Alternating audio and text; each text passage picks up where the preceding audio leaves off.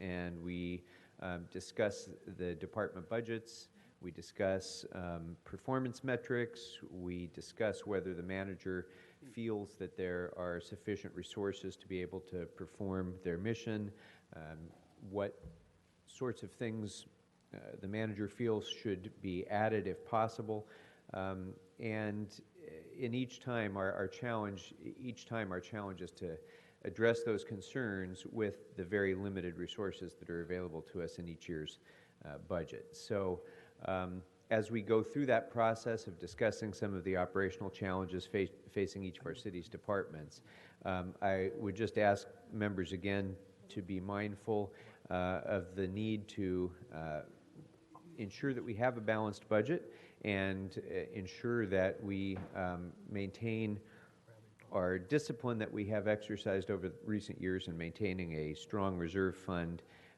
and a budget stabilization fund. And in doing that, we'll do our best to try to determine what this committee's priorities are for changes to the budget. And then as we get towards the end of the process, we'll do our best to try to identify what those priorities are and whether there are sufficient funding sources to be able to meet them.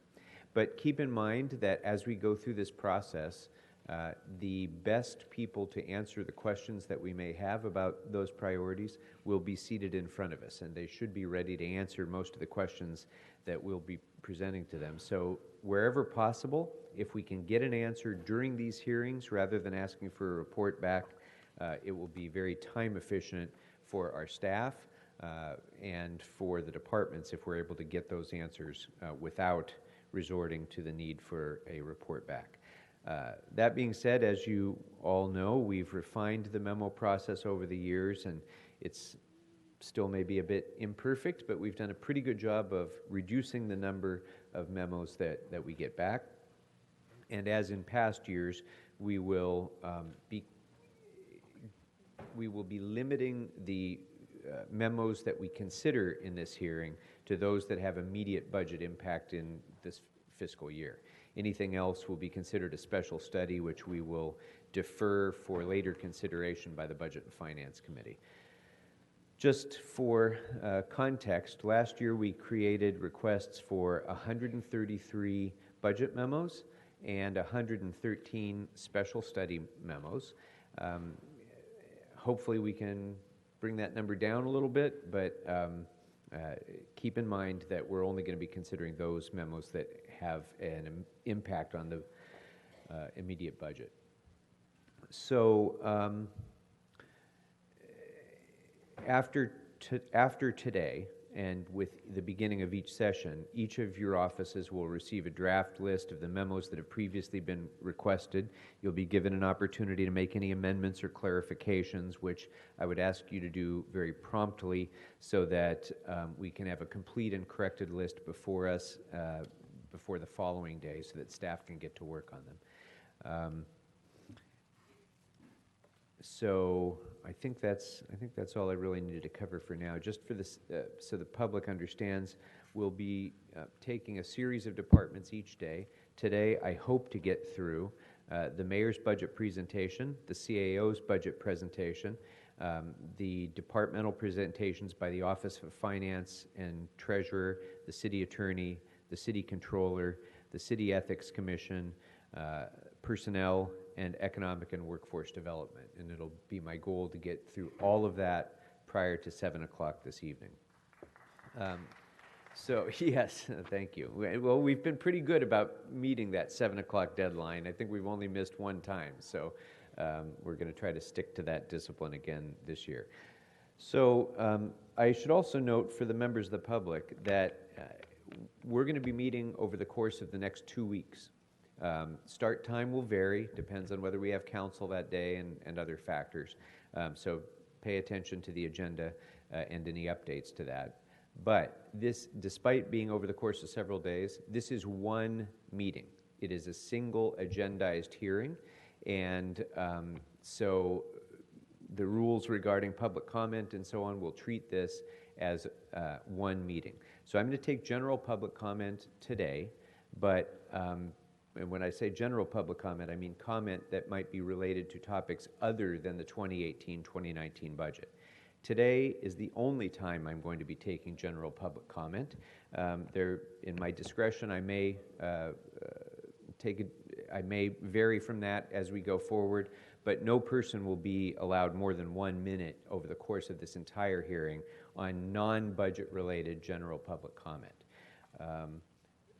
With regard to the budget, we'll be taking comment on the budget every day at the beginning of each of our sessions. So with that, I already have I'd say about 50 cards. So we're going to start with members of the public who will be given 1 minute to speak on the matter on the budget, and we'll begin with Ella Ronan, followed by Nancy Mccullough, it looks like, followed by Rod Plashert,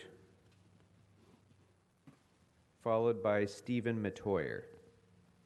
Come on up.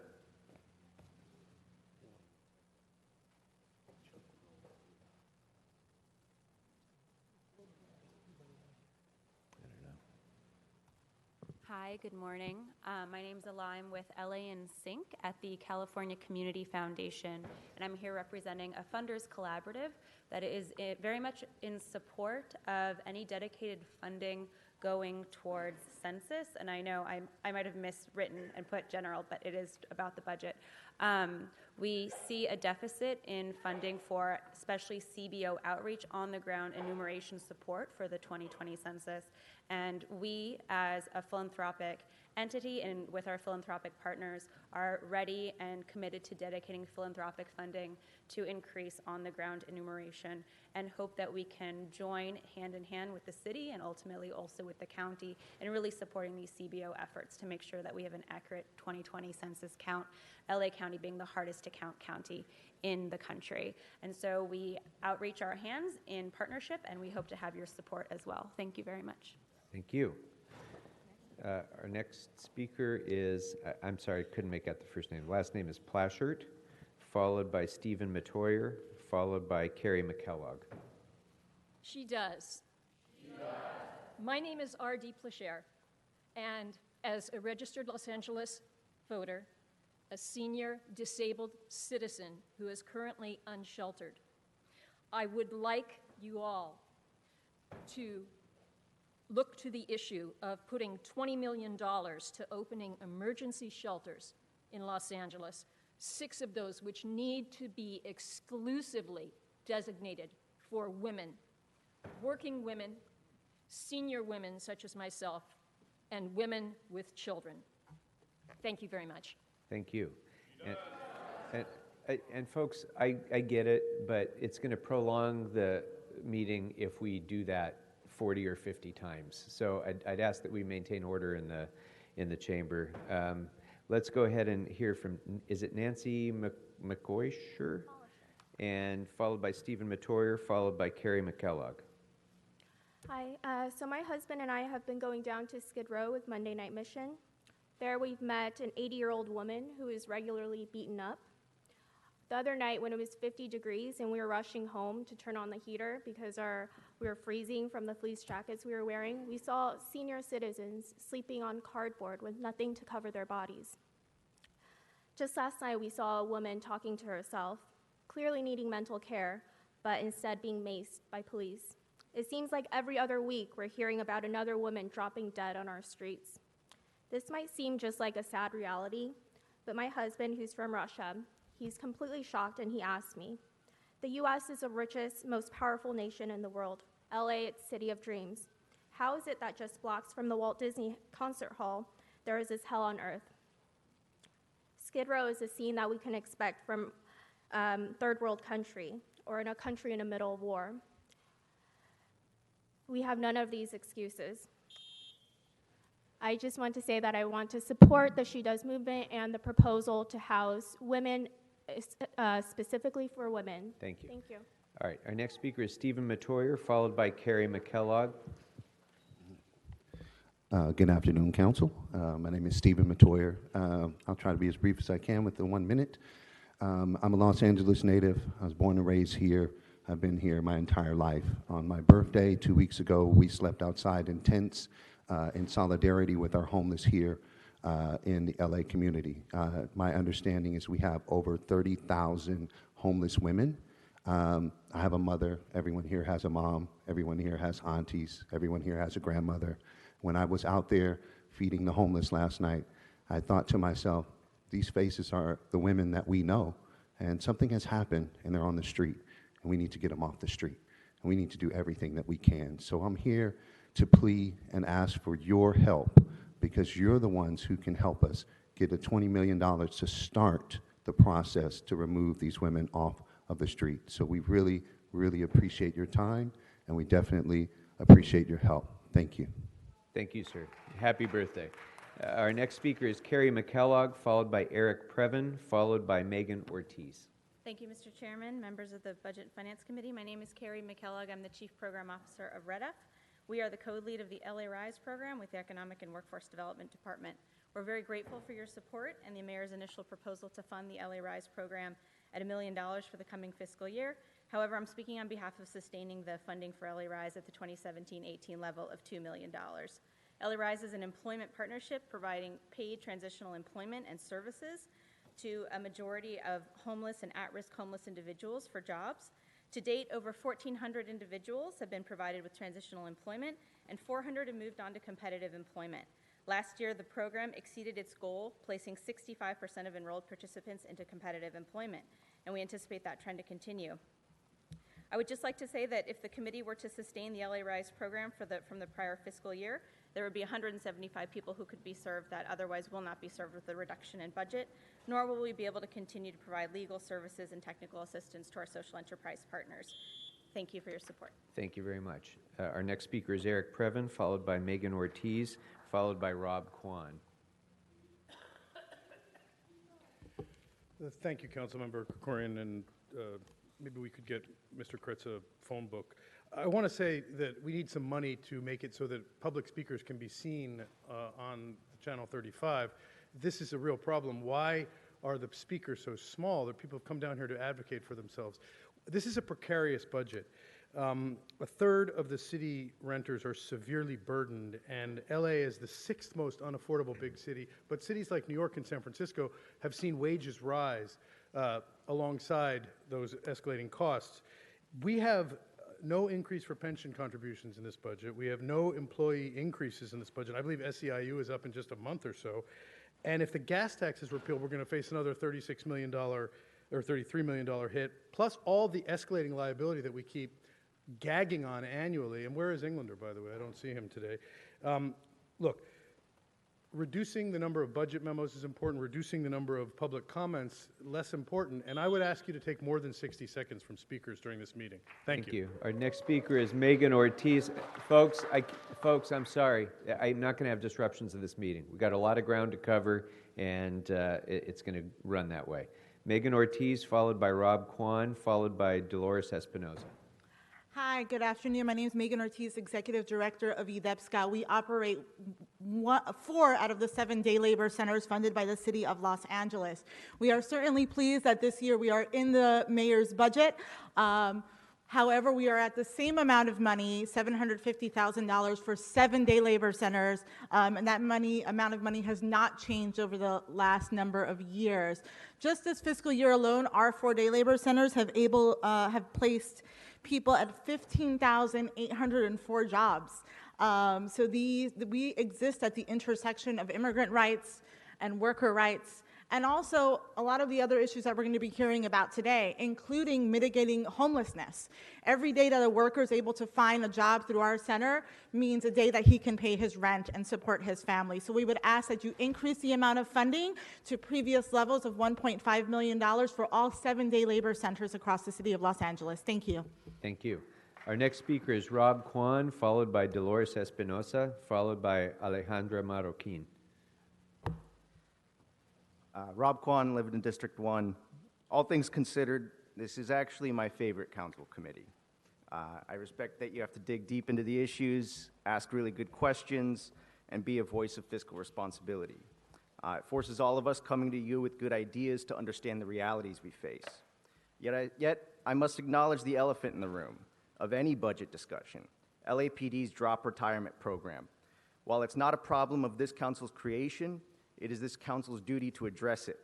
A program that was supposed to be deficit neutral has cost over $1.6 billion. To give you an idea of what we could have done with that money, that's well more than the $1.2 billion voters approved to combat homelessness through HHH. We'd still have hundreds of millions of dollars left over for a public financing program that's fully funded. 2 years ago, the CAO warned about this program's need to be eliminated. We must stop the bleeding. Thank you. Thank you. Our next speaker is Dolores Espinosa, followed by Alejandra Marroquin, followed by Herman.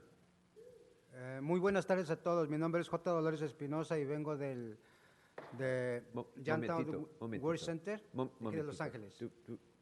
Oh, I can translate for him, Oh, okay. if that's okay. I thought we had the translator here, I'm sorry, but, okay, can you start the clock over, please? Start the clock over. Wait, Okay. wait, start the clock over, and then if you could translate as it goes. Okay. Muy buenas tardes a todos. Mi nombre es J. Dolores Espinosa y vengo de Downtown Community Youth Center. Y la razón por la que estoy aquí es de que, pues, quiero que sepan que todos estos centros que están abiertos aquí para la comunidad jornalera son de beneficio para nosotros. Y realmente se han visto muchos cambios positivos, porque han puesto programas de educación, de trabajo, se consiguen buenos trabajos, ¿entiendes? My name is J. Dolores Espinosa. I'm a member of the Downtown Community Job Center, one of the day labor centers funded by the City of Los Angeles. I'm here in support of the budget for the day labor centers because of the positive change that they make in community, including educational programs and job placement programs. Ahora, sé que la ciudad está dando un soporte para estos centros, pero yo pienso que no es suficiente porque realmente pues sí se necesitan más fondos para poder tener mejores servicios en el aspecto que no se pueden cubrir con esos fondos, más personal. Y sí necesitamos un poquito más pienso que se necesitan.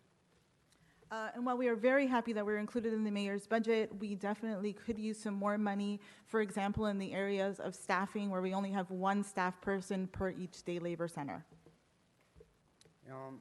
En lo personal, pues yo realmente he conseguido buenos trabajos dentro de esta comunidad. Antes no los podía conseguir porque realmente éramos de los jornaleros que estábamos pidiendo los trabajos en la calle. Y ahorita ya estoy estable y pues realmente le doy gracias aquí a la representante de Edepska, que es la que me ha ayudado en eso. And just personally, I've been able to find stable work now because of the day labor center, whereas before I was finding work on the street corner, and now I've been gainfully employed for almost an entire year, thanks to the day labor program. Thank you. Thank you, sir. Our next speaker is Alejandra Marroquin, followed by Herman, followed by Madeline Merritt. Okay. Esteemed members of the City Council, I'm here representing First 5 LA. As the Budget Committee continues to look at their budget forecasts and budget priorities, we ask that children and youth be considered and prioritized. While the funding to look at these considerations may not be there is projected funding that will be coming through via future cannabis revenues. First 5 LA asks that future language include the importance of lifting children and youth investments for the community. We recommend in particular that future funding, including cannabis revenues, ensure that any funds spent on youth development target children from 0 to 24 years of age, not just older youth, and that it should be targeted for education and youth development. By including funding for children and youth in your budget priorities, the City of LA has a unique opportunity to rebuild many children's lives, strengthen former inmates' families, as well as bolster their employment future capacity. We also further support that a future youth component incorporate a children's 0 to 5 emphasis. Thank you. Thank you very much. Our next speaker is Armando Herman, followed by Madeline Merritt, followed by Wayne Spindler. So as you can conclude by the $25,000 allocated by Wesson, Herman, Jason, we see that the racist councilman can only add a significant amount to his area in CD 10. We look at Devonshire Pels, the little dibble dwarf, Englander, who supported $150,000. And then we go to the two African Americans, one for $350,000 and the other for $550,000. But yet, the crisis in Los Angeles is impacted by a negative budget. HH money that was supposed to be spent particularly on the homeless, the vulnerable, and motherfuckers like me that need help have to come in here daily to work. All you have to do is give me a blank check and a house, and I get the fuck out of here. Fuck you all. Our next speaker will be Madeline Merritt, followed by Wayne Spindler. Hello, Council. Thank you so much for hearing us here today, here with the She Does movement. It's very important that we prioritize our city's homelessness funds to create immediate emergency shelters. We need this $20 million to go to create 15 emergency shelters. 6 of those need to be exclusively for women. Although women make up 30% of this city's homeless population, only 12% of the resources are allocated for them specifically. And because of their needs, they need women-specific resources. So we need shelters for women. We need shelters for senior women, for women who've been had domestic violence, for women who are working. We need specific shelters for women in this city to actually address our homelessness crisis in a way that takes care of the people here. So we appreciate you hearing us. We are a movement that is growing. Thank you. Thank you very much. Our next speaker is Wayne Spindler, followed by Antonio Ramirez, followed by Bobby Joe Stuff, is it? So we have today $25,000 for the African American Leadership Organization that the mayor cut out of the budget.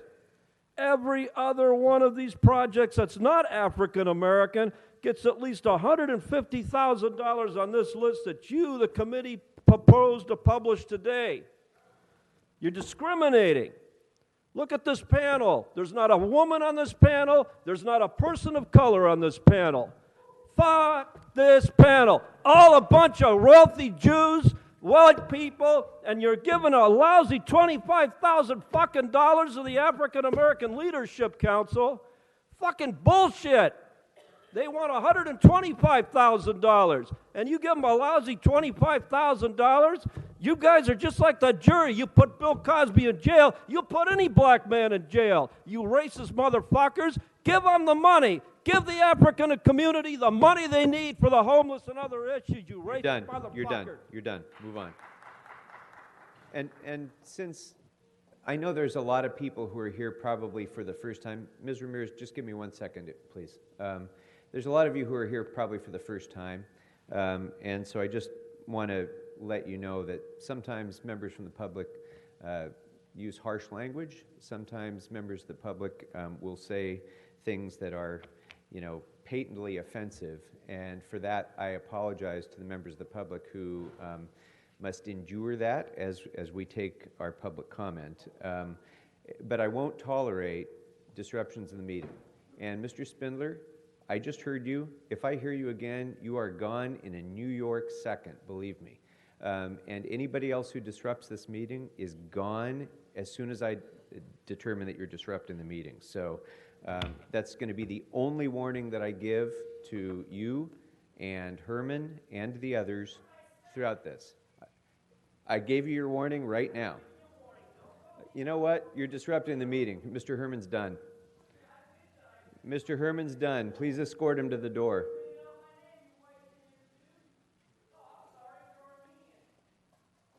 I'm sorry, Ms. Ramirez. Just give us 1 minute to deal with Mr. Herman, and then you will have your time. But we can't focus on what members of the public say as long as Mr. Herman continues to disrupt the meeting. So, Ms. Ramirez, go right ahead. Thank you very much.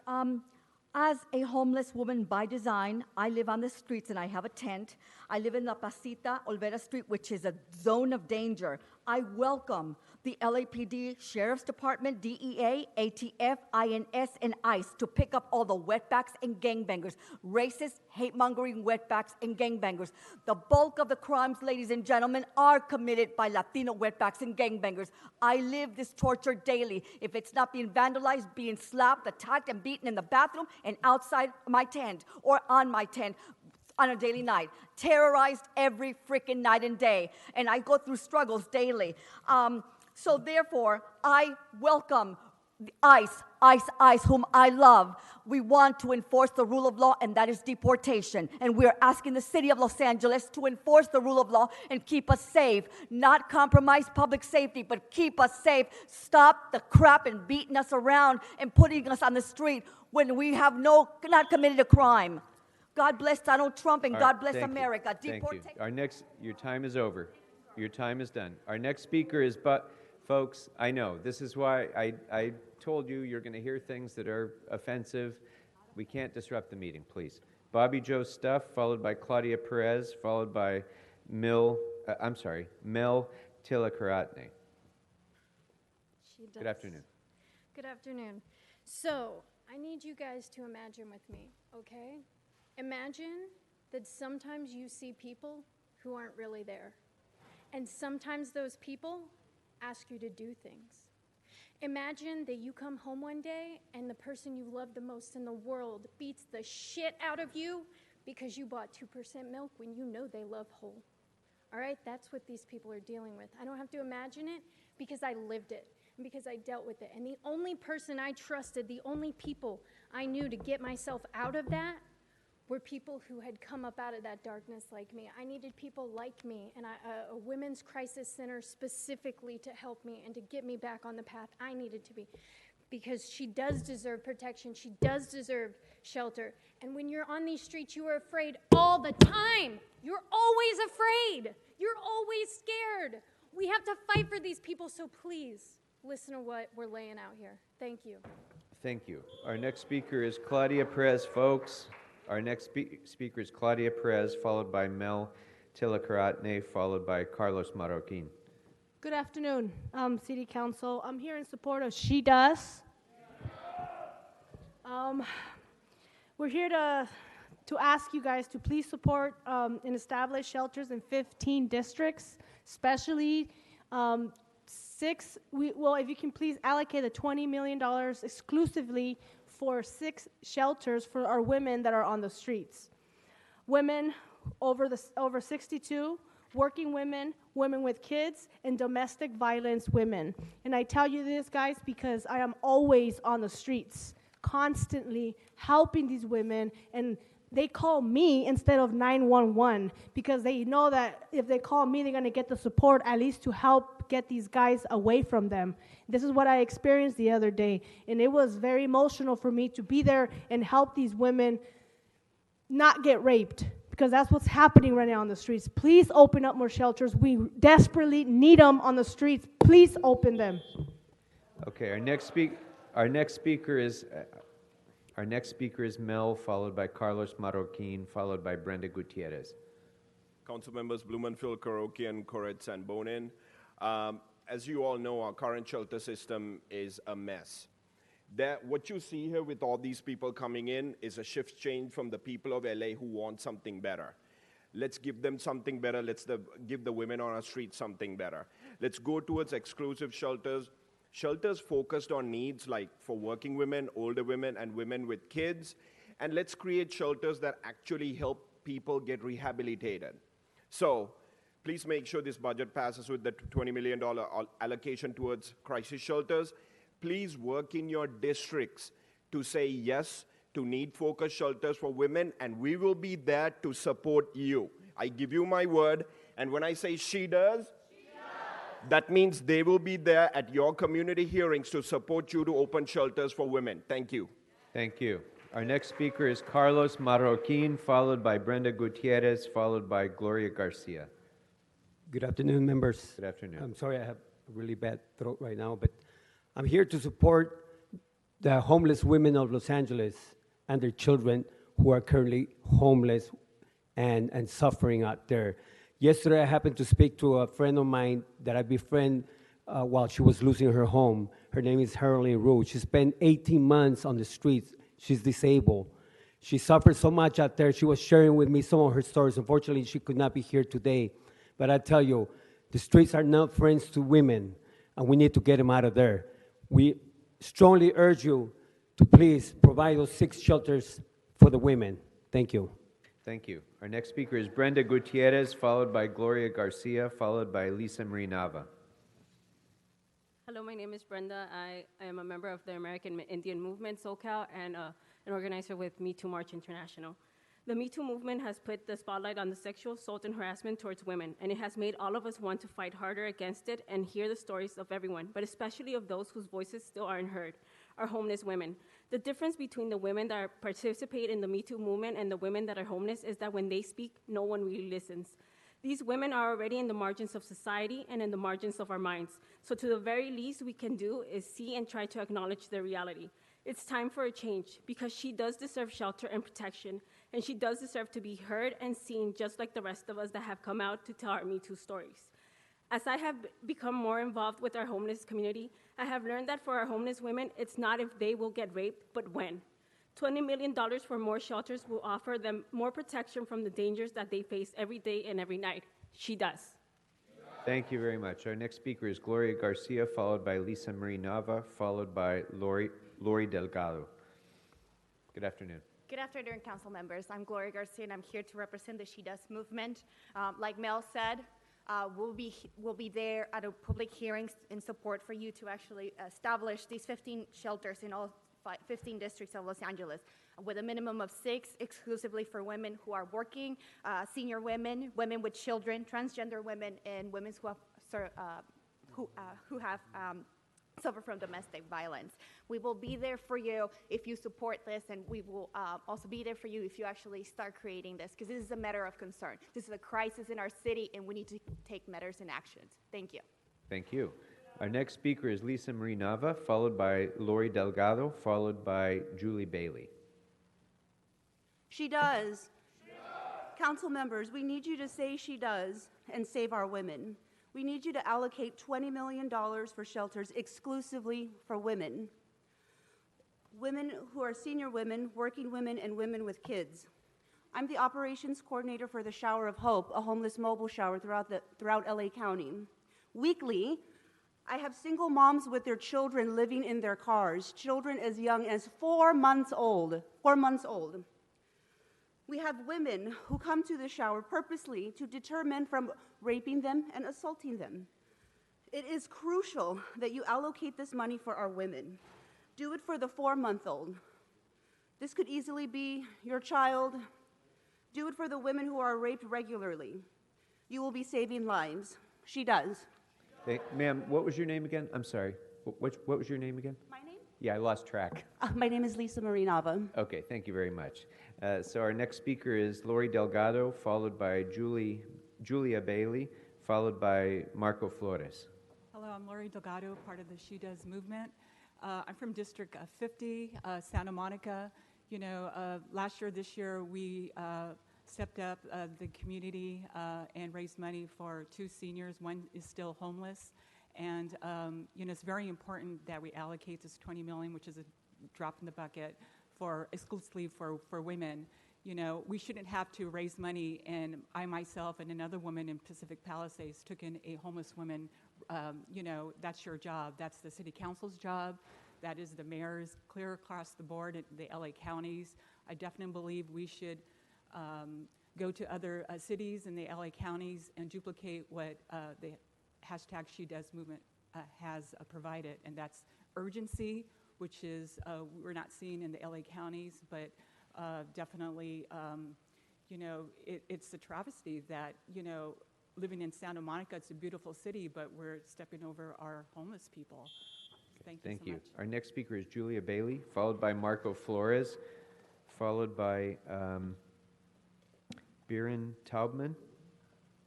Hello, my name is Dr. Julia Bailey. I'm an adjunct associate professor of epidemiology at UCLA. I'm not here to talk about my research in genetics, but rather the epidemic that we're having for the homeless. I've been working at the Shower of Hope, which is a mobile shower for homeless. It sets up every week in the same place, so I go for a few hours. I'm getting to know personally a lot of these homeless people, and it's really difficult for me to just help them. We help them with showers, and that's all wonderful, but then what happens is we have nothing for to do when they leave. This week was hard. I was talking to my friend Monica, and she was explaining to me how she had a predator at her place where she was sleeping, and he had come to the tent, and he was really stalking her, and she was very scared, and she had to get up and leave at one point to go to the bathroom, of course on the sidewalk because there are no bathrooms open. And so she was very worried all night. Luckily, nothing happened to her, but you know, after her shower, all I could do was just say, okay, I'm sorry, I hope to see you next week, and I hope nothing happens. Thank you. Thank you. Our next speaker is Marco Flores, followed by Biren Taubman, followed by Linda Jones. Good afternoon. Good afternoon. My name is Marco Flores. I'm with the She Does campaign in the American Indian Movement. In 2009, I became severely depressed. There wasn't a specific situation that caused it. It just gradually came up. I was in a great deal of emotional pain. I couldn't laugh and joke around with friends like I could before. I was overwhelmed with terrifying thoughts. I couldn't get out of my own head. And this didn't last for just a few days or a few weeks or even a few months. It lasted for years. This is the reality of mental illness. Where I saw the world as a sunny place where I can dream, it now became dark and a place to be afraid of. Lucky for me, I had family that loved me and the financial means to get professional help. Unfortunately, the vast majority of our homeless population wasn't so lucky. When life became difficult for them, they didn't have anyone to turn to keep them afloat, so they broke. In the eyes of society, they became nothing more than drug addicts, criminals, and leeches to society. I think we can do better than that. I like to think that we are not so cold-hearted as to believe that the lives of our homeless population has no value. She does deserve shelter and protection. Thank you. Our next speaker is, did I get the first name right? It's Brian. Oh, I'm sorry. No worries, no worries. Now that you say it. Okay, it's Brian Taubman, followed by Linda Jones, followed by Elizabeth Reyes. Good afternoon. My name is Brian Taubman. I'm with She Does. And the other night, we were down at Skid Row, Monday Night Mission, and there were these two older women, just sitting up against the wall. Nothing, just like a really thin blanket underneath, thin blanket over them. It's bad enough when you just have a tent, but they had nothing. They were just holding on to each other. A lot of people don't even have somebody to hold on to. It's just heartbreaking. So what we need, $20 million allocated to get 6 homeless shelters exclusively for women, senior women, women with kids, women with children. We just can't stand by and do nothing. She does. Thank you. Our next speaker is Linda Jones, followed by Elizabeth Reyes, followed by Paola Avita. I'm Linda Jones from Mike Bonin's Council District 11. In fact, I live around the corner from Mike. I represent the Mar Vista Community Council and the She Does movement. We are asking the City Council to allocate $20 million towards immediate emergency shelters, at least 1 shelter in each council district. 6 of the shelters must be dedicated exclusively for women. Women with children, working women, senior women. Thank you very much. Thank you. Our next speaker is Elizabeth Reyes, followed by Paola, it looks like Avita. So. I am Elizabeth Reyes, and I am the founder of House Our Sisters, and I have come here in solidarity with the She Does movement.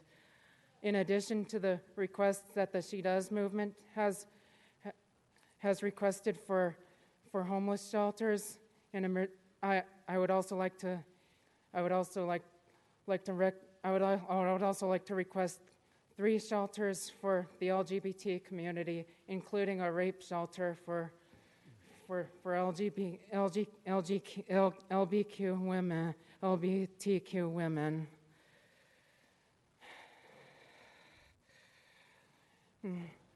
And I would like to end this statement by saying that she does deserve shelter.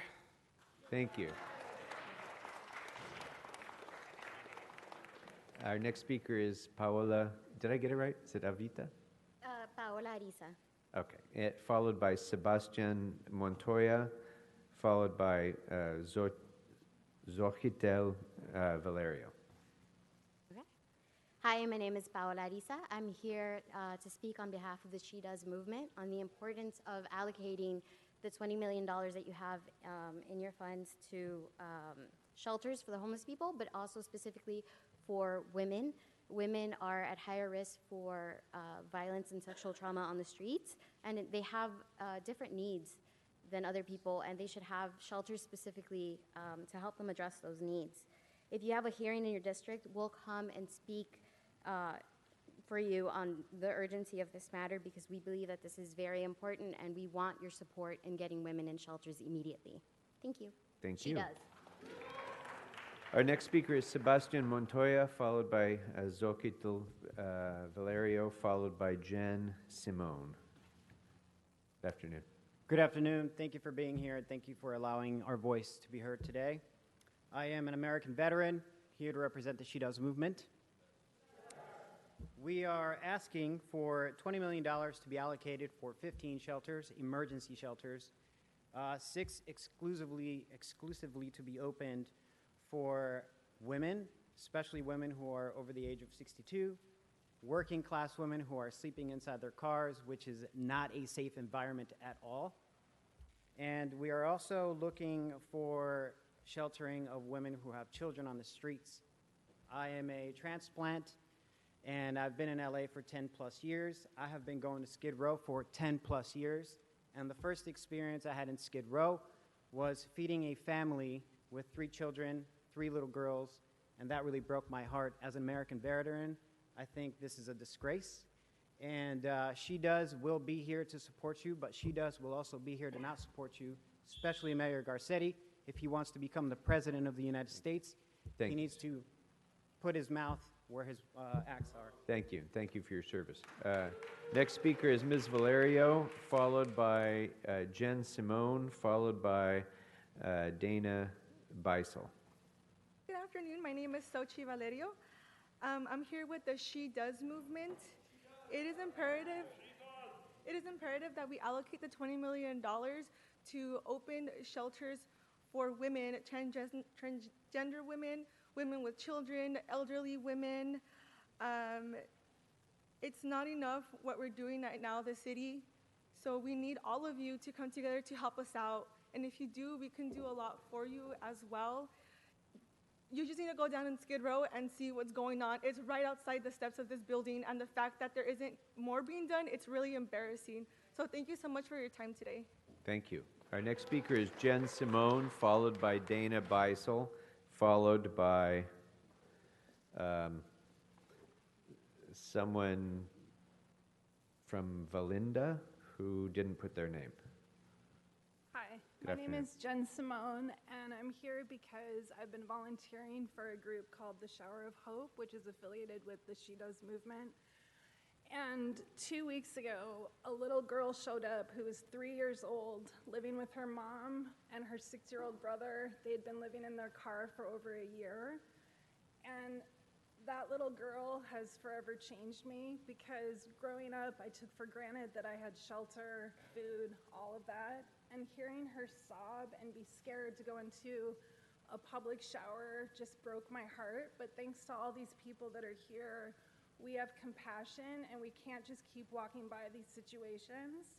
You guys have an exciting role, because you have the actual power to take what we're saying and allocate this money for these shelters that are so desperately needed. So I hope that after today, as you look at these women, these children, that you'll put this into action, because it would just help so much. It's heartbreaking what we see every day. So thank you for listening. Thank you very much. Our next speaker is Dana Beisel, followed by a card that just put She Does as the name, and the zip code is 91244. Hi, good afternoon. My name is Dana Beisel. I represent the She Does movement, and I'm an advocate for LA on Cloud 9, and we are on the streets all the time watching these women suffer, and you've heard the stories. They're all the same, but they all have different faces. They need your help. They need to get off the street. They need your help for protection. She does deserve shelter and protection, and we're here to support you, to see you through, to make sure it happens. Thank you. Thank you. And so after our next speaker will be Dee Finley, followed by Chanel Pittman. Good afternoon. Good afternoon. Thank you for allowing me to speak. The first thing I want to say is I'm here representing the She Does movement. We're just simply asking for $20 million for at least 6 of those shelters to be specifically for women, working women, women with children, women who are abused on a daily basis. We just need you to help. And I just want to say, you are our voice. All of us here, you are our voice. And it's frustrating because I've been living here all of my life, and the homeless crisis has only grown and grown and grown. Yet, buildings keep going higher and higher, yet where's the representation for all of us? Homelessness is growing, and we need you to act. Every year, every month, every week, every day, every second you don't do anything, there's someone who's being raped, abused, and who's hungry, a child who's hungry, needy of help. And that's all I want to say. Thank you. Our next speaker is Dee Finley, followed by Chanel Pittman, followed by Joelle Malloy. Good afternoon. Hi, my name is Dee Finley, and I'm here to represent She Does. I've had housing insecurity my entire life. I was homeless when I was 10 years old. I lived in a car with my mom, and that was even before it was fashionable to be homeless, because, I mean, it's insane to see where this has gotten. That it hasn't gotten better in my life. It's gotten so much worse. I watched my mother suffer. I watched my mother lose her mind and wind up in a mental hospital. And because of that, I left school when I was 13 years old in the 8th grade. I managed to learn to be a carpenter and make a living, and now I'm facing homelessness. And, that puts my tools in jeopardy. You wind up spending money to, like, clean up, human waste off the streets. And instead of allocating the money to put in front of that, so, the money's going to help people, and, stop treating the cause and not the symptom and not the cause, We need to get these funds right away, and we need to get it specifically allocated for women. Thank you. Thank you very much. Our next speaker is Chanel Pittman, followed by Joelle Malloy, followed by Erica Tovar. Give me a second just to adjust this, please. Would you like a hand mic? Thank you. I just needed to lower it. Okay. Thank you. Sure. Oh, Thank you, wow. Matt. Okay. Hi. Good afternoon. My name is Chanel Pittman. I live in Councilman Price's district. Let me just say, it bothers me that it took house people sleeping outside of your offices for you to take up this issue seriously. I expect, because you work for the people, that you will be allocating this money that is absolutely necessary. I also expect, because you were elected by the people to do the right thing, that very soon when the time comes, you will also be endorsing the repeal of Coastal Hawkins, because if you truly care about ending homelessness, you would do something. We wouldn't have to sit here begging you.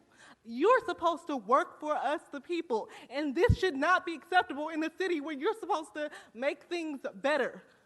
Do something now, because her dignity is not disposable, and she deserves better. Thank you. Our next speaker is Joelle Malloy, followed by Erica Tovar, followed by Diana Gonzalez. Hi, my name is Joelle Malloy, and I'm here with the She Does movement. Council members, the opportunity to reconfigure history is quite literally in our hands at the moment. We're here with the utmost respect to hold you accountable to see through this shift in the tide. Going forward, we urge you to imagine the level of pressure and expectation that would follow if tens of thousands of middle-class Angelinos suddenly found themselves in need of emergency shelter. Now we ask that you harness that scale of energy and apply it to ensuring that this budget properly accommodates for the homeless. Primarily, we're asking you to see through Garcetti's commitment to us as of yesterday to building 6 emergency shelters exclusively for homeless women. As they say, if not us, who? If not now, when? She does. Thank you. Our next speaker is Erica Tovar, followed by Diana Gonzalez, followed by Sage Maloney. Hello. Good First afternoon. and foremost, I want to say there is no excuse for this crisis that's going on here in Los Angeles because there are solutions. With that saying, there are solutions with a lot of empty warehouses here. We can turn those into emergency shelters like ASAP. We could turn them into natural resources. We need to think about that. Because I know there's a budget and I don't have a lot of time to discuss this. We need to think about education, interventions, healthcare, trade schools to educate these women and to heal them. We need a lot of healing here. And I think with today's technology and ecosystem, a holistic shelter would be ideal here in Los Angeles, and it would be very, very, very, very economic. If you guys don't want to waste the money for that, with natural resources, we can do this, and we could provide shelter for all, because there is no way that this should be happening, not here or anywhere else. Thank you for your time. Thank you very much. Our next speaker is Diana Gonzalez, followed by Sage Maloney, followed by Esmeralda Cabrera. Council members, I am here representing She Does and the Me Too movement, LA on Cloud 9, and all the homeless women in LA.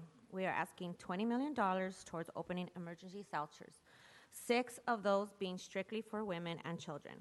This is a crisis. I can personally speak for myself, who was homeless for 3 years. My husband, who worked for Countrywide before the recession. A lot of his colleagues were homeless. We had nowhere to go. We had everything and anything you can ask. All the cars, the mansion, we had it all. And we lost everything. If we didn't have anywhere to go, we would be on the streets as well. Please, please, we are asking to please give us $20,000 towards homeless women. Thank you. Thank you. Our next speaker is Sage Maloney, followed by Esmeralda Cabrera, followed by Laura Cerón. She does. My name is Sage Maloney. I'm here to urge you to designate $20 million in the discretionary budget to build 15 emergency shelters, at least 6 of those shelters exclusively for women. There are women on the streets dying, being raped, with nowhere to go. They're not a statistic. These are people. These are people with hopes and with dreams. We need shelters for working women, for senior women, for women with kids. The current shelters are not safe for these women. You have the power to address the homeless crisis in a way that actually rehabilitates people. She does. Thank you.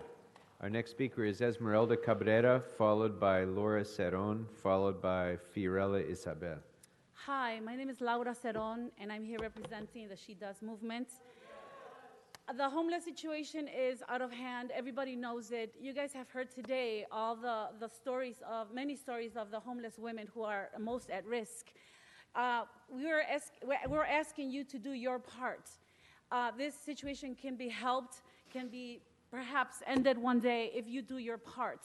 Make sure that the money that you have already goes towards, specifically towards 6 shelter for women who are most at risk. You wouldn't want your wife, your grandmother, your daughter to be in your home where you couldn't protect somebody to come in and molest them, or women cannot live in the street. They're not at peace at night. So we're asking you to please make sure that the monies go specifically for women.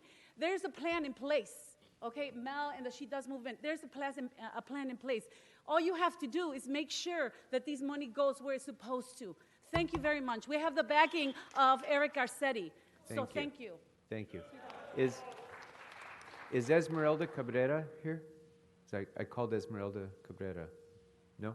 Okay. Okay. Okay. So our next speaker is Fiorella Isabel, followed by J. Daniel Lopez, followed by Kathy Rojas. Good afternoon. The number of homeless people is at nearly 60,000 in Los Angeles. In the last 6 years, homelessness has gone up 75%. As an activist involved with several congressional campaigns and a journalist, I hear the concerns of many of our leaders, and they say they are concerned about our people. I'm here today in support of the She Does movement because women are the most vulnerable of our citizens.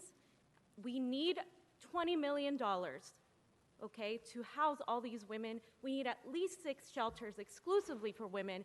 But more than anything, we need to look at the solution of the core of the problem, and that is we need to get these people back into the workforce in order to get them off the streets. What Mel and She Does is doing is absolutely wonderful, and we need your support in that so we can all move forward and progressively get these people back into society. Thank you. Thank you. Our next speaker is Daniel Lopez, followed by Kathy Rojas, followed by Kevin Eze. Good afternoon. My name is James Daniel Lopez. I'm here with the She Does movement. I'm here because I want to plead with all of you decision makers to remember that she does deserve shelter and protection. We so desperately need shelters for elderly, for women who have been abused, and for women with children. I've been studying to be an elementary school teacher, and I want to ask, how can we as a society, and how can I as a teacher expect a student to remain focused all day, to think critically when they and their mothers are living in their cars? It's completely irresponsible as a society to expect that and not give us resources. So I want to thank you once again, remind you that she does deserve shelter and protection, and promise you that you at your community meetings, you have our full support. So thank you. Thank you, sir. Our next speaker is Kathy Rojas, followed by Kevin Eze, followed by Victoria McCullough. Good afternoon, everyone. Good afternoon. I'm here with the She Does movement. As a daughter of a single mother, and whom at nights we had to sleep in my mother's car so she could escape from the physical abuse from my father, from personal experience, sleeping in a car is not only uncomfortable, but also frightening. However, it's the only safe resource, quote unquote, many homeless women have. That's why I'm here to demand the opening of shelters for our homeless single mothers, homeless elderly women, and women who are experiencing physical and sexual abuse. We will support you and your community with the hearing simply because she does deserve shelter and she does deserve protection. Thank you. Our next speaker is Kevin Eze, followed by Victoria McCullough, followed by John Peltzer. Good afternoon. Good afternoon. Hello, ladies and gentlemen of the council. I like to imagine our city elected officials as the best of the best, yet I'm here with this movement. Why is that? I'm here to make sure that we allocate $20 million for emergency shelters. There needs to be 6 shelters exclusively for women. She does. The focus should be on working women, senior women, and women with kids. She does. We're putting our faith in you, and we hope you deliver. She does. Thank you. Our next speaker is Victoria McCullough, followed by John Peltzer, followed by Heather Santora. Good afternoon. Thank you for hearing me. My name is Victoria McCullough. I have been homeless. I've been homeless for many different reasons. One was excuse me, I'm sorry, I'm really nervous. It's okay. So once from domestic violence, where I was almost killed in another country on vacation, and came back here and ended up in a crisis shelter. That crisis shelter didn't provide the support that we needed. It was a women's shelter, but the plan wasn't there to exit and re-enter society. So I was a lucky one that had friends and family that helped. Many of these people here today can be homeless. Many of us on the panel, working people, people with a lot of money, people with no money. So it goes across the board. It goes beyond boundaries of finances or our socioeconomic status individually. But as a society, we're imploding. We need to do something, and we can start here today. Thank you. Thank you very much. Our next speaker is John Peltzer, followed by Heather Santora, followed by Patrick McFarlane. Good afternoon. Afternoon. I'm John Peltzer, and I'm here with the She Does movement. I am asking you to allocate $20 million for emergency shelters, and that 6 of them be exclusively for women, senior women, working women, women with children, and women who are the victims of domestic violence. I also ask that every man on the council think of the women in their lives and know one thing. But for the grace of circumstance, go they. She does. Thank you. Our next speaker is Heather Santora, followed by Patrick McFarlane, followed by Andrea Theodore. Good Hi. afternoon. I'm here to speak in support of the She Does movement and homeless Angelenos. The conditions of the homeless Angelenos are unconscionable, especially on Skid Row. The deplorable health conditions, exposure to the elements, and to violence, this is a true crisis. Please treat it as such. Please set aside $20 million to create 15 new shelters, one in each district. Whenever you have a hearing in your district, we will be there to support you. Please set aside funding for 7 needs-based shelters exclusively for women. Senior women, working women, women with kids, trans women, and as we have heard over and over, 2 shelters for women who are escaping domestic violence. I know that we can do better to ensure the safety and shelter of our most vulnerable Angelenos. No more dead women in tents and no more rapes. It is heartbreaking what is happening.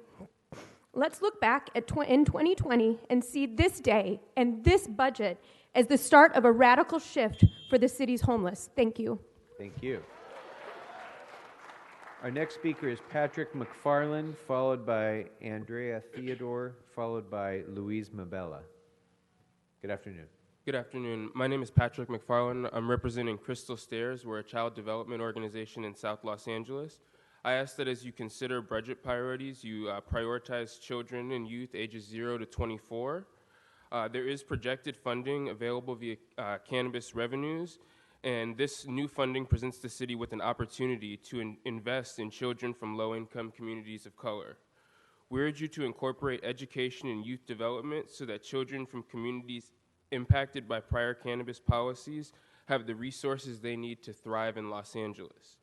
As a native Angeleno, it's conflicting to reconcile my hometown's stated ideals with its history of policies that disenfranchise communities of color. This new funding presents an opportunity to begin to right some of those wrongs by investing in our youth. Thank you. Thank you very much. Our next speaker is Andrea Theodore, followed by Louise Mabella, followed by Emma Zander.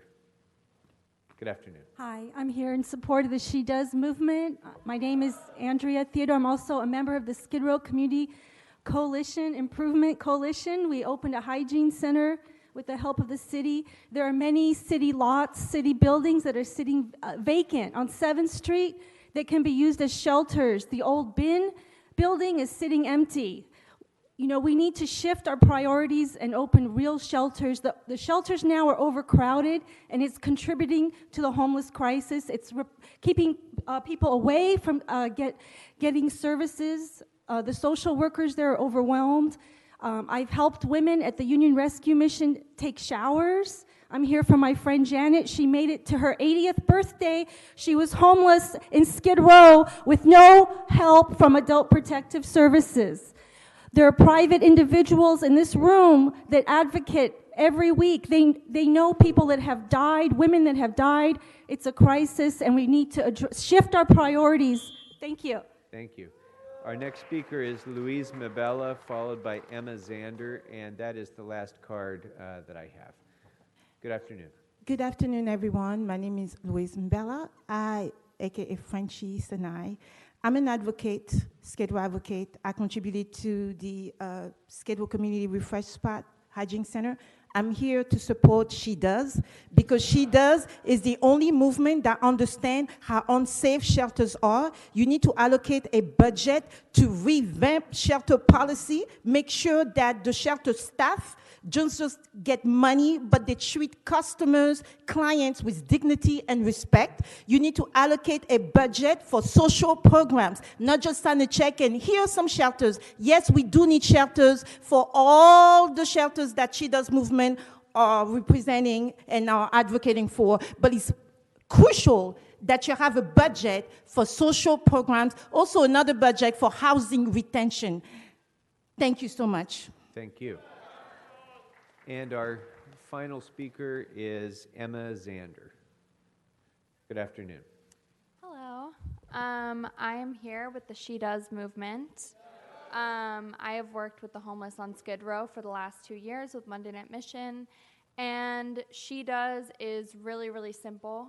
It stands for She Does Deserve Safety and Shelter. We have a plan. We will support you at community hearings and open shelters for women. So the LA Homeless Services Authority came out with a study in early 2018, and I wanted to read you some statistics from that. So health conditions are twice as prevalent among unsheltered women.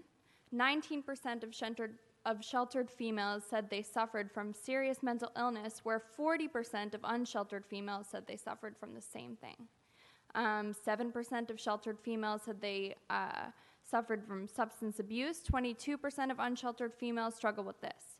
50% of our female homeless population overall has experienced domestic violence. These are scary statistics, and I hope you understand the importance of sheltering these women. Thank you. Thank you very much.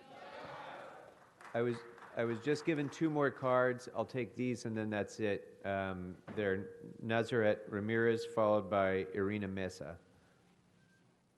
And then we're done.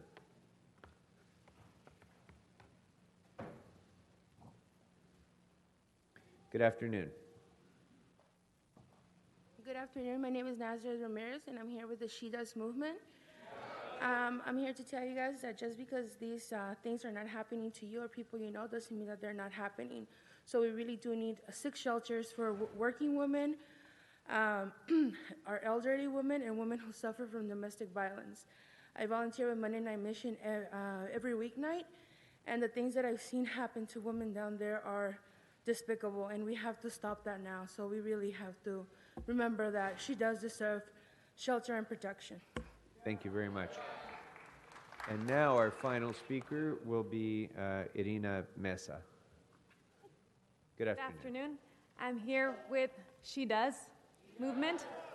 I'm here just to tell you that working with people who do not have homes touches our heart, and our ideal dream would be to walk down the streets of LA and not have tents.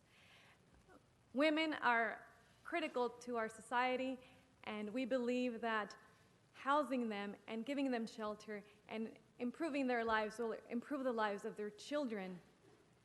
I work with kids, and one of the jobs that I would like to have, sadly, is working with homeless youth. And I hope that that job is never available for me, because one day I don't want to have to see kids on the street.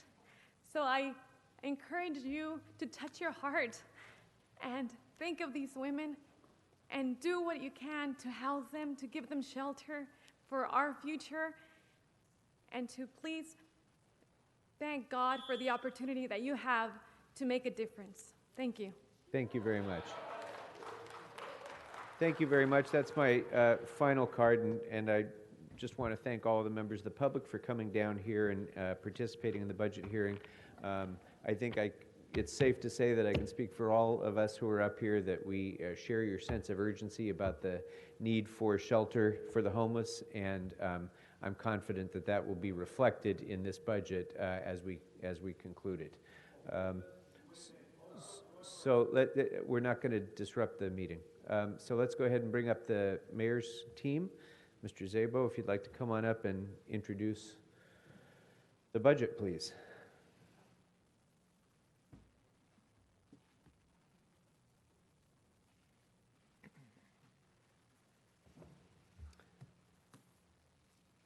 Thank you very much. Mr. Szabo, welcome. Thank you very much, Mr. Chairman. I'd like to introduce to my right Miguel Sanglang, Deputy Mayor for Budget and Innovation for Mayor Garcetti. And to my left, John Chavez, the Mayor's Budget Director, Matt Szabo, Deputy Chief of Staff. Mr. Chairman, the Mayor is pleased to present to you today a nearly $10 billion spending plan that strengthens our city, makes it more financially secure, and meets our most immediate and critical needs. It's a fiscally sound proposal with a solid reserve fund and multiple contingency reserves, which we've been able to add to. It invests heavily in public safety, hiring nearly 200 more firefighters and 530 police officers, which will grow the fire department and maintain LAPD's historic highs in terms of staffing. It recommends improvements to sidewalks, streets, bridges, and other critical infrastructure, totaling more than $800 million. And $91 million of those dollars is dedicated to making our streets safer, fully funding Vision Zero, and increasing investment in other street safety projects. And perhaps most importantly, this budget recommends a strategy and the funding to meet our homelessness crisis with the magnitude it demands. And I will detail that in a moment. But for now, I'd like to turn it over to John Chavez, who will walk you through the fundamentals of the budget and the financial resilience aspects. Good afternoon, Mr. Chair, members of the committee. So we wanted to really strike a balance between strategic investments into departments with being financially resilient. As you can see, the total city budget is nearly $9.9 billion, and it's nearly, of that amount, our general fund figure tops $6 billion, which is the first time that we've ever reached the $6 billion mark. It's nearly 18% more than just 4 years ago. We have a reserve fund at 5.56, or $343 million.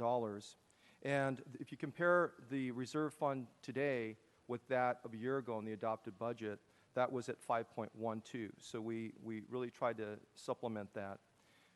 We infused the BSF, the Budget Stabilization Fund, with an additional $5 million. So the Budget Stabilization Fund will start the year at 103. Again, another first in our budget. So if you combine the Reserve Fund, the Budget Stabilization Fund, and then two items in the UB for mid-year adjustments and extraordinary liabilities, you'll see that this totals nearly $500 million, $486 million to be exact, equaling 7.89% of the general fund. This is a distant cry from 10 years ago when total reserves added up to only $132 million, just 4.3% of the general fund.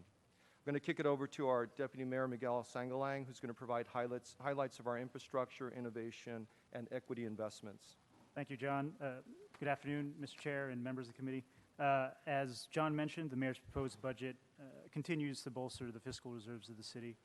Because of this foundation, the prudent decisions made by the council and the mayor in previous years, and a healthy economy coupled with new revenues, we are in a place that can begin to rebuild the much-needed services of the city, starting with infrastructure. The mayor's proposed budget contains a transportation infrastructure budget of over $800 million, which highlights include a fully funded 2,400 pavement preservation program at $147 million. One point to note, from July of last year, the road surface areas that were considered in state of good repair were about 55%, and that's up about 16 percentage points from 2012. While most of the nation's road networks are getting worse, ours, which is the largest in the nation, are getting better.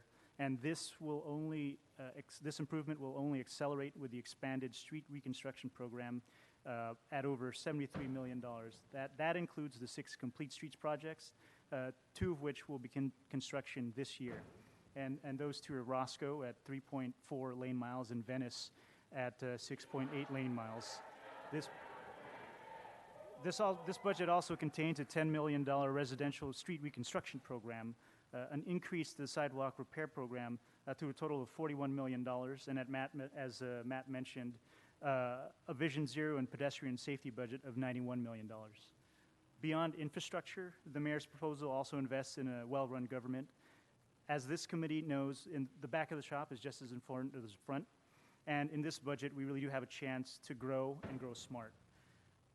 If you compare the start of the recession to the lowest point of the department's recession in the departments of GSD, IT, and personnel, those departments shrank between 60 and 40% of their size. And now we're not only putting money into those departments, but new innovative practices.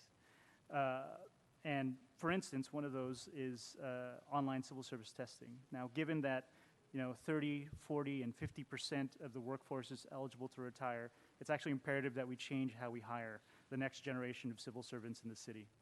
And online civil service testing will afford us the opportunity to recruit the best and the brightest, and for any of the general managers that are listening, also allow us to hire faster. cutting our time from an average of 232 days to half or less in some certain cases. We are also transitioning from an old desk phone to over copper wire, which will be unsupported by 2020, to mobile devices that will equip our workforce with not just a telephone, but voice, text, data, and maps and apps, all to bolster their effectiveness at delivering services. In addition to innovation, equity is a key priority of the mayor, and this budget reflects that value. The budget contains $250,000 for census outreach, as our grassroots organizations will be necessary to make sure every Angelino counts in the future. We are also increasing Girls Play, a program that looks to up girls' participation in youth sports to a total of $1 million to help reach the goal of 45% participation. We are investing in other youth programs such as aquatics as we prepare to host the Olympics in 2028. And in many of the recreation centers that in underserved neighborhoods, we are including program directors to help with marketing and program development. To keep Angelinos in their home, we are expanding outreach for the rent stabilization ordinance, which covers 75% of the rental stock in the city. We're investing in expanding the housing stock by creating $1 million ADU program, pilot program to waive associated fees, and that will help create a much-needed pipeline for housing, as well as another option for people living in Los Angeles. And finally, Matt will discuss our largest investment in equity, which is reflected in our homelessness budget. Thank you. Mr. Chairman, above all else, the mayor's proposed fiscal year 18-19 budget seeks to provide you with the resources and the strategy to meet the humanitarian crisis on our streets with the magnitude that the emergency demands. We are increasing this current fiscal year's $179 million investment by 140%, the total homeless response budget of $431 million for fiscal 18-19. Thanks to the voter-approved housing bond, the largest increase is in support of housing. $238 million has been approved for 18-19. That will fund 27 projects, 1,243 units of homeless housing, and nearly 1,500 units total will be supported in fiscal 18-19. Another $37 million is dedicated to facilities, which include 6 domestic violence shelters and 4 bridge housing facilities. We valued 27 city and former CRA properties at $70 million, which will be dedicated to affordable and supportive housing efforts, and we've also increased our contribution to the Los Angeles Homeless Services Agency to $30 million. But perhaps the most immediately impactful is the establishment of the $20 million Crisis and Bridge Housing Fund to get each of you the opportunity to stand up emergency temporary housing in each of your districts to address the unsheltered population we have in nearly every neighborhood citywide. We are also nearly doubling the Bureau of Sanitation's Clean Streets crews and HOPE teams, and recommending that the new teams be dedicated exclusively to the districts with new shelter capacity, so that you can ensure the residents that accept new facilities will also benefit from a safer and cleaner neighborhood. And I just would like to take this moment, the mayor announced this proposal in his State of the City address, and since that time, and we've been working with your offices, and the CAO has been working with your offices, either publicly through a motion or privately for now through conversation. The members of the City Council have identified 25 city properties that would be candidates for emergency shelter, and this is the first day of the hearings of the budget, so the response has been overwhelmingly positive. So if anything, we may need to look at ways to increase the fund, if at all possible, given the response. And I'd also like to say one more thing.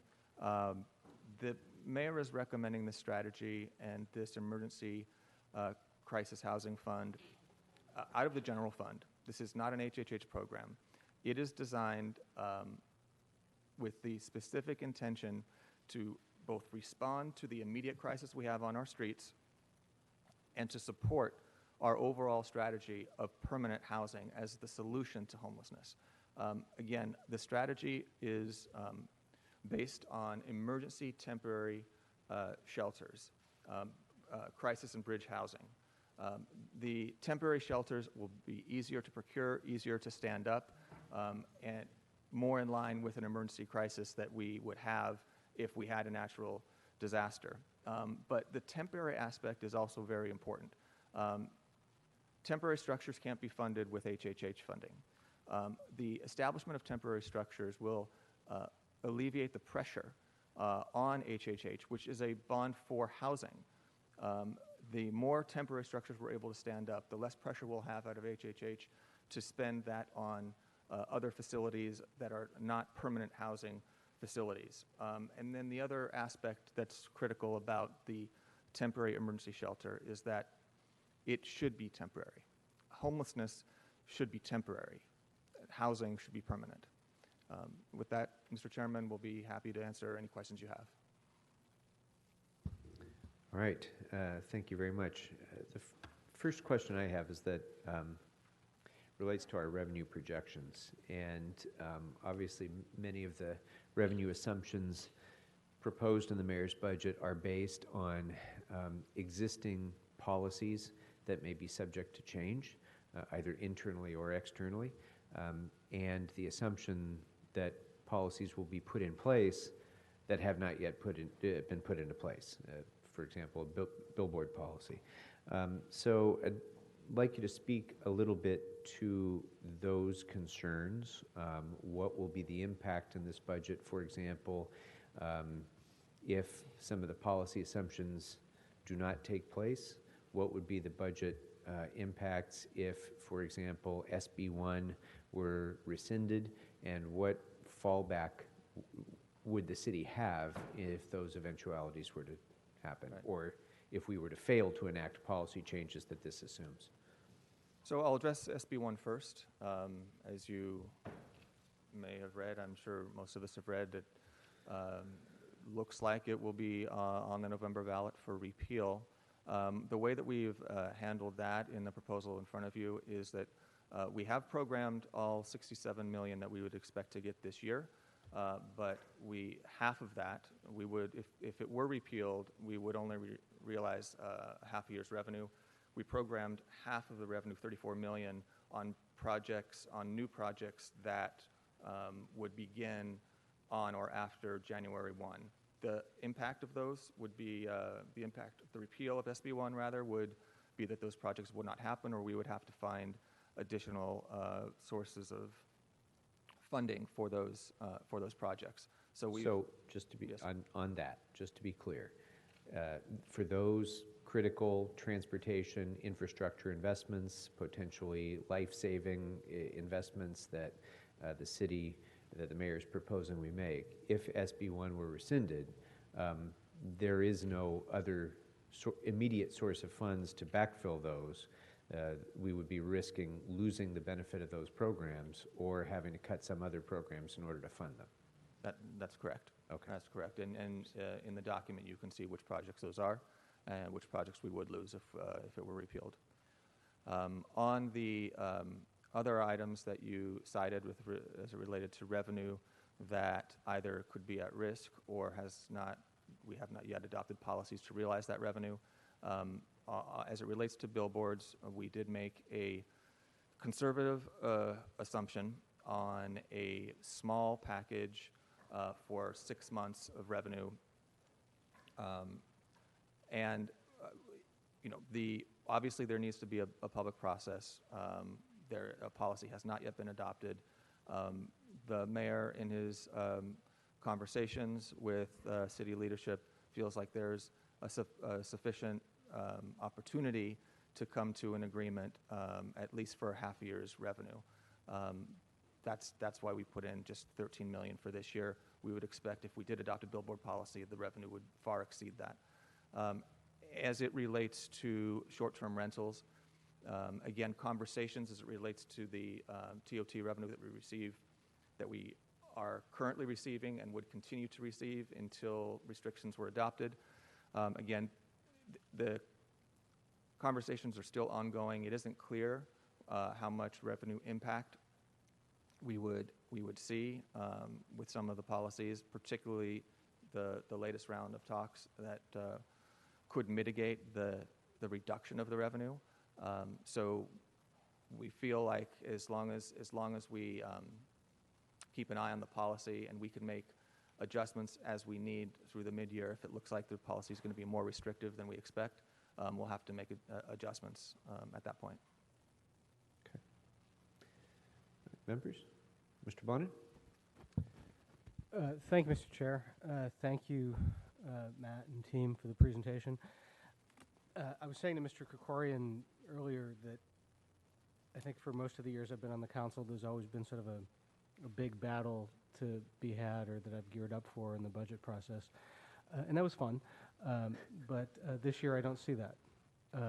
I'm happier with this budget than I've been with any budget since I've been in office and many years before.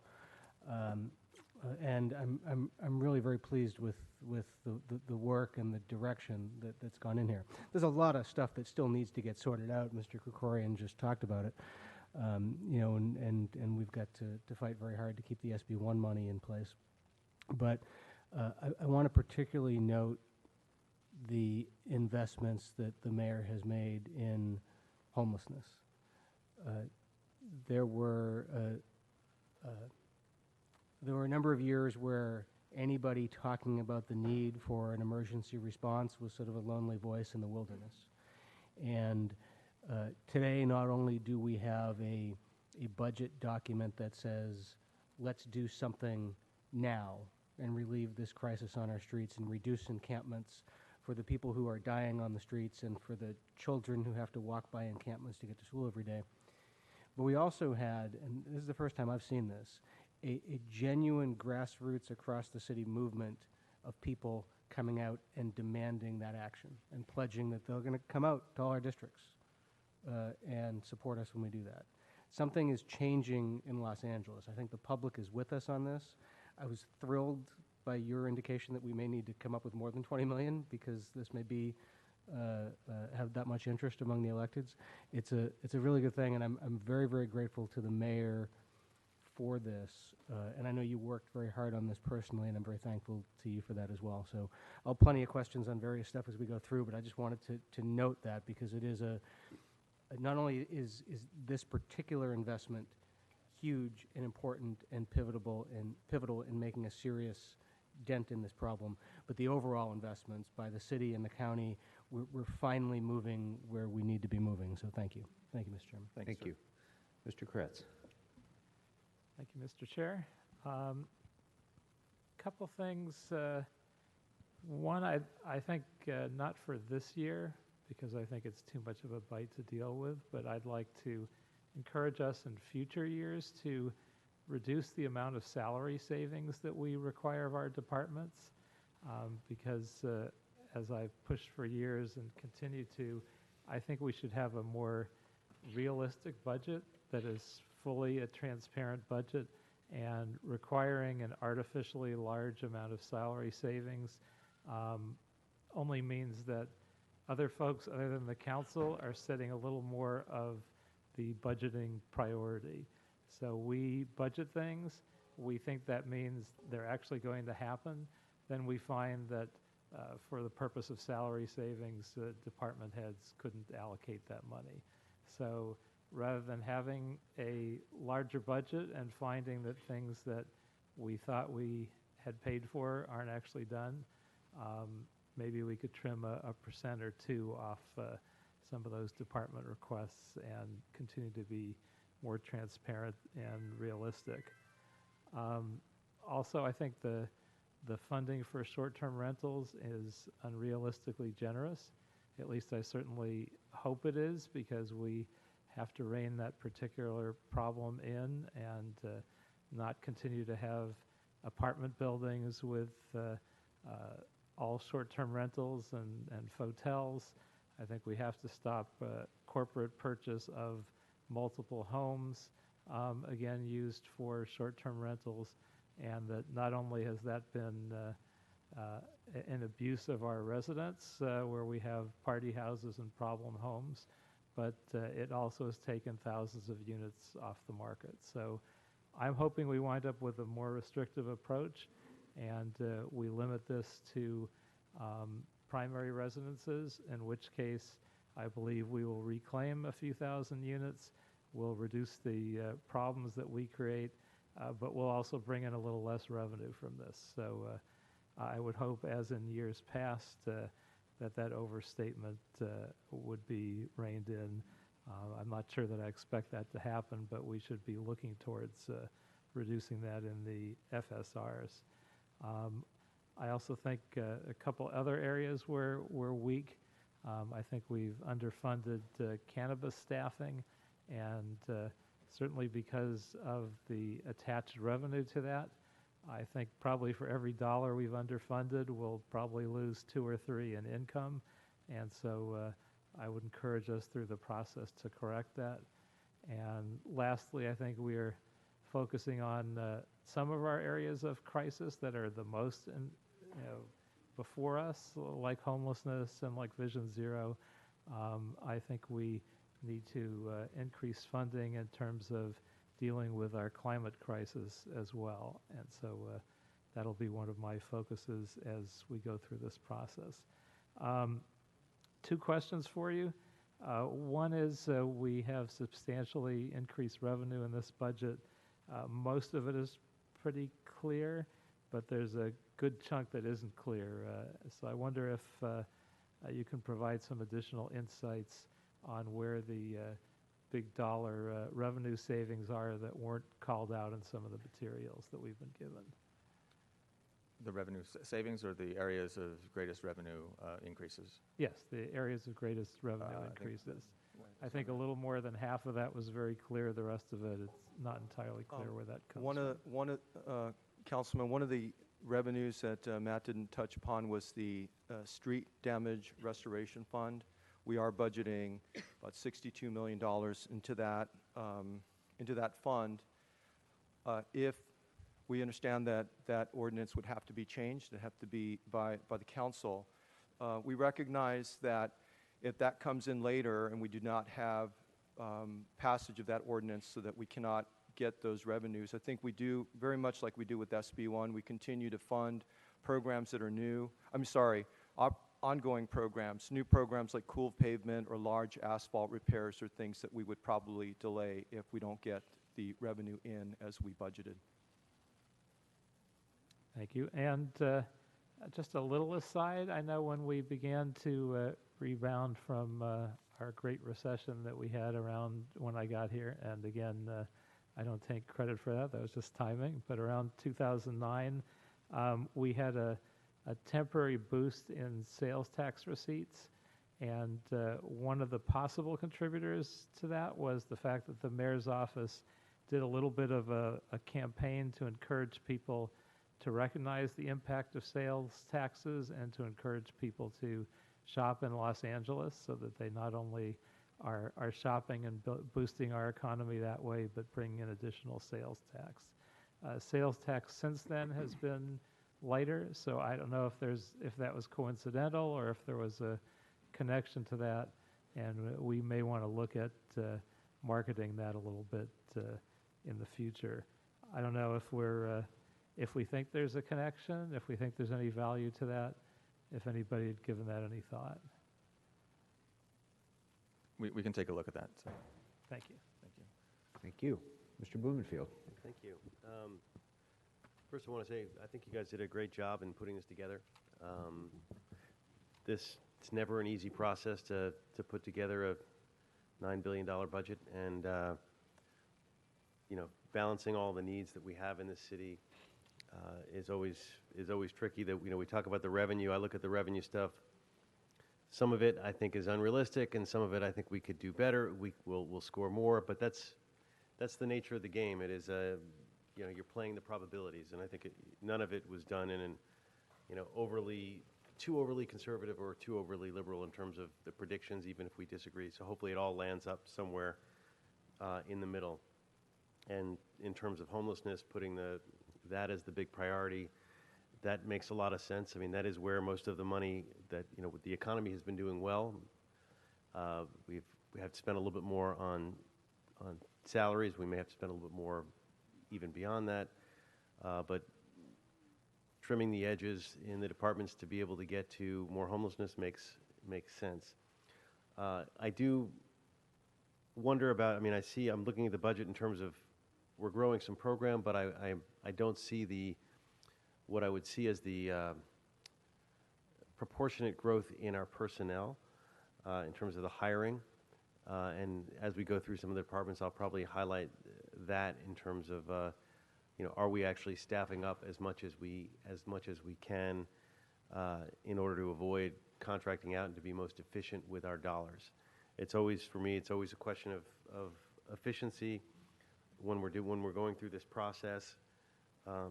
Other just 10,000-foot observations, just because this is sort of the opening salvo of all this, is I like the extra emphasis on our capital infrastructure. I mean, we had that choice where to put that money. I still feel like, as a policy, we need to create a similar policy for digital infrastructure. And there are areas where I think we are underfunded in our digital infrastructure that would ultimately save us money down the road, and I'll point some of those out as we go through the different departments. I know we're on board conceptually with this. This is sort of, being very nitpicky, because really, overall, this is a great budget, and we're not in a year where we're making horrible cuts. Unfortunately, we're not really building things the way we want, because we have a crisis to deal with and we have added expenses to deal with. And I agree with my colleague about some of the cannabis staffing as well, which we can go on to. One other sort of big observation, I'm always a bit of a stickler on our structural deficit. And I know this is a balanced budget, so I want to, this is more of a terminology issue. This budget, we still are spending a little bit more on our ongoing expenses are more than our ongoing revenues. And so we're able to make that up with a little bit of one-time revenues. So it appears that we have a structural deficit. But that is changing, as I understand it, within the predictions within 2 years. Is that correct? Yeah, the CAO can address the four-year outlook and the assumptions that were put into that. I do think we did try, and I believe we did meet the financial policy of not exceeding our ongoing revenue. Our ongoing expenditures did not exceed our ongoing revenue. I wasn't questioning. Well, maybe that's the issue. I was questioning the ongoing versus the ongoing, not the balance of the overall budget. Right. And so I would defer to the CAO to walk through the outlook and the projected deficits in at least the next year. Yeah. But overall, I mean, thank you guys. Thank you for all the work that you did putting this together, and we look forward to going through this process with you. But just kudos on a good job. Thank you. Thank you, Mr. Blumenfeld. And we'll give thanks at the end of this hearing, but I do also want to start at the beginning of this hearing by echoing the comments of my colleagues.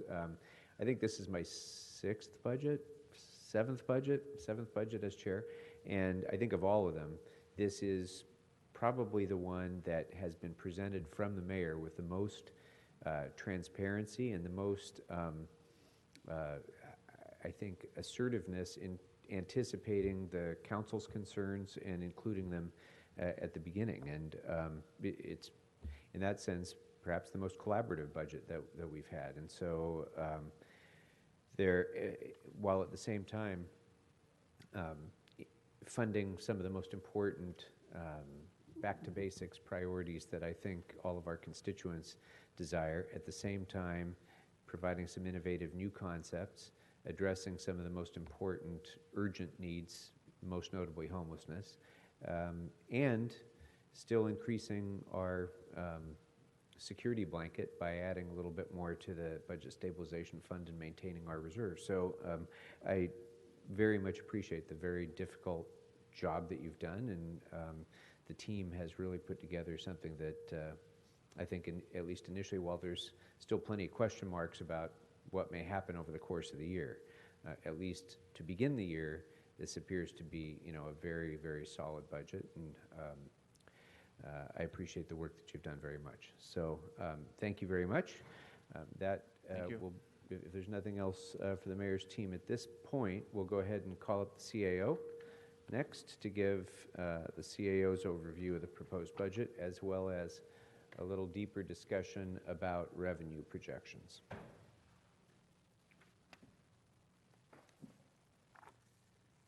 Mr. Llewellyn, welcome.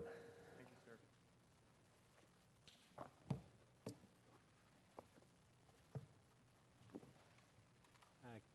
Mr. Good Chair afternoon. and council members, you have actually stolen many of my comments by your questions and comments today. Good, that'll tighten things up a Yes, little sir, bit. I'll try to Get us shorten it back up. on track. Try to shorten it up. As you know, Ben Seha, our assistant CAO, who is the head of our budget team, Jacob Wexler, our budget guru, and Melissa Krantz, who is our revenue guru, one of both chief administrative assistants, so they can help with our discussion today. I just want to start with a brief comment that a budget, as you said, sir, is really a collaborative effort. Yes, our staff spends many, many, many months with the mayor's staff. I've got to thank Matt, Miguel, John, and his team. We have a real relationship. But it's not just with the third floor, it's also with the fourth floor. We work with the council, we work with the CLA. Sorry, sir. There thank you go. And with your staffs in particular. And the budget reflects those collaborations, from things like complete streets to the homeless funding. So it really is, it takes a village to build a budget. But I particularly have to thank the people around me in my office and the entire CAO staff, because every one of them has had to work a night to get some sort of individual line in the budget done. Briefly today, sir, I'm just going to do a very quick budget overview, a very quick revenue expense overview, a bit about our financial policies, and a bit about the outlook. At the sort of 100,000 feet or the 800,000 feet, there's the budget overview. As you know, it's almost a $28 billion budget. We're going to focus today on the general and special funds, which is almost 10. They're going to be the primary focus of our discussion today. We had a good revenue year. We can give you more on that. Even with that, it's tough to keep up with our expenses. And we have not grown dramatically in our workforce, as you point out, Mr. Blumenfield. I think everyone on your council, the mayor's office, would like to be doing more. Our ongoing expenses are expensive. It's hard to add additional people. Revenues, we are up. Our proposed budget is an increase of 5.8%. That's a substantial increase compared to our average year. This chart shows the sort of, going back to your point, Mr. Koretz, the sort of some of the big changers in that. Property tax, almost 6%. TOT, over 6%. Sales tax, we're proposing 3.3%, which is roughly what the state is proposing, and more aggressive than the County of Los Angeles is including in its budget. But we believe that the city is sort of on a more higher trajectory than the county as a whole. Our license permits and fees, the principal driver in the change is collecting more related costs from our special funds. Business tax includes cannabis and general growth. So it's actually almost a good year across the board. And if you see on the next chart, the sort of bumps along the way, with the last 4 little bars being projected at our annual regular growth. The bars are the percent, the purple bars. The black line is the actual dollar value. Our year is that high bump, about 4 from out. If you look at the historical average, it looks like we're timed for a lower one, which is, the economists are not telling us we're falling off the cliff, but it's certainly historically, this is a lot of years with positive growth. We do have some concerns about revenue, which were some of the things you started with, Mr. Krikorian. The billboard policy has not been passed. Short-term rentals, Mr. Koretz, does include no restrictions on the short-term rentals. So if you restrict it from multiple homes to one home, you restrict it a certain number of days for any sort of policy reason, it will reduce that number. What the exact reduction is will depend on what the final policy adopted is. The budget does include a considerable increase in the street damage restoration fee. Your council is in the process of reviewing that. And of course, SB1. The mayor has, I believe, done a good job of programming the second half into new projects. But if it didn't come through, your council will not want to cancel all those projects. They're good projects. We're going to try to find the money to continue some of them. The next chart is the one we do each year. It's our sort of unrestricted revenues that aren't special funds, grants, or fees for a specific funding source. As you can see, your budget does prioritize public safety and public works, the stuff that your residents care about. To the extent that you have control, the mayor has control, you've been doing what your residents care about. Staffing is our next chart. Going back to your point, Mr. Blumenfield, we have not increased our staff considerably. It's somewhat up. We are not up to our high from before the recession. It increases overall this year, including resolution authorities, under 2%, just under 2%. But for that 2%, if you add increase to pensions and health care, the cost is over 5%. So each person does have a cost. Pensions, our pension costs have been relatively stable. With this chart and the next one, they're running around 20%, a little under 20% of our general fund. They're based, as you know, on a study that we do working with pensions. These assume the existing interest rate earnings, which both plans have reduced. So those rates may stay for the near future at least. The pension, fire and police pensions has done its periodic actuarial study. So their numbers should be relatively good for the next couple of years. The Lacer civilian side has indicated they may do an actuarial study. We often focus on that interest rate, how much are they earning, but the actuarial study is very important as well.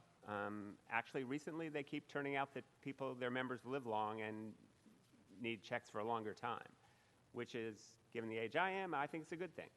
But as far as just budget-wise, is a significant cost driver for the plans. How long the members live is the single biggest cost driver, obviously. We do have some expenditure concerns. This budget, which is the sort of city's traditional budget, creation process, does not include funding for employee pay adjustments that have not been given. So, as you know, the coalition of city unions, their contracts are up.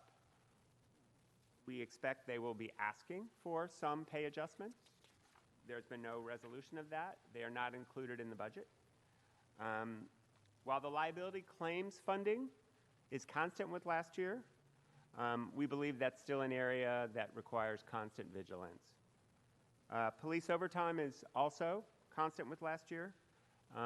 That's another area where I think you may hear the LAPD in their letter said they believe that they need more.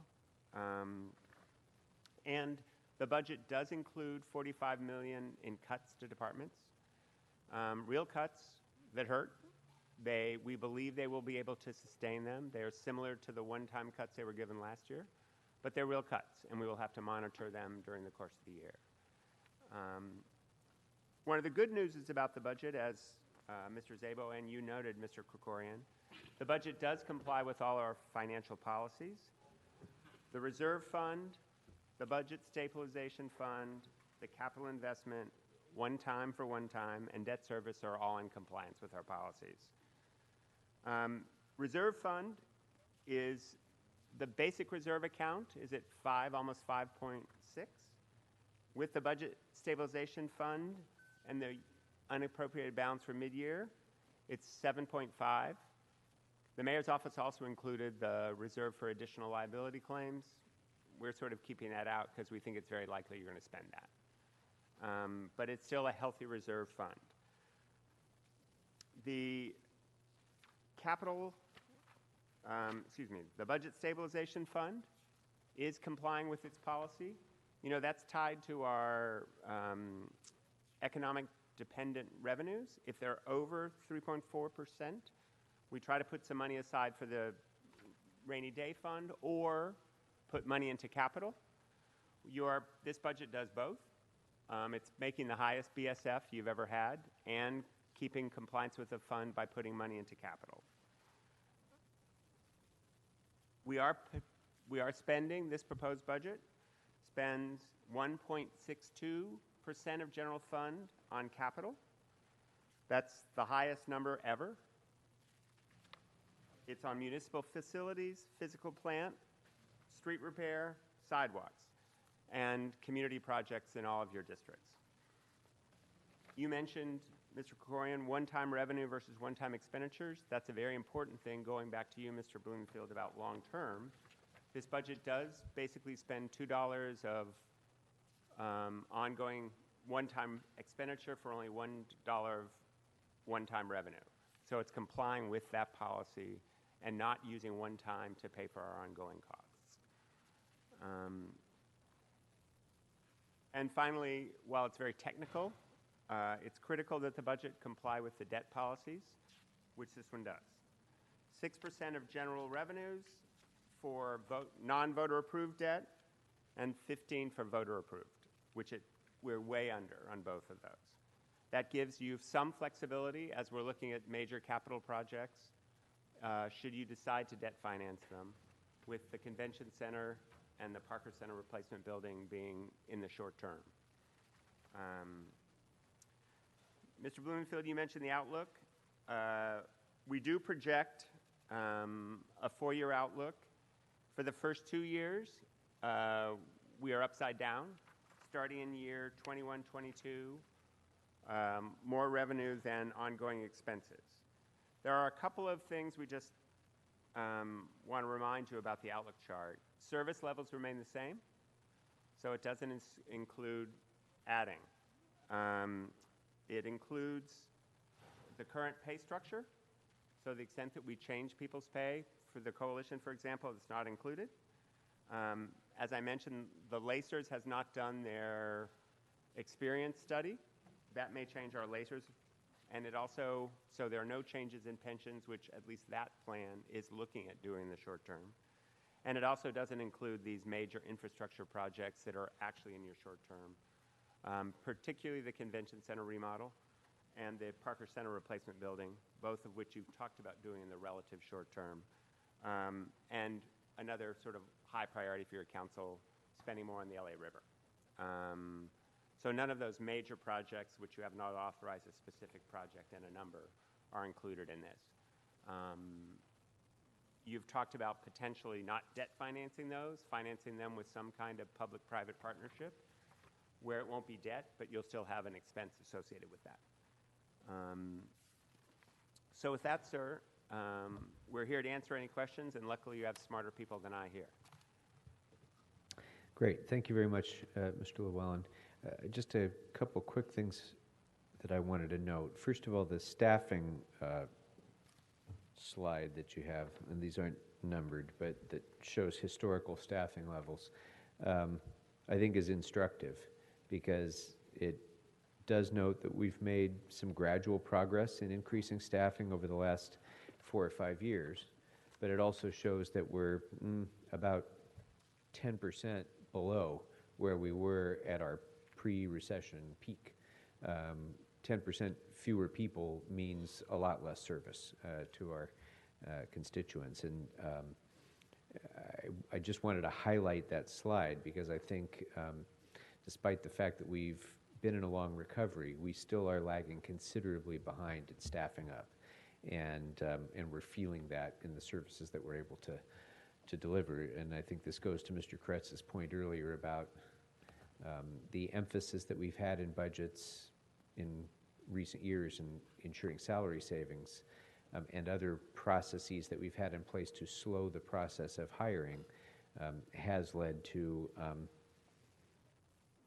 some delay in getting back up to full staffing. So I just observe that. With regard to pension contributions, again, I think your slide is very instructive because there's a lot of discussion about this out in the public as a crisis situation. And of course, pension costs are significant. They're a significant portion of the budget. But this slide appears to show that both in real dollars and as a percentage of the budget, pension costs are plateauing. And in terms of real dollars, they appear to be essentially plateaued after 2019. And in terms of percentage of the budget, they've already plateaued and seem to be going down.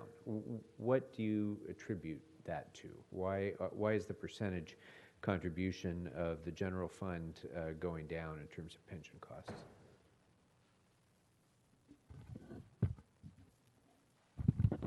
Good afternoon, Ben Seha with the CAO. Part of the reason is due to the fact that in some cases, the assumptions used in the actuarial for employment growth and including budgeted payroll growth is actually a little bit higher than what actually happens. The real growth in our employment is sometimes overstated at the beginning of the year. As you know, there's a delay in hiring, and so for at least for the Lacers system, there's been a true up in the last several years where the actuary will look at what was paid by the city at the beginning of the year and what actually occurred during the course of the year. And for the last several years, we've actually experienced a credit because we have paid more at the beginning of the year than was actually required because of the level of staffing and the payroll growth that was budgeted versus what actually occurred. So we've been a benefit of those credits that have occurred in the last several years, and that has helped mitigate the increases that were required for the future, for the upcoming fiscal year. And then, over up until, at the very least, January, the systems have also experienced some positive gains with respect to their investment returns. So the investment market has also helped over in the last few years during the course of the financial recovery, mitigate any additional contribution amounts that would be required from the city. And just to be clear, though, these projections already assume changes in the assumed rate of return. So they assume a 7.25% rate of return. Okay. There were a number of questions to the mayor's team about cannabis revenues, and I'd like you to talk a little bit more about the reliability of those projections, because obviously we're in uncharted territory. There's not real good precedent for this anywhere else, and a lot of members of the public are assuming that there are going to be truckloads of cannabis revenue now that will be available to spend on non-cannabis related services, and so I'd like you to address that a little bit. Melissa Krantz, Office of the CAO. It has been challenging. One of the reasons why it has been challenging is we actually changed the remittance schedule for cannabis. We went from an annual payment basis to a quarterly one, and as a result, we actually haven't received our base cannabis payment for this fiscal year. It's going to be delayed until next fiscal year. So the first challenge to that estimate is using prior year receipts. So we're working off of estimated revenues for medical marijuana businesses from 2017. We've made assumptions about that growth that we would have seen for 2018. And then we're also making assumptions about that growth for 2019. Additionally, we have to make assumptions about, well, what is the added market for the recreational users? What is the shift in existing medical users to recreational, because the medical users have a lower tax rate now, so we have to adjust receipts down, and the recreational users have a higher tax rate, so we have to divine that as well. Also, there's some data that we don't have about new taxations for like transportation, manufacturing, agriculture. So we've put some assumptions in there. So there are a lot of assumptions in here. The end result is we have about $30 million in total cannabis business tax revenue assumed in the budget. That includes about 16 million base, another 2.5 million of non-renewal activity, and then above that we have about 11.7 million in new activity assumed. Of that amount, 4.8 is just one time as a result of the change in remittance schedule.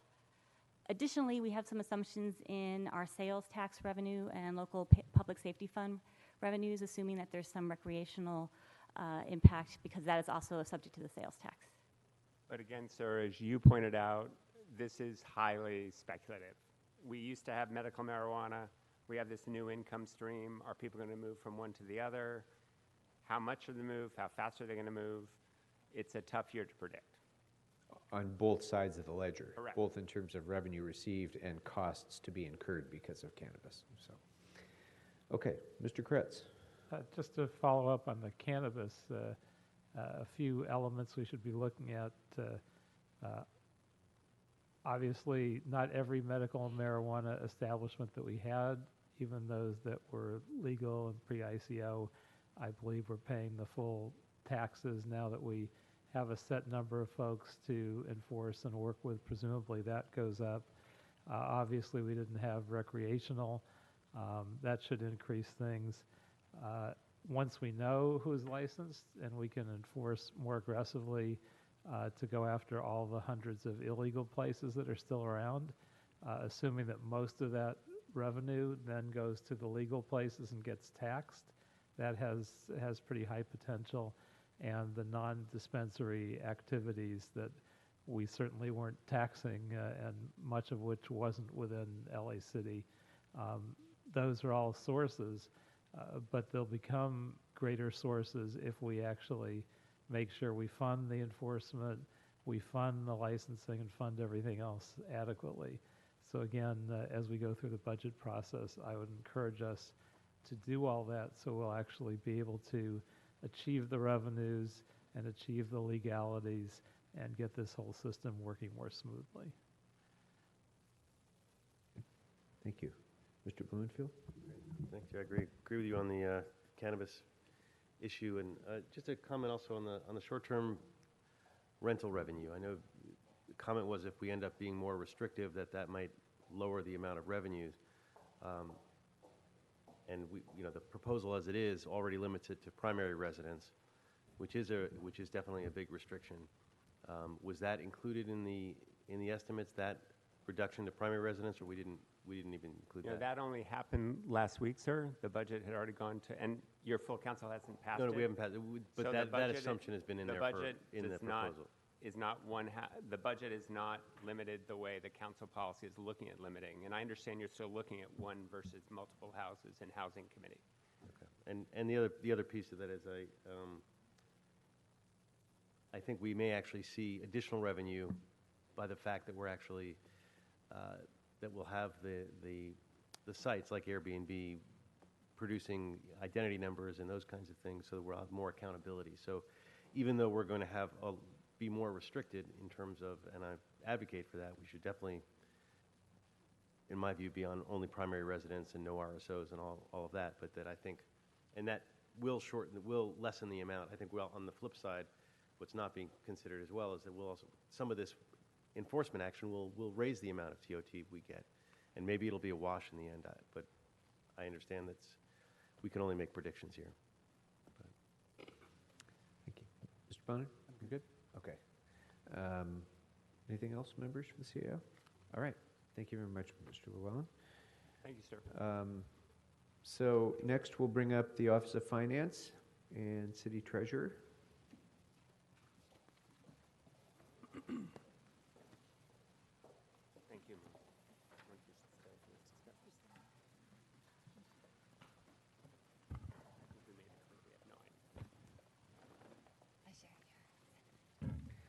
Ms. Bartels, welcome. Thank you.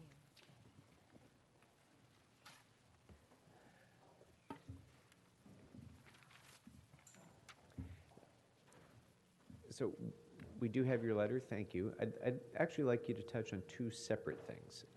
One would be your own office's budget, but also if you have any further thoughts about the revenue projections based on your experience in the Office of Finance, I'd like you to touch upon those too, but I turn it over to you. Thank you. Thank you very much. It's an honor to be here today, Mr. Chairman and members of the committee. I am joined by my executive team, who collectively represent the entire team of the Office of Finance. To my immediate left is Mr. Carl Sampson, Assistant Director. To his left is Assistant Director Todd Bowie. And on the end, we have Mr. Tom Juarez, who is our Chief Investment Officer.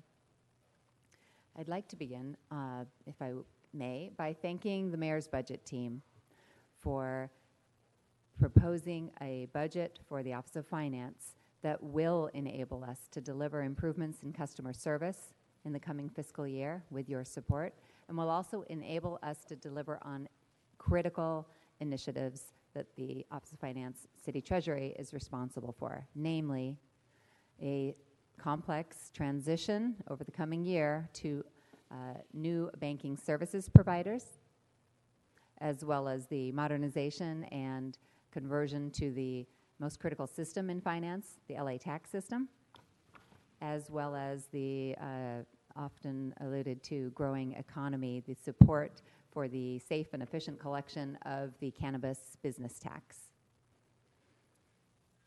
I am delighted and proud of the work we have accomplished in this last year, but as you have invited me to address questions and issues concerning the coming year, I look forward to doing so now. If you'd like me to start with your revenue question. That would be my terrific. perspective, or our perspective. Yes. I want to say thank you to the CAO for working very closely with us throughout the year on not only revenue projections, but on our budget. So thank you, Mr. CAO. When it comes to revenue, we project closely. Our forte is business tax collection, and we are in sync very much with the CAO on virtually every. I think one of you raised a point earlier, Councilman Blumenfeld, that in some areas we may be a little up and some areas a little down, but there are no significant differences between our projections and theirs. That said, we did not make a projection for cannabis business tax for much the same reasons that have been mentioned, the speculative nature and not knowing how many would be involved.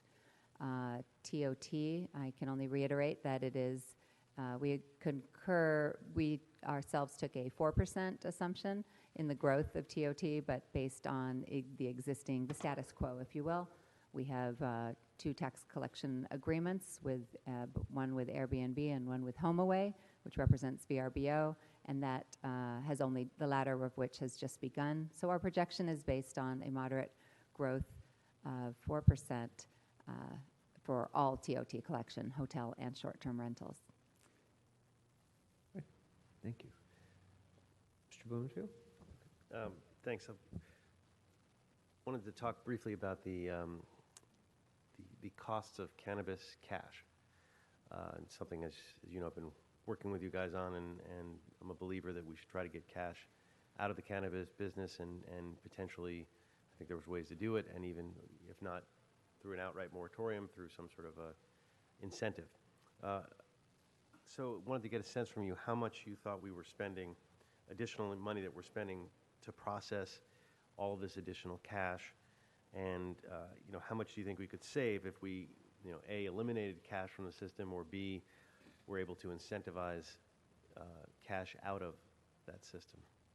Excellent question. Thank you for asking. We, as you know, the cannabis industry is a very cash-intensive industry, and we have been collecting taxes for medical marijuana for some time. So we have observed that as much as 50% of the revenue generated is cash-based. So we have been working very closely with the Department of Cannabis Regulation intensely since November in preparing for what will only, which we imagine will be a far more intense experience come July when renewals commence on a quarterly basis. The council we appreciate that the council funded us to the tune of roughly $500,000 this year is what we spent on because of you invested resources that allowed us to process the cash, about $500,000 this year. We project in the coming year, which the 18-19 budget funds us to roughly $1 million in support of cannabis processing, the cash handling in particular. That's for security resources, cash handling resources in the Office of Finance, as well as equipment and associated systems.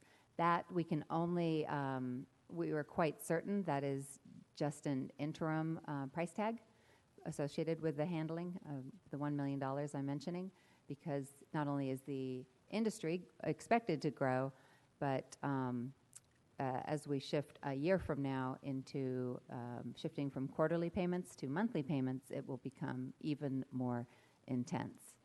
I think if that adequately answers your question. So basically millions of dollars. $1 million this year, $2 million plus the following year, and it may be, we do not know, but it may be that you may see us return sometime this fiscal year if the evolution of if we outgrow the facility and resources that we have planned for at the present time.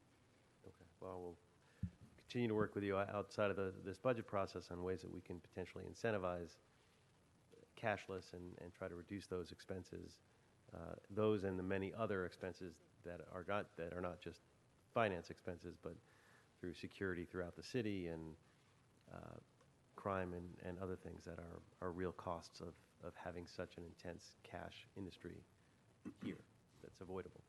We are in the process of finalizing a report to come back to your committee outside of the budget process, so that will be forthcoming. Thank you. Great. And the LA tax replacement, are we pretty much there? I mean, we are pretty much there. We expect to, we're doing it in phases, so the implementation or the conversion is taking place as we speak, and we expect phase 3 of 4 to be complete sometime late this calendar year, and with the final conversion taking place early in 2019. But yes, you're thinking isn't that in the midst of our renewal processing time? And it is indeed, but we're converting as we go, and there will never be a time where we don't have the old version and the new version up and running. So we're confident that it'll both be a successful project and within budget. And thank you very much for all the support you've given us the last 2 years on funding that project. Thank you very much. You're welcome. Appreciate the work you do. Mr. Bonner? All right. Mr. Kretz? Well, I don't think Bob's asked all my questions, but just a couple. So you're requesting to preserve 2 customer service positions without funding. How would unfunded positions like that help your department? Thank you. Thank you very much for asking. And it's somewhat related to the issue you brought up earlier about the restoration of staffing. The customer support division is obviously critical to our tax-paying public and represented by all the businesses in Los Angeles. And the contact center in particular is where we struggle to maintain a full workforce. It is a challenging industry to be in. It is often the first point of entry for a new employee to come to the city. And because we have so many exciting job opportunities in the city, we find far too often people come to us, we train them, and then they get another job offer. So there's a heavy turnover. If we were able to maintain the additional 2 resolution authorities that we had without funding, it would give us the flexibility to keep our stock of incoming employees healthy and provide us the customer service needs. We are also working, we're not just relying on, we've been working on alternates to solutions to help with offset the challenge of people coming in only for a short time, often less than for a year. And one thing is we're working with the personnel department on year-round testing.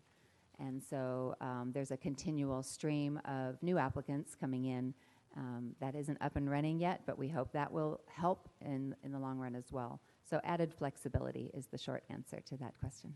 And I don't know, those are entry-level positions, but in a obviously somewhat technical department. Are those positions that could be filled with targeted local hire folks? We are talking to that is a suggestion in our service restoration plan, and we are talking about that possibility, or making one of our and other part-time positions become a civil service position that would be that could be used for targeted local hiring and then feed into that CSS position. So we are talking about various paths in which we could possibly achieve that, yes. Because that might but today it is an not opportunity for eligible. quicker hiring, and the folks we hire in those positions tend to be very grateful and enthusiastic employees, and probably That's less right. likely to jump onto a different position as quickly. Yes, well, sometimes we're lucky enough to have them promote within our department, and certainly we encourage that, but it still leaves us with needing more people in the contact center. So as what we can do to help our employees grow while keeping people on the phones and at the counters.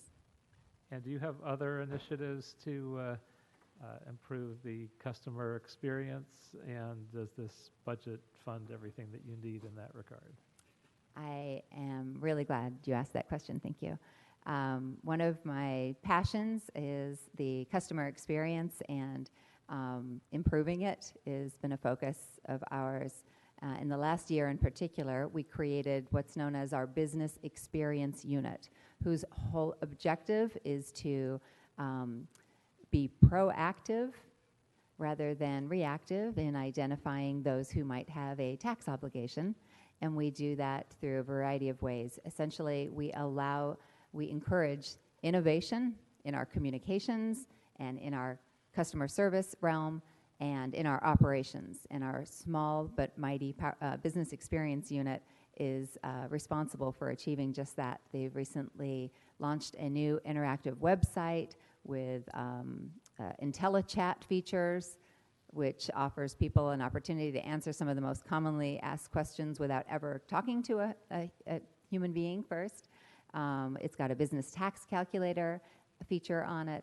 It's just tremendous. In the coming year, they will be overseeing a unique program, contract with a behavioral insights program that will allow us to change the way we communicate and elicit far better responses, kinder, gentler Office of Finance, some of you might see that as, while being successful in our task of revenue collection. So lots of exciting things coming on, including in the realm of cannabis. We are working with the state of California and our own Department of Cannabis Regulation to put on a multi-agency cannabis conference coming this summer. So targeted outreach is a huge part of our business experience customer service unit that will benefit many, many industries throughout Los Angeles. And as far as funding, you have that covered for now? Well, I wouldn't turn down additional funding. I think, yes, we created it internally, and our current proposed budget will allow us the flexibility to continue the resources that we have. And so, thank you. We're good to go. Great. Thank you. You'll see great things.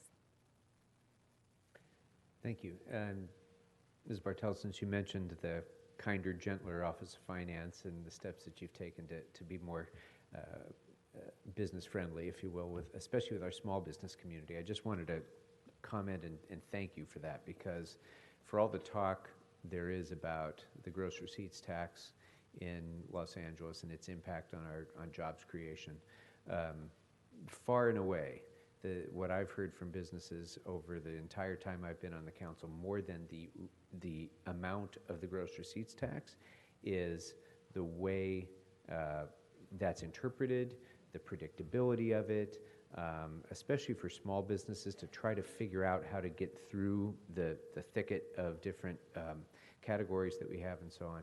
And I feel as though that's changing, and I feel like we're making a lot of progress in having a greater degree of reliability and transparency and ability for small businesses to sort through all that and to see the Office of Finance as an ally in getting there. So to me, that is by far the most important step that we can take in connection with the gross receipts tax to encourage more business creation. And I really appreciate the work that you've done in that regard. You pointed out in your letter that we are asking departments to defray their merchant service fees relating to credit card transactions, and you've requested that we ask for progress reports in the departments in the FSRs.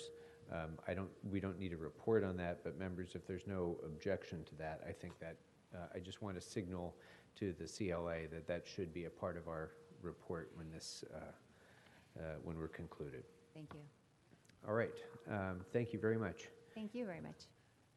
Next up is the City Attorney's Office.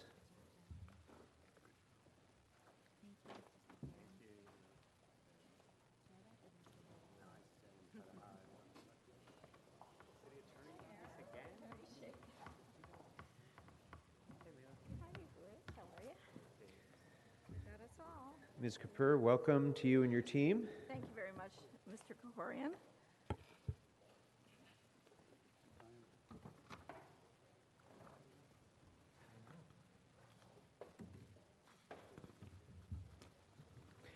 We do have your letter, but feel free to open up briefly if you'd like.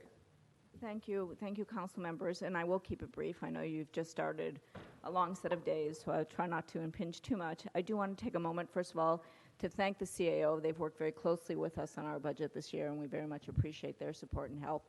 And to very quickly introduce the team members I have here with me at the table.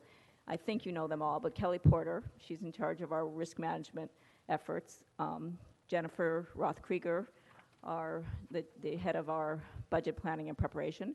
Dave Michelson, and if you don't know him, I don't know how you could live in this city, but chief of our municipal law branch, and Mitchie Reyes, who is our CFO. I want to first of all thank you for giving us the opportunity to provide some input into the budget, our budget this year. I speak for Mr. Fuhrer. I know when I say thank you very much for all the support you've provided over the years. Unbelievably, this is my 5th time being here, and I find that shocking, but it is my 5th year, and every year I am very appreciative. We are very appreciative of everything you've done to support our efforts, and we think together we've made some great progress. So, again, keeping our comments brief, as stated in our letter, currently we have three requests that we asked you to consider off of the mayor's budget. Starting with our risk management positions, as we phrased it, request. One of the things that we feel very proud of in our office is the work the city is doing in the risk management arena. We have been working extremely closely with council, specifically Mr. Krikorian's office, and I think we've made some amazing progress, and we're just now starting to see kind of the fruit of those labors, and it's an effort that I'm sure that everybody wants to continue in the mayor's office, the council, and certainly our office. To that end, one of the things that we have started to learn as we've developed the program and it's been implemented in the city with a lot of work at the department level, we have really kind of embraced the idea in our office that this has to be an office-wide understanding amongst our city attorneys. And I'm talking obviously on our civil side of our office. Each and every one of our attorneys has been told that he or she needs to be cognizant of the risk management efforts and work it into their practice wherever applicable. And what that means is that not just our general counsel who work directly with the departments, and not just Kelly, who's done a great job, but she is one person with a fairly small staff working with her, but also obviously our litigators. Our litigators are the individuals who see the problems as they turn into liability. Whether it's at the claim level or the complaint level, they are seeing it hands-on, and they are the ones that are able to spot various things, including reoccurring liability, reoccurring risk factors, and as we get more and more into it and we get deeper into it, they are the ones that are able to spot the complex risk factors, not the more obvious ones.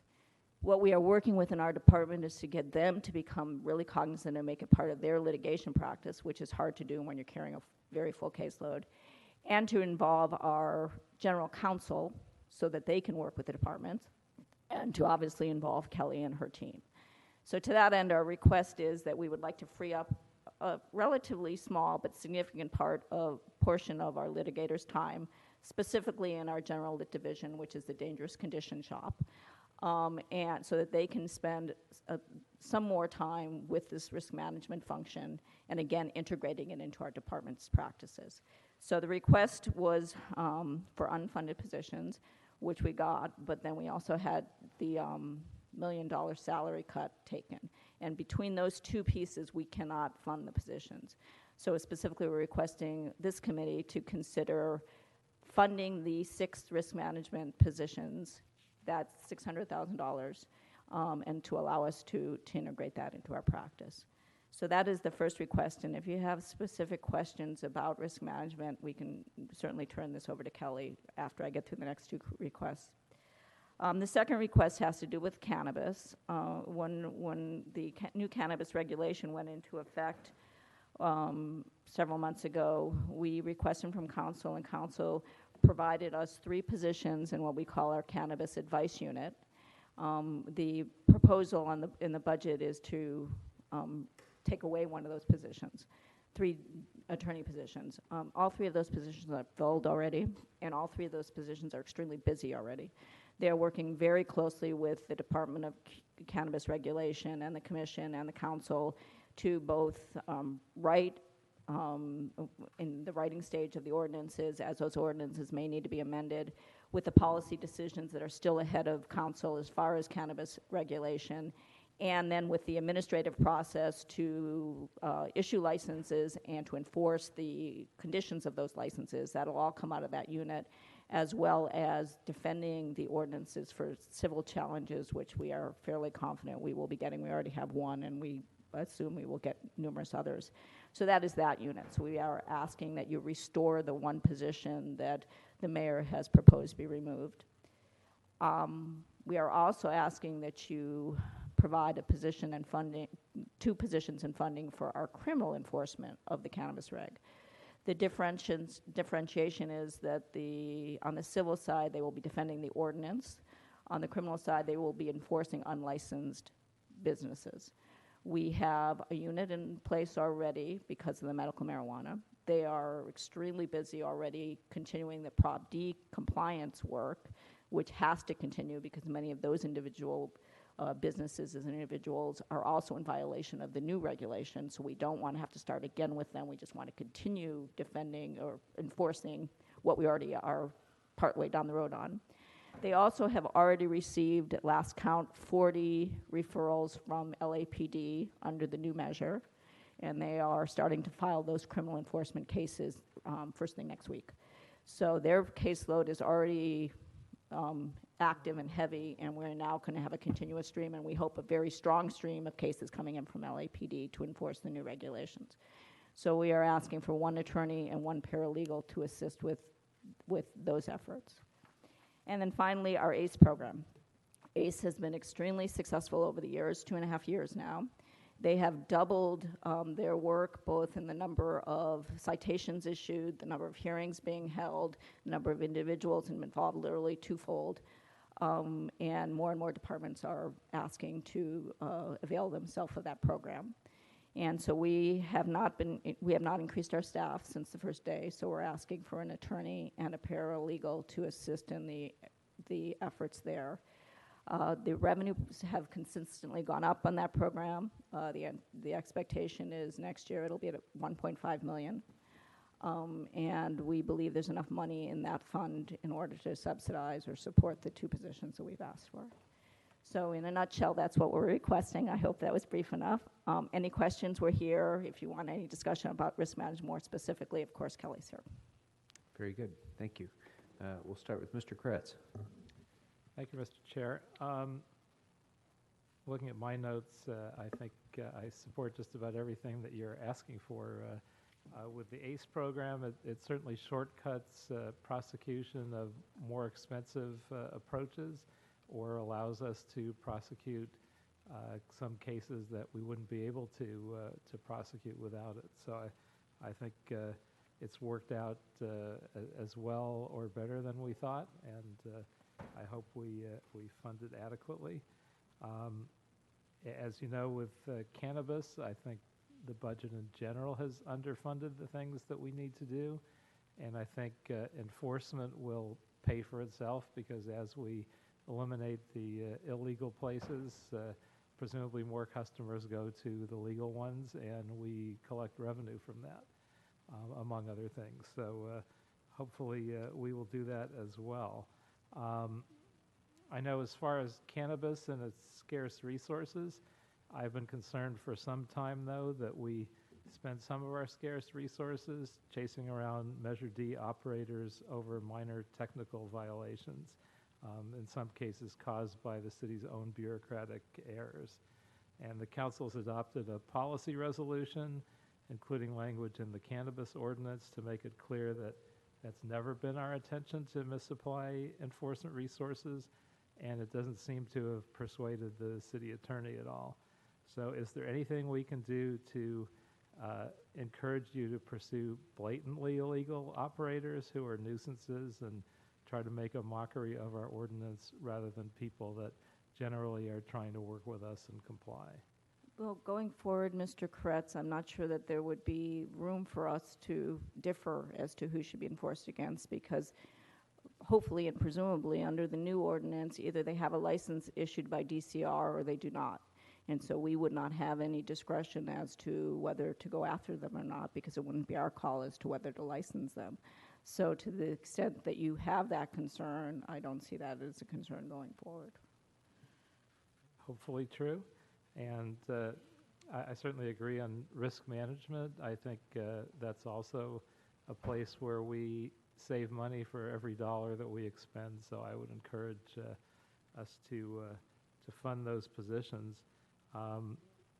It's never asked for, but I would also encourage you to look at additional funding in workers' comp.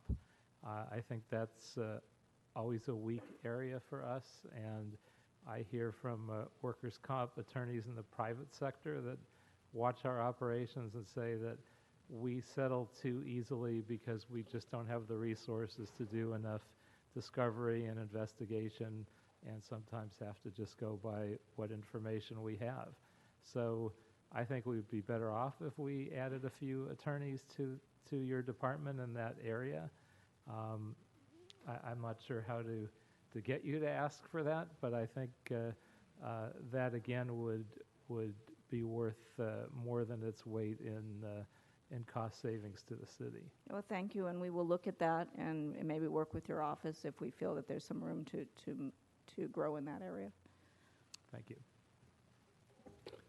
Mr. Bloomfield? Thank you. I support the different requests that you put forward for additional funding, just to start out. I did want to ask, though, about the risk management positions.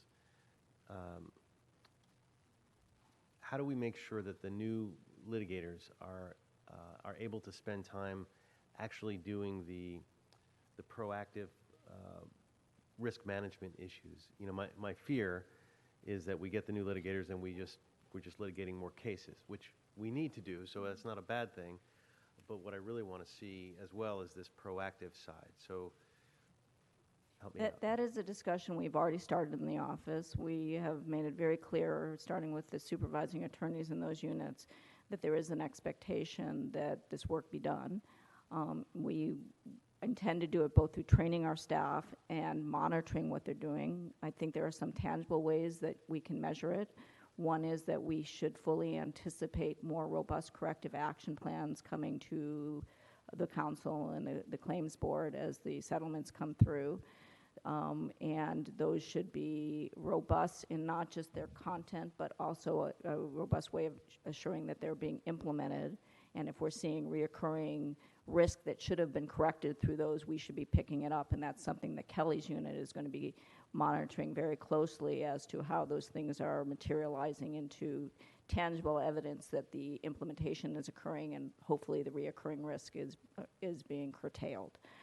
We also would anticipate having earlier, which we can measure, earlier and more direct dialogue with the departments as soon as we're identifying the risk, and that can again be either through the litigators who don't always have time to do sit-downs at, as often as they might like or we might like them to, but clearly can be done by our general counsel who are being closely integrated with litigators now and or through Kelly's unit.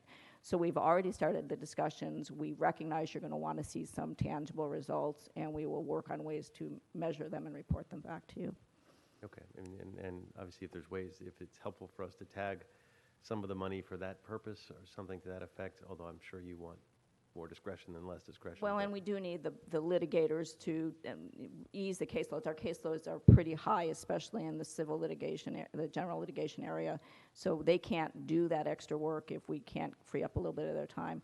The other thing that I would say is that Mr. Krikorian, I have no doubt, will be watching this closely as the chair of the claims board and would anticipate and would appreciate his comments as things progress over the next months as to what he's saying.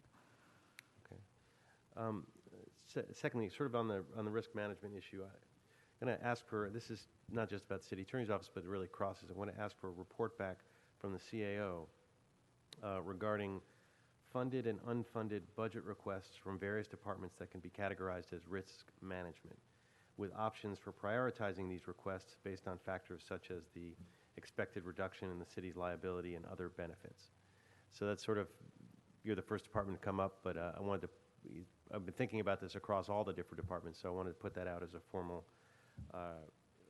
report back so that we can look at these risk management positions across the board. Regardless of that, I support adding these positions in. On the cannabis regulation side, can that be funded through the fees rather than general fund? I do not know the answer to that question. Dave, do you know whether the administrative fee contemplated that when it was? This is Dave Michelson, the city attorney. The license fee could be an available source legally to account for those costs. General fund could as well. I can't speak to which fund is more accessible from the amount of dollars that are available, but legally they'd be available, in my opinion, yes. Great. I mean, I guess I would, those monies are coming in more than expected. I would at least urge us to, as a first choice, to go for the fees. Not saying that it has to come from that, but if the fees are available, I would rather fund this kind of regulation and enforcement through those fees, freeing up our general fund cannabis revenues for other city functions. So I guess it's a long way of saying I support the request, but want to put in a flag for, and maybe it needs to be a formal report back, how do we prioritize the funding of this this request with fees as first choice. And I guess I'll put that out there as that. Thank you. Mr. Bonnet? Thank you, Mr. Chair. Asking questions after Mr. Blumenfield is a little bit like speaking at a press conference after the mayor. It's all been said, and it's been said better than I would have said it myself. So just a couple questions. I was going to go the same line of questioning. I did have a question about the ACE positions. I'm fully supportive of it. I'd like to see the ACE program be much more robust. I think it has a lot of promise. Does it, your current ask, does it anticipate any of the ACE needs we might need for enforcement of the hopefully soon to be approved short-term rental ordinance? My understanding, and obviously we're speculating a little bit as to what that means work-wise, but right now we are anticipating both that and the street vending if that were to become part of ACE. If that's the policy decision council makes. Again, 6 months from now, depending on the workload, it might be a different story, but we have thought about that, yes. Okay, great. All right, so thank you. Thank you, Mr. Chairman. All right, thank you very much. I want to ask a little bit more about risk management, not surprisingly. First of all, let me just say at the outset how terrific it has been to work with your office, with everybody in your team, especially with Ms. Porter. This has really been a concerted and long overdue effort to bring down the city's liability exposure and to make the city a safer place for our residents, for our employees, and I think it's bearing a lot of fruit. With regard to the positions that you've asked to be funded, I share some of Mr. Blumenfield's concerns about sort of the mission creep that happens when we fund more litigation, because nature abhors a vacuum, and if there's more funded time for litigators to work, they're going to work on litigation, and it's going to be very hard to segregate out time spent on specific risk management kind of purposes. And while I appreciate the thought about more robust corrective action reports, that's in my view, kind of a small step, because they're usually case specific. And I think where the bigger role will be, and the harder part of the litigation team's job to separate out, is taking a step back from cases and looking at larger trends. And what can we do what policy changes or budgetary changes would the folks who are handling these cases recommend to the policymakers to have a preventive effect. And that's a little harder, and it takes more time, I think, than would typically be assigned to a corrective action report. Well, it takes more time and obviously a bigger picture perspective. One of the things that we would hope is that, and I specifically use the word recurring risk, because we would hope that our litigators, especially the ones in general civil who are seeing the dangerous condition cases, that's what they do, that they will be trained to concentrate a little bit and look at the reoccurring liability, so they can identify whether it's an infrastructural issue, whether it is a policy issue, whether it's something that can be otherwise implemented through policy of the council or policy of the department or something of that nature, that they are looking at the more complicated, not just the one-offs. If we fix this sidewalk, nobody else will trip on this particular sidewalk, and we've reduced that risk, but rather what is the bigger picture. Exactly. That is going to require, so I use the word recurring and I use the word complicated dangerous conditions as opposed to the simpler ones. And that is something that I would put Kelly on the spot a little bit, because I think what she's going to have to do is really work with our litigators to kind of learn to flesh that out. And if that means that they start identifying things and they ship it to her to do the follow-through on, that would be fine. Or if they get as I said before, the general counsel involved, because you're right, they will not necessarily have the time to take it from the beginning to the end of the process, but if they identify the issue and highlight it for Kelly and her team, then she can take it over the goal line, so to speak. Mm-hmm. So I'm not telling you we have it firm yet, but we are very cognizant of the issue, and we want to make it an enhancement, not just a continuation of what they're currently doing. And we will work very hard to make sure that happens.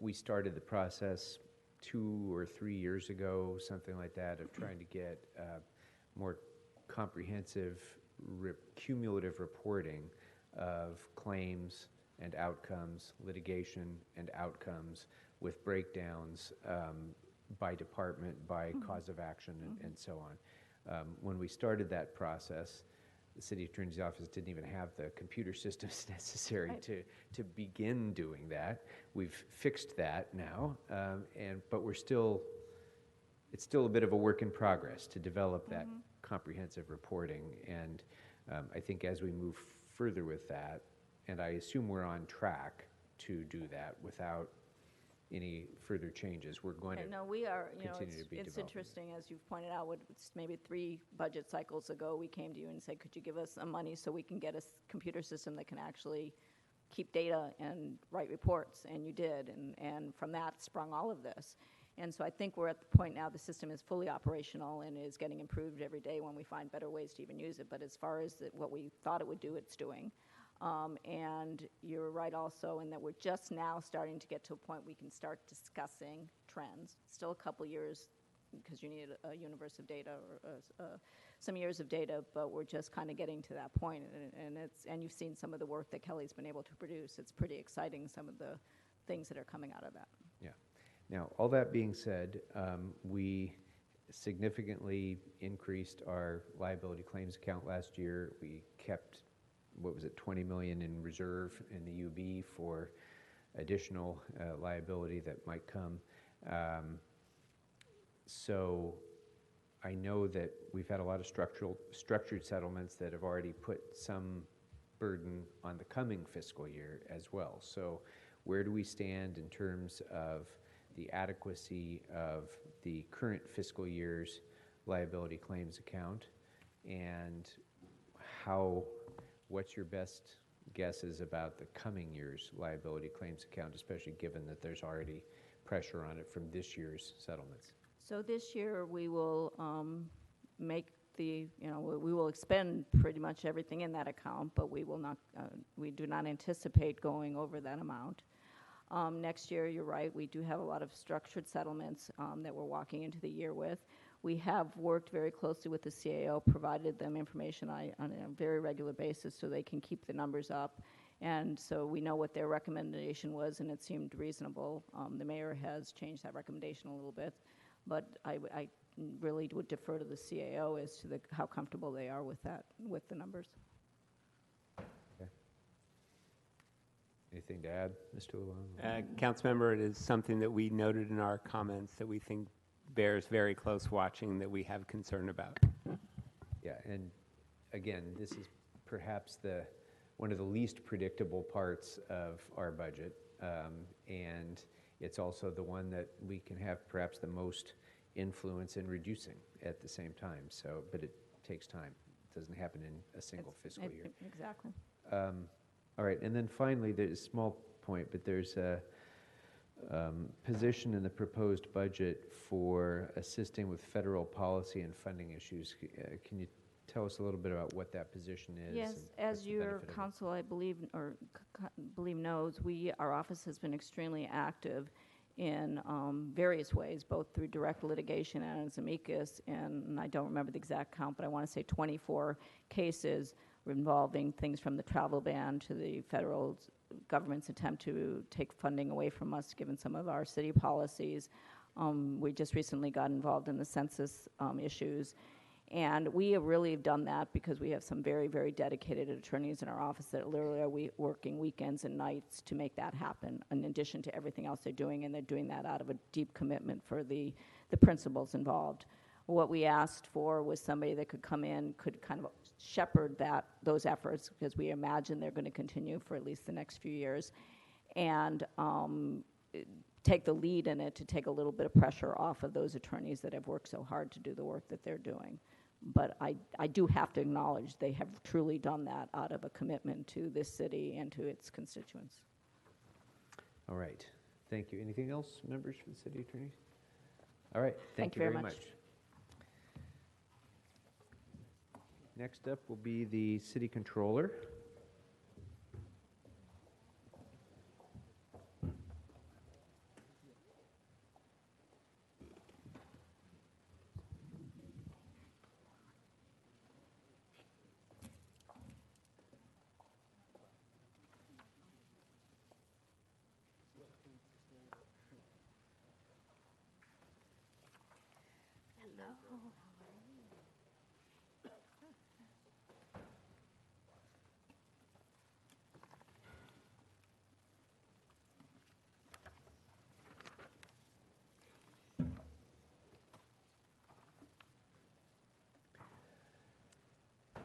Good afternoon. Hello, good Welcome. afternoon. Thank you. My name is Georgia Matera. I'm Chief Deputy Controller for the Controller's Office. Next to me, I have Jovan Lavender, our Chief Management Analyst. I also have Matt Crawford, our Director of Financial Reporting. I have Siri Kalsa, who's our Interim Director of Auditing. So, first of all, we'd like to thank the Budget and Finance Committee for the ability to discuss our proposed budget today. We also wish to thank the Mayor's Office and the CAO's Office for their work on the budget and working with us. Overall, we're generally well pleased with the budget as it's presented. However, we just have two areas of concern that we'd like to bring to your attention. The first area is that our office undertook a $500,000 cut in our salaries account this year. So this cut will have a direct impact on our ability to hire positions and maintain our critical operations. So in order for us to manage this cut, we were going to have to delay hiring in several key areas of our department. The first one being payroll and PACER. We currently have a 24% vacancy rate, so this is a critical function for the entire city. And as we work to ensure that we timely process our employees' checks, our taxes, our garnishments, any levies, so that they are done accurately to avoid any liability for the city. For financial reporting section, we have a 29% vacancy rate. The function is responsible for producing the comprehensive annual financial report, the preliminary financial report, our Mccullough statements, and our cost allocation plan. And as we know that some of these reports have a direct impact on our bond rating. FMS, we also have some positions vacant there, and as it's responsible for ensuring the prompt payment of over 5,000 city vendors. The second issue that we have is regarding just a technical correction to our budget. In review of the funding level for our salaries accounts, we noticed that we were underfunded by approximately $100,000 for 4 resolution authority positions. Those positions are highlighted in Blue Book items 11 and 15. So we would respectfully ask that the committee consider a restoration of $100,000 to our salaries accounts. So with that said, we thank the committee for your time and attention, and if you have any questions, we are all here to answer them. All right, thank you. Mr. Bonin? Thank you, Mr. Chairman. Thank the controller for the letter. It was, I think, a begrudgingly accepting letter of the budget. That's right. But I wanted to see if you could elaborate a little bit more on what the impact you anticipate will be on the payroll process. And you stated that there will be some impact. You have a 24% vacancy. Right. There could be some issues, but what does that mean? Are there going to be some employees whose paychecks are going to get missed or screwed up, or are W-2s going to be late? I mean, what is the actual impact going to be of that not being funded better? No, actually, the impact that we would have is employees will always get their paychecks, and they will always be timely. That is our commitment to the city. The challenge that we have is sometimes there are modifications that need to be made in PACER. Sometimes there's testing work that needs to be done. Those get delayed, and there's a number of requirements that need to be written for our PACER system. So those take the back seat in the sense that once the mandated functions are done, those are the nice to haves. Those are the things that we do ultimately have to have. So it does cause delays. If somebody's switching bank accounts, direct deposit, that might take longer? I don't believe that would be the case. I think we'll be fine with that. We've automated as much as we can automate. Yep. We continue to want to improve processes. We're doing a lot more self-service options. So, and we're in the midst of revamping our intranet, which we'll be rolling out in the next couple of months to the city departments. That will allow city departments the ability to do some self-service, which will ultimately help us to alleviate some of the workload. But overall, it's more of the nuts and bolts of trying to make sure that we have the PACER system running the way it should be. We're working with the labor unions to ensure that deposits are taken out timely. We double check the paychecks. We make sure there's no errors. If there is an error code, we have to stop. We've got to make sure, or else the system can't run. So there's just a number of the day-to-day things that take time. And what impact will this year's budget have on, or what resources does it provide you to continue or expand the open data portals that the controller has been championing? Oh, you know what? I'm going to turn that over to Matt because he's an expert in that, so I'm going to let him answer. We currently have about 2, maybe 2.5 total FTEs of people working on maintaining our open data and constantly working with departments and other parts of the controller's office to figure out what the next thing to release on open data will be, or how we can expand and improve. But currently the budget sufficiently continues all those resources, so we'll be able to continue what we do. Okay, thank you. Thank you, Mr. Chairman. Thank you. Mr. Kretz? Thank you, Mr. Chair. I know we're working on building a new PACER system. Yes.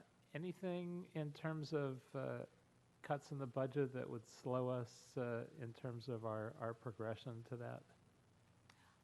No, right now the way it's working is we are on parallel tracks. We are working closely with ITA on the replacement of a new payroll system. Our function right now, key for our department, is really to maintain the current PACER system as it is and ensure that that stays sustainable throughout the course, and then ultimately the two will meet up and then we'll convert over to a new payroll system. As I mentioned previously to Councilmember Bonin, it was more about us doing a lot of testing for the system, the current PACER system, and then being able to take those requirements and also the data migration and working with that ultimately and putting that into our new payroll system. But for right now, the new payroll system isn't impacted by the cuts that are before us. And how's the FMS system in terms of its useful life? We have a number of years to go on FMS's useful life. We just did an upgrade to the overall system to, I believe we're at FMS 3.8 in CGI's nomenclature last fiscal year. So we'll be fine for at least 2 or 3 more years. And I know at that end of that 2 or 3 more years, we already have, as part of the CGI Managed Advantage contract, we have the next upgrade ready and contracted already. So we'll be fine for the foreseeable future with FMS. Very good. And I appreciate your involvement now in targeted local hire. Where are you placing the participants in your office? So far, we have filled 3 positions. We have one that is located at our front counter. We have another one that is assisting in our executive office with administrative support, and we have another one in our paymaster. All 3 of them are phenomenal employees. They have been fabulous. We enjoy having them, and we look forward to more opportunities to bring in more people through the local targeted hire. Very good. And I know you're hiring an administrative trainee on an as-needed basis. Any chance of regularizing that position or any plans for that in the future, and then possibly hiring that from targeted local hire? We can certainly look into that. Absolutely. Very good. Thank you. Thank you. Mr. Bloomfield? Thank you. Keeping on the payroll theme here, one of the challenges I've heard is the complexity of the city's 43 different MOUs. How are we working with our labor partners to simplify the complexities during the ongoing labor negotiations, and how does that play into our system? Well, that's a great question. And one of the things that we've been doing is we're having regular meetings with the CAO's office, Employee Relations, who have been fantastic in working with us.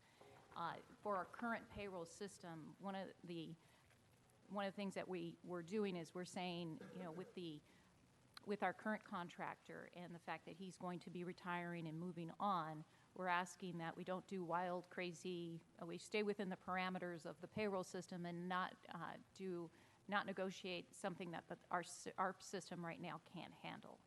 In the future, on a go-forward basis, the CAO has and continues to be involved so that we know that what our requirements will be going into the new system. So it's been a collaborative effort with the CAO's office in this issue, and closely working with the departments as well. Okay. And is there a way to project the fiscal impact or return on investment from the review and reconciliation of the special funds? I think the short and easy answer to that is no, not at this point. I would certainly expect that we will continue to identify significant funds that can be freed up or spent on what they're supposed to be spent on, which is really our ultimate goal of that project. But I think given the kind of wide open nature of the project itself and just the sheer scope of it, I'd be very hesitant to even come up with a ballpark figure on how much money might eventually get spent.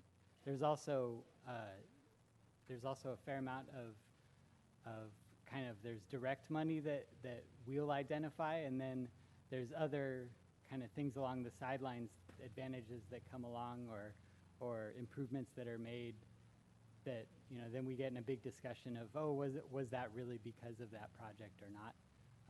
I just think you jump down a rabbit hole of it. It'd be very hard to tell. Yeah, and I guess it is important to mention that, because people look at it and see this big number and they start thinking there's all this money there. And a lot of those special funds are actually accounted for one thing or another. The vast majority of the special funds. I mean, like there's a big chunk of it for, the Warner Center in my area that looks like a special fund, but it's specifically for these mitigation measures that's what it needs to be spent on, and that's what it's been accumulated for. So that's always going to be tricky. In terms of the I guess we could, for the PACER replacement, we have the $2 million in the UB, and we could accelerate it or delay it. Is there a cost-benefit analysis on pushing the gas or hitting the brakes on that? On the project itself? Yeah. Right now, we have not done a cost-benefit analysis on that. I know that ITA has been working very diligently to try to move this along as quickly as possible. I believe that they are committed to make this happen sooner rather than later. We support them in that effort. Whatever money can be allocated into the unappropriated balance is helpful to us, and we would be back asking for it in the next few months, going to council with a full report explaining the new system and the new development and the phasing in of the project.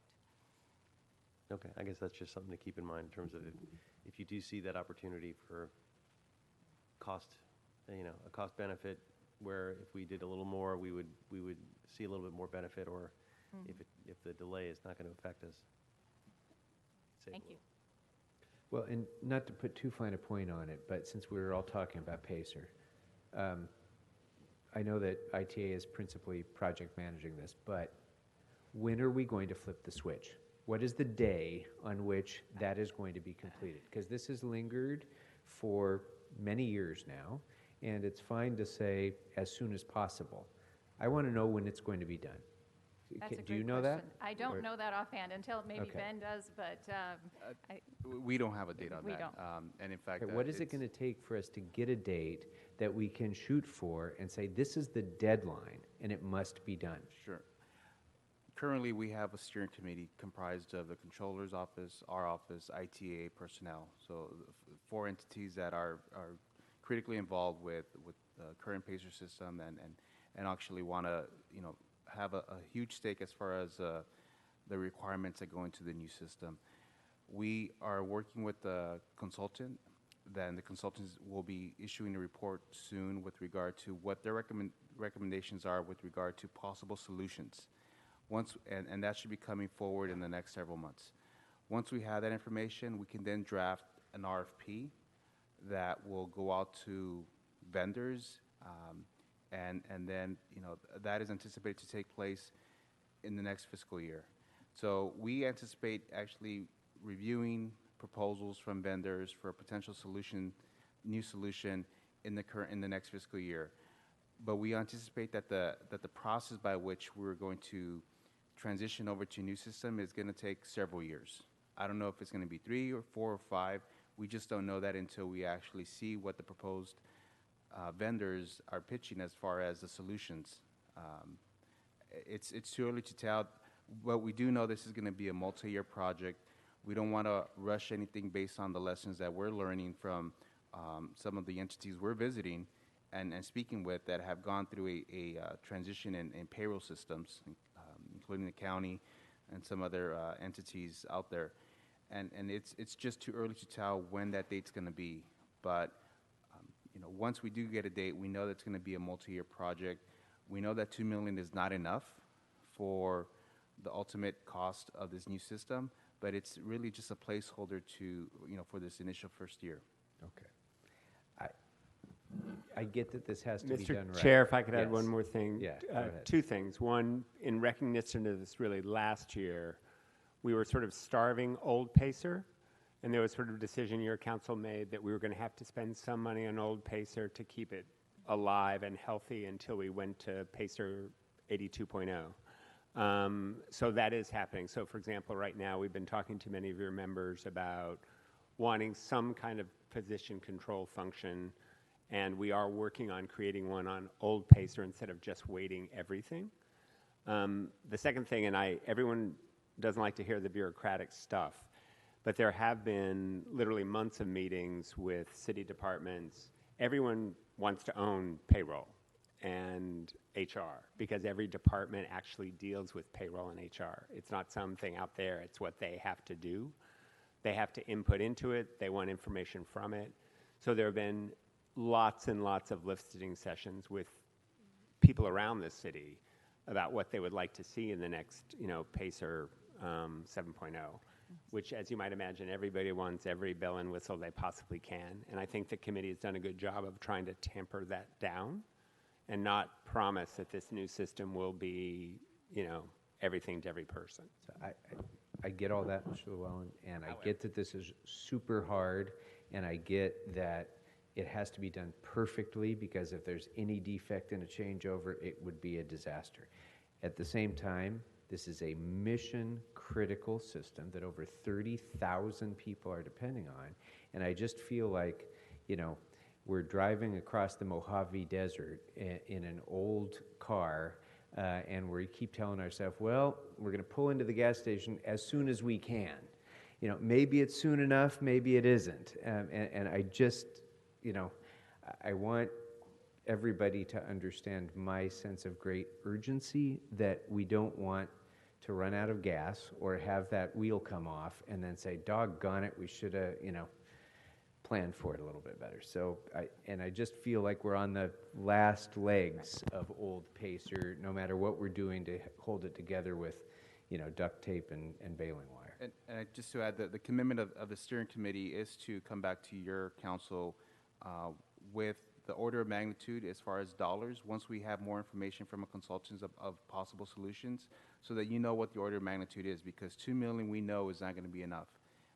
And ITA has in the past written statements where it could be anywhere in the range of 15 to 40 million based on the requirements that different departments and different entities in the cities in the city want. So we have a commitment to come back to your office once we know what the order of magnitude of potential solutions are.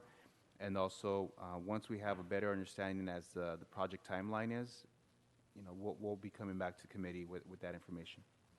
If I can also add, KPMG has been working very diligently with ITA and doing the requirements gathering. We have now well over 1,000 requirements that have been highlighted and as issues to put into this new system.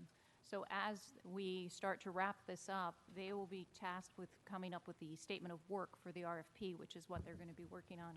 They're already working on. So our goal will be to get the RFP out as soon as possible. Once we get the concurrence from the council to move forward, then we can issue the RFP. And once the RFP gets out there on the street, then we can actually come back to you with a little more realistic timeline. Okay. Thank you.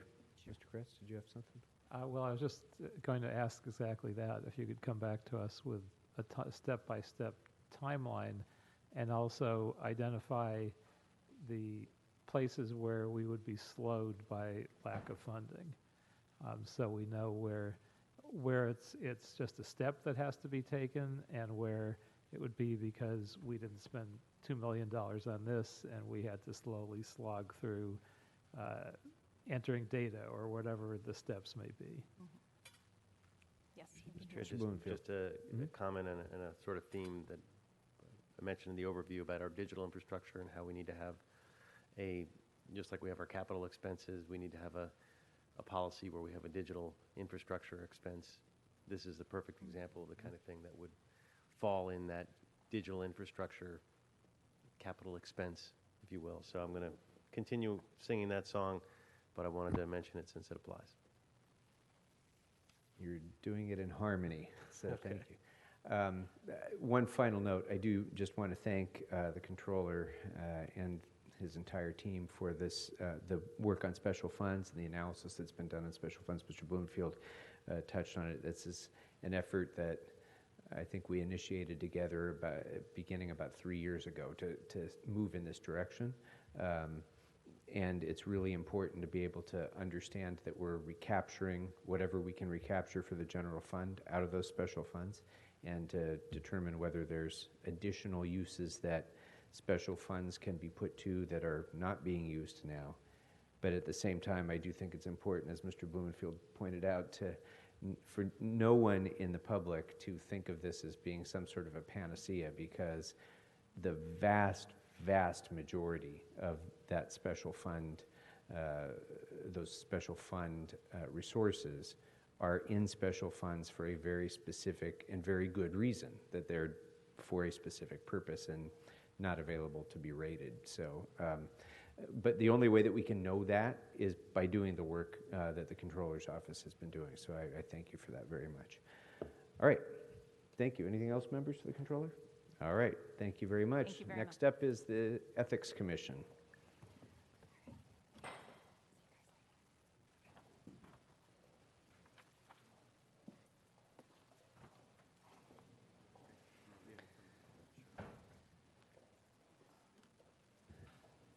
Ms. Holt, welcome. Thank you.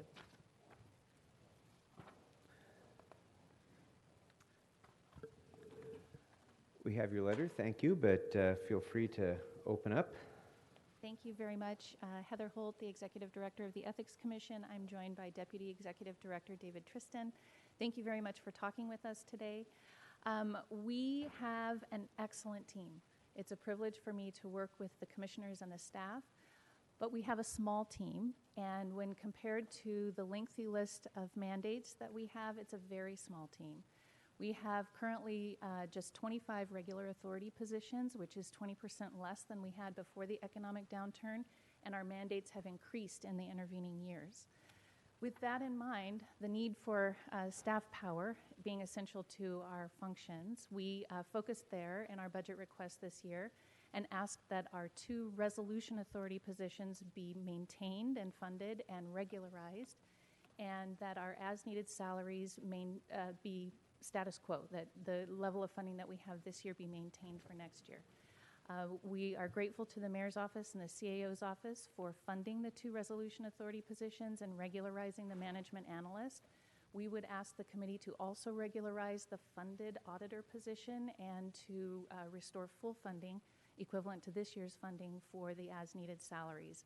That would add a total of $25,000 to our budget for next year.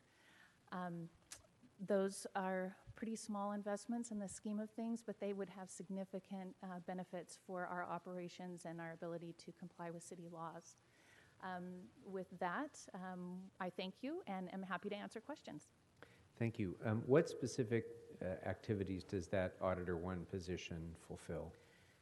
The Auditor 1 position focuses currently on the mandatory campaign finance audits. And so at the conclusion of every election cycle, we have a number of mandatory audits for a variety of committees.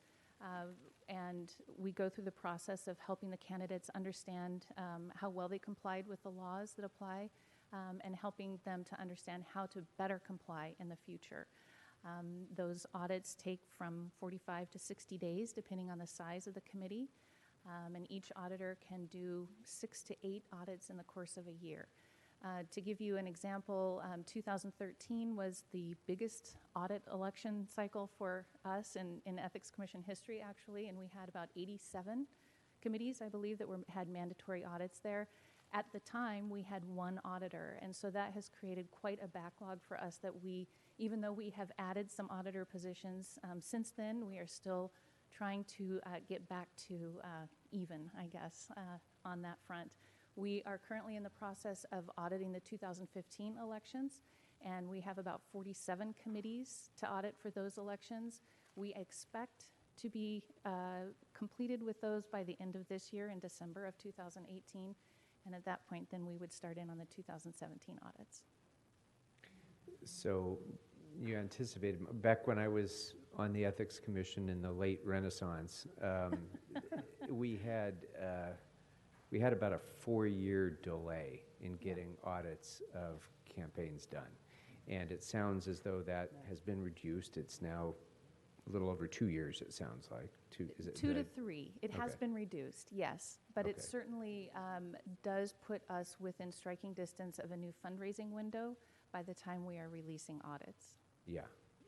And tightening that up even more would certainly be important, I think, for candidates, for the press, for the public to have the benefit of those audits before the next election cycle comes around.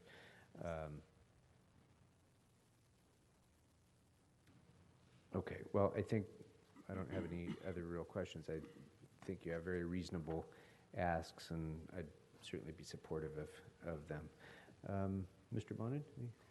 No, I was going to ask for the report back that it sounds like you just asked for. Didn't know you were on the Ethics Commission, though. Like I say, you were a toddler at the time. Is that back when you had the big beard? I've seen the photos. Okay, well, that's not going to go into those details. Mr. Koretz? Thank you, Mr. Chair. Yeah, actually, I didn't know that either, so you learn something new every day. I know we have a robust reporting process, but I wonder if we could streamline it further by making it fully electronic. Are there any plans to do that? And I'm sorry, which reporting system?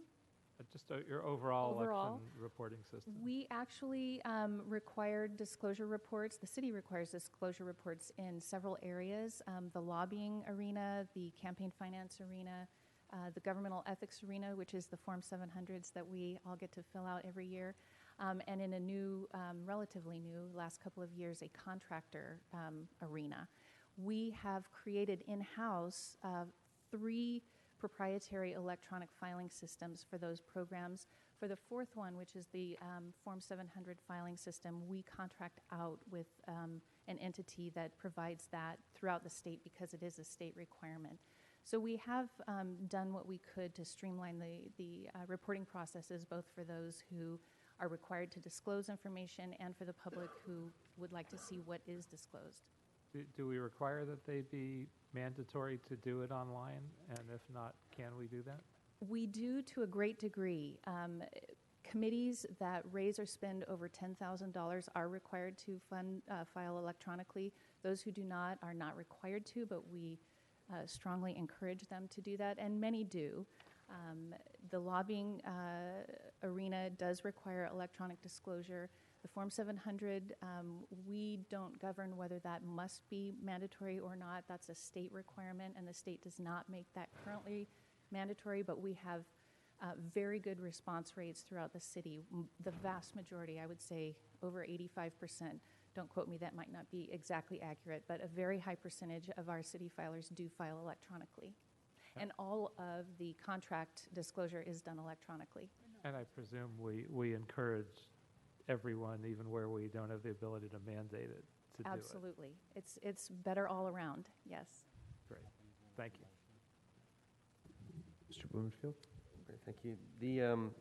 Trying to distinguish the roles, the as-needed salaries, what are the functions of the department that are covered with these salaries, and how are they different than the exempt positions?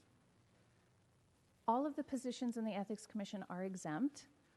We do not have any permanent clerical staff, and so we rely heavily on as-needed salaries to fill that role for the staff and for the commissioners. We also use as-needed staff to fill gaps in our programmatic responsibilities because of the fluctuations throughout the course of a year. Our work is cyclical, so when there's an election, it's heavy campaign finance, different reporting deadlines, increase the priority of different projects or programs at different times.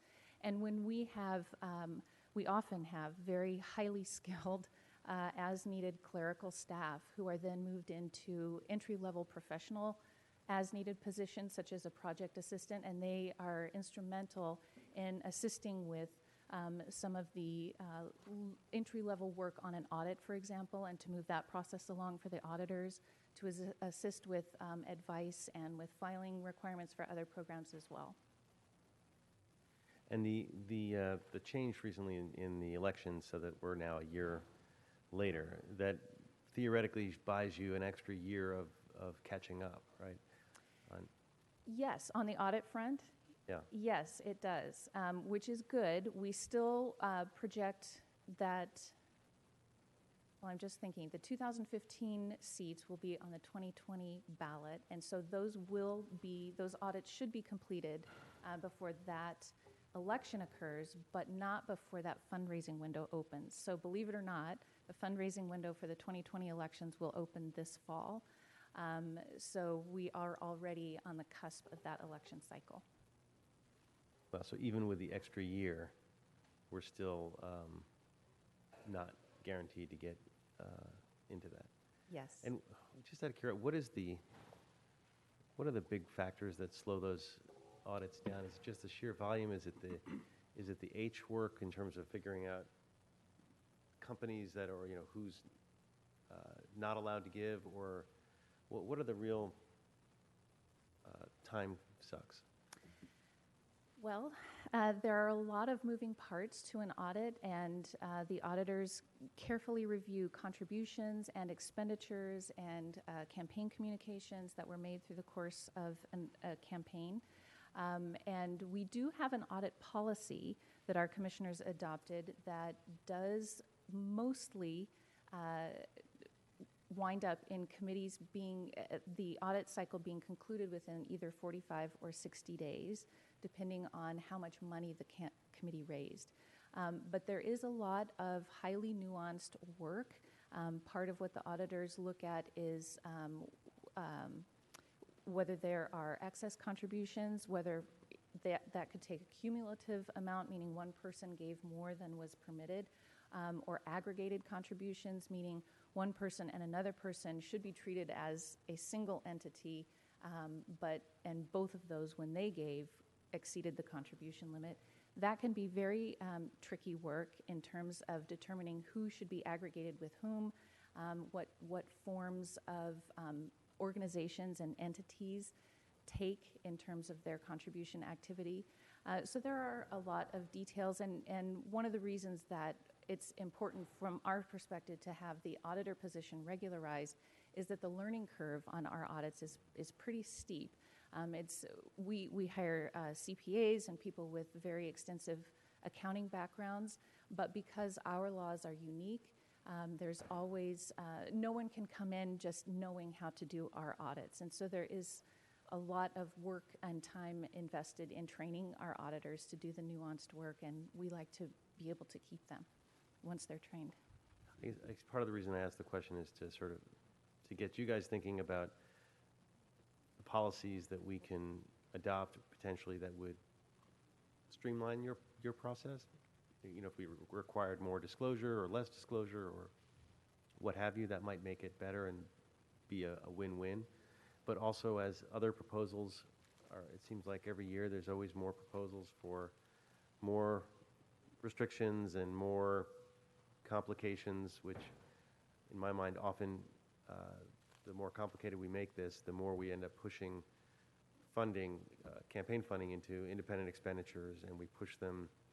We're sort of, the road to hell is paved with good intentions sometimes, where we put all these restrictions on, and then we become like the school board, where most of the expenditures are coming from independent expenditures on one side or the other, and effectively nullified our role here. So I asked the question both to get you guys thinking and maybe coming up with policy suggestions how we could put things forward to streamline it, but also as these new ideas come down the pike, to make sure that you quantify what those costs are, not just in terms of the dollars, but in terms of the impact on your work, because I think that needs to be one of the lenses that we use as we are considering all sorts of brave new proposals that may come down the pike. Absolutely. I think you could be one of our commissioners as well. Our commissioners are currently in the process of thinking through a number of the key campaign finance laws and wanting to make sure that, especially in light of the changing landscape with the even year election cycles and nobody really knowing what that is going to look like, but pretty sure that it's going to be more expensive, making sure that it's not a burdensome undertaking for candidates and committees. So thank you. Thank you. Amen. And in particular, we, for example, made changes with regard to contributions from those who are contracting with or seeking to contract with the city, which I could only imagine is immensely complicated for you just to try to determine who is eligible and who's not. That is very true. It is extremely complicated to keep track of all of that information, and it does create issues for committees. One of the things that our commissioners are looking at, for example, is moving away from a system in which we have discrete kinds of limitations on the free speech associations made with contributing to a committee on particular types of activity like lobbying or bidding or contracting, and in favor of perhaps a San Diego model in which any individual is permitted to contribute, but entities are not. So that is one of the things that they are considering in order to make it much easier for campaigns in the thick of an election cycle to be able to determine whether a contribution is appropriate or not, whether the limits have been exceeded, that kind of thing.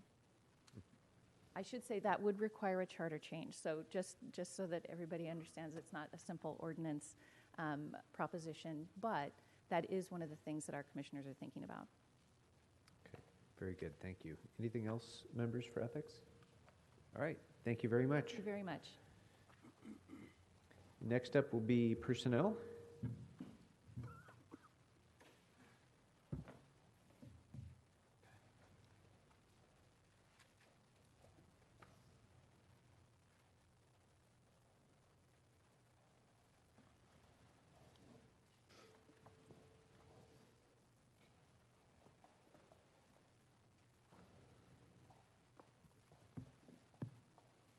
Ms. Macy, welcome.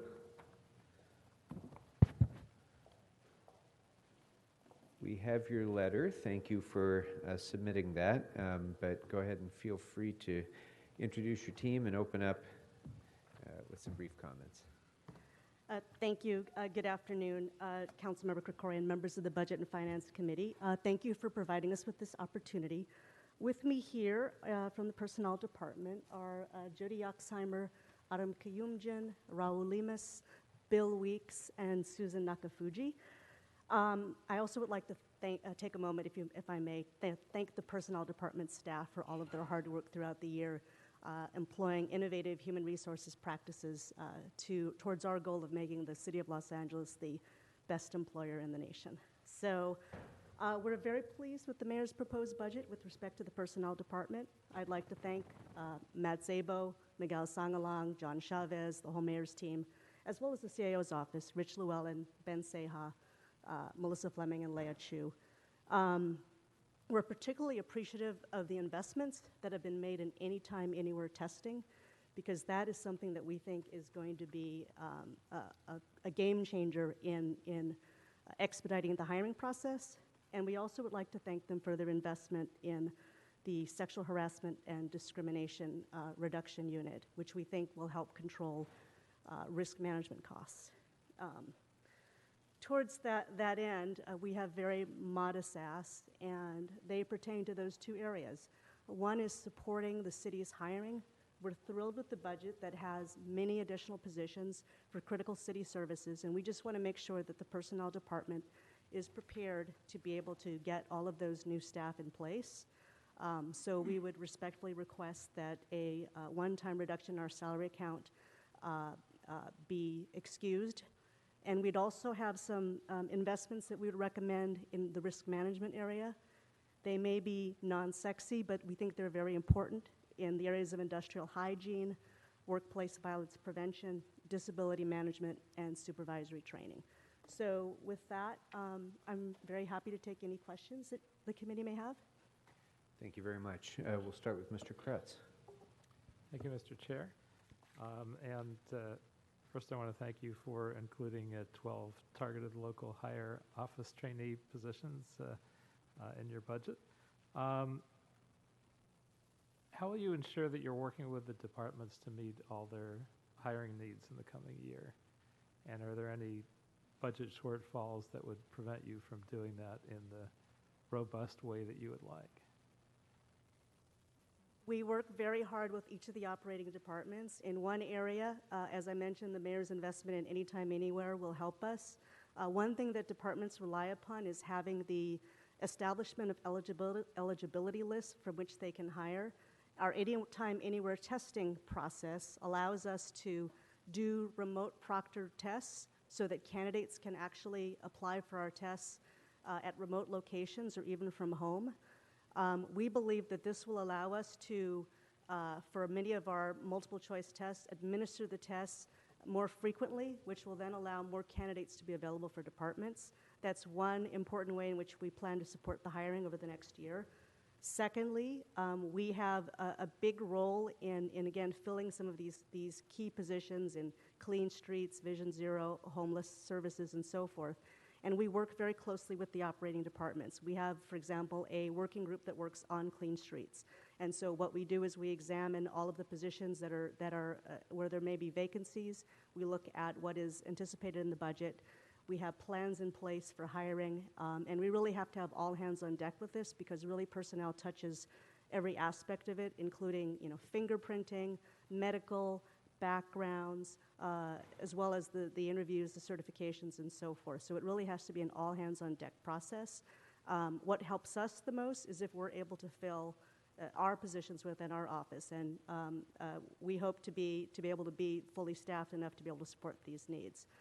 We plan backwards mapping. A lot of the positions are 6 months funding or 9 months funding, so we know if someone needs to be in place by January 1st, we know we have to have an offer in place by December 1st, and so forth. So that's how we plan and prepare for the hiring needs. And just to follow up on the Anytime, Anywhere testing program, which I'm very excited to see moving forward in a robust manner. Why are the online proctoring services only getting one-time funding? Since I assume this is going to be an ongoing need and a huge value to the city in its process. We've been working very collaboratively with the mayor's office and ITA. What we've done is we've been able to pilot several tests with the seed money that we received last year to do several of these tests online. What we've done is we've then done an RFQ to get proctoring services that we have which would be available to test approximately 16,000 candidates over the next year. This would allow us to do approximately exams for approximately 50 different classifications. Again, we're focusing on those which have a multiple choice component on it. We're again working with ITA and the mayor's office because as this discipline evolves, we believe that there may be innovations in the way remote proctoring is done that may end up changing the way we do it in the future. One thing that we hope to do is performance tests. We hope to maybe explore a way of using remote testing using simulations, virtual reality, things of that nature. So right now, this gives us a chance to have an even larger pilot, if you will, of some of the critical classes. We can see how these tests work. We can see how the candidate experience is. We can see how the departments react to the candidates that they receive through this process, and then move on from there. And it sounds like there may be ways to use future technology to automate the system even a little bit more, so there might be a little less need for the remote proctoring services. But I just want to make sure that we're not looking at this as a one-time experiment and not committed to it, because I think it's an incredible positive for the system. Just in general, how can we limit and reduce employee risk and liability? What are we looking at for the coming year? As I mentioned, the new centralized sexual harassment and discrimination reporting unit we think will be very critical. We would recommend some investments. I think one that would be very important would be looking at our supervisory training. We have many wonderful supervisors at the city, but what we would like to do is make sure that they all have the tools to be an effective supervisor, which can be taught, and we do have an in-person class, 8 half-day sessions that we have taught with our existing staff, and we managed to get about 250 or so supervisors a year. What we'd like to do is to expand that program perhaps tenfold, to be able to get many of the other supervisors some of this basic issue spotting knowledge, and we believe that the first-line supervisor really is our best defense against workplace practices and so forth that might escalate into larger risks down the road. That would be one example.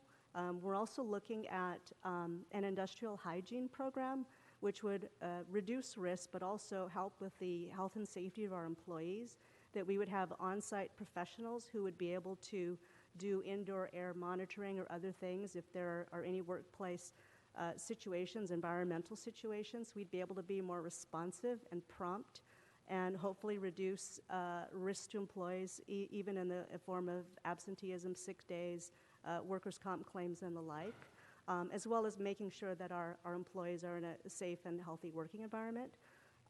Another thing is workplace violence prevention. We do encourage our departments to not hesitate to report incidences where they think that a threat assessment might be warranted. Again, we believe that it's better to be safe than sorry, and so we do rely on an outside contractor to perform these services. We're very pleased that we've been given a position to start to move that in-house, but in the meantime, we want to make sure that we have the capacity, as we're telling others, to continue to report, to be able to address any situations that are reported to us.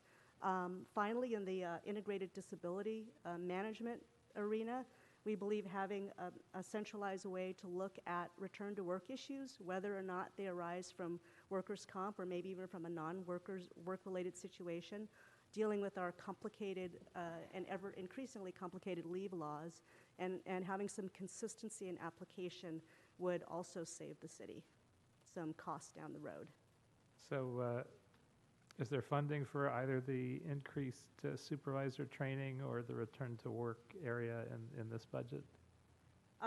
No, those are additional requests that we would be making. Again, we do what we do, the 250 or so a year with our existing staff. We would recommend that we have 3 staff members who would be full-time devoted to being able to promulgate the training throughout. And we believe it's important that we go out to the particular work sites and do the training.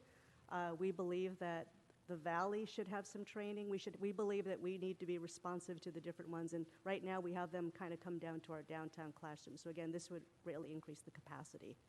Yeah, it seems to me, especially with the supervisor training, that we would more than make up for the cost and reduced liability claims and problems. So I hope we'll consider that. Why is the resolution authority for enhanced liaison services support unfunded, and how much of a problem is that?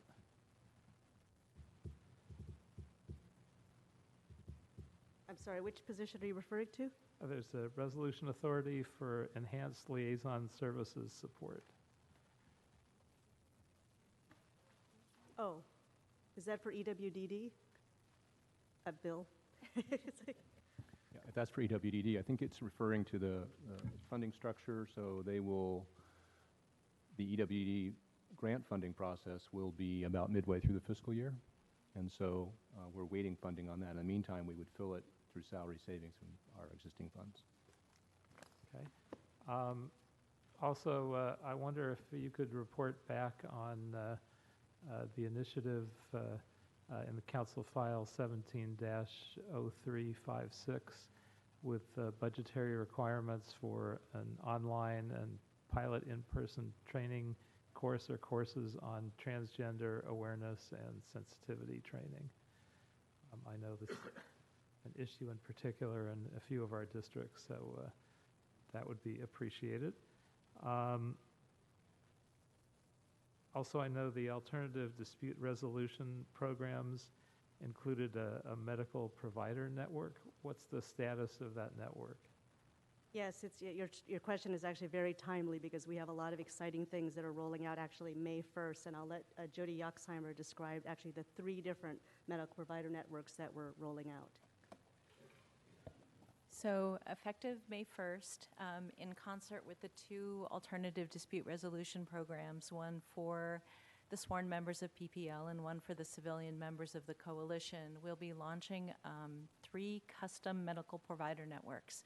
One custom medical provider network has been designed for the PPL members, and PPL participates in a joint labor management working group that oversees the ADR program, and that working group has agreed on all of the physicians in that medical provider network.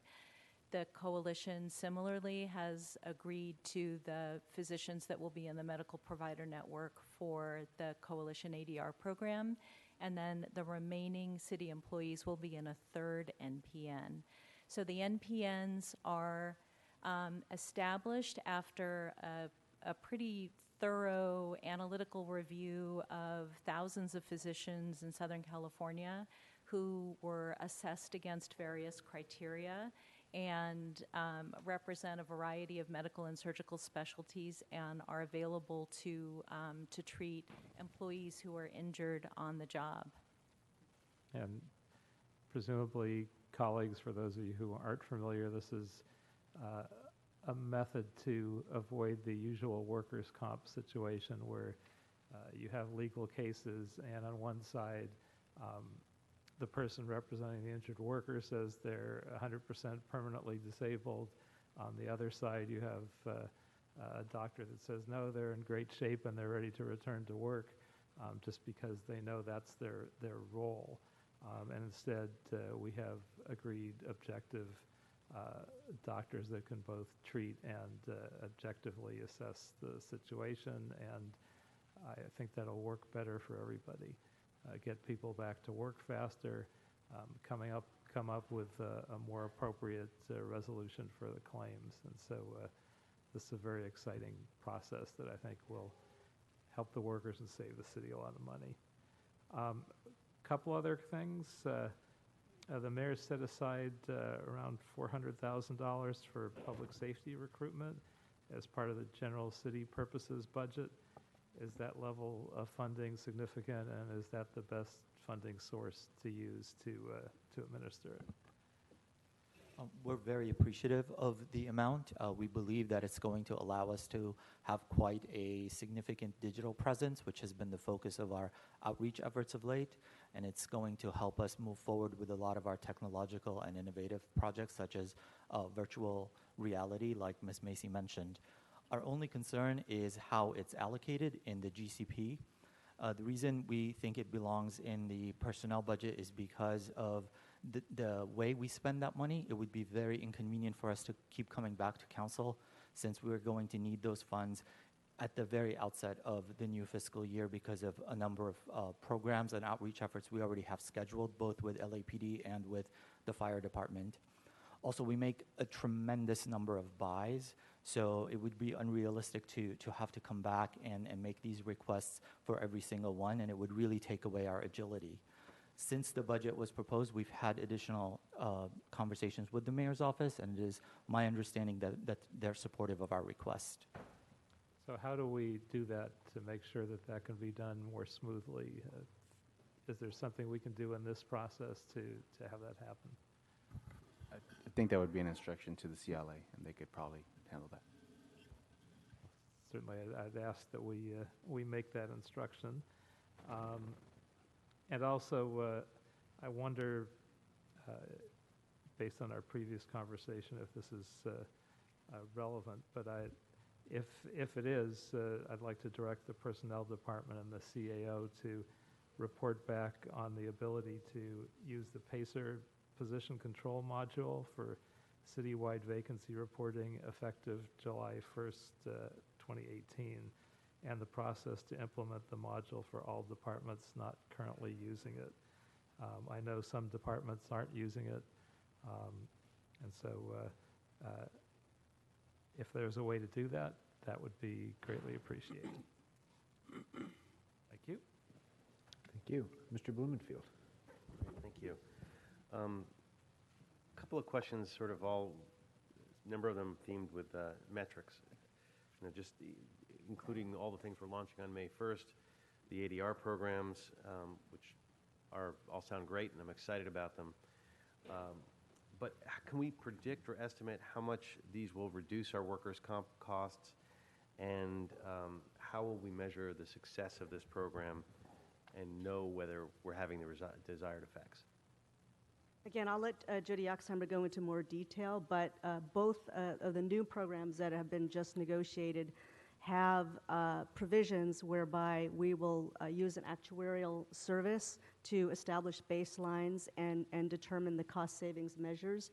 We also have some historical experience with an SEIU ADR program, which was more limited, and we've been able to see in that program that the amount of time by which claims take to settle has been reduced in ADR, which we think is an important measure.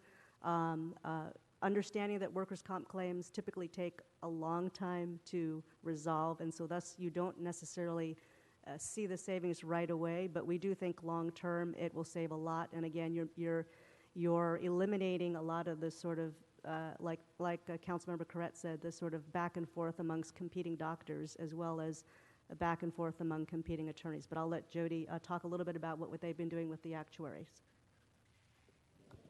So the working group that's overseeing the PPL program interviewed actuaries actually earlier this week in anticipation of the program launch on May 1st. And we are going to be working with the selected actuary to define the metrics that we'll be measuring, because there are so many component parts to a workers' compensation claim and how that process works. But we're going to be looking at a backwards period in time to establish kind of our baseline. But then we want to create benchmarks and kind of a CPI measure so that we can look at impacts and improvements in the program a year from now, 5 years from now, and then make sure that we're still making improvements 20 years from now. So it could be looking at state laws which change, medical inflation is a factor, but it could also be focused on, will likely be focused on the average cost per claim, both before and after the implementation of the ADR program, and the time to settle. As Wendy mentioned, that's an important factor in controlling workers' comp costs over the long term. That sounds good. I mean, there's all these factors that can confound statistically the results, changes in state law, but I'm glad that you're thinking about it. You want to make sure we're lining up all the pieces now so that we can isolate the impact of our proposals or our efforts. Similarly, with the actually with the risk management issues like workplace violence, where you're asking for 72,000. Is there a way to quantify and measure what that result would be? I know it's hard to predict what you're avoiding, but in as much as we could quantify the results, the impacts of these kinds of programs, these risk management programs, it would be helpful. We do track the number of calls and interventions that the consultants are engaged in, as well as the number of training sessions that they provide. So they do both citywide training as well as department-specific training. So those are metrics that we measure against.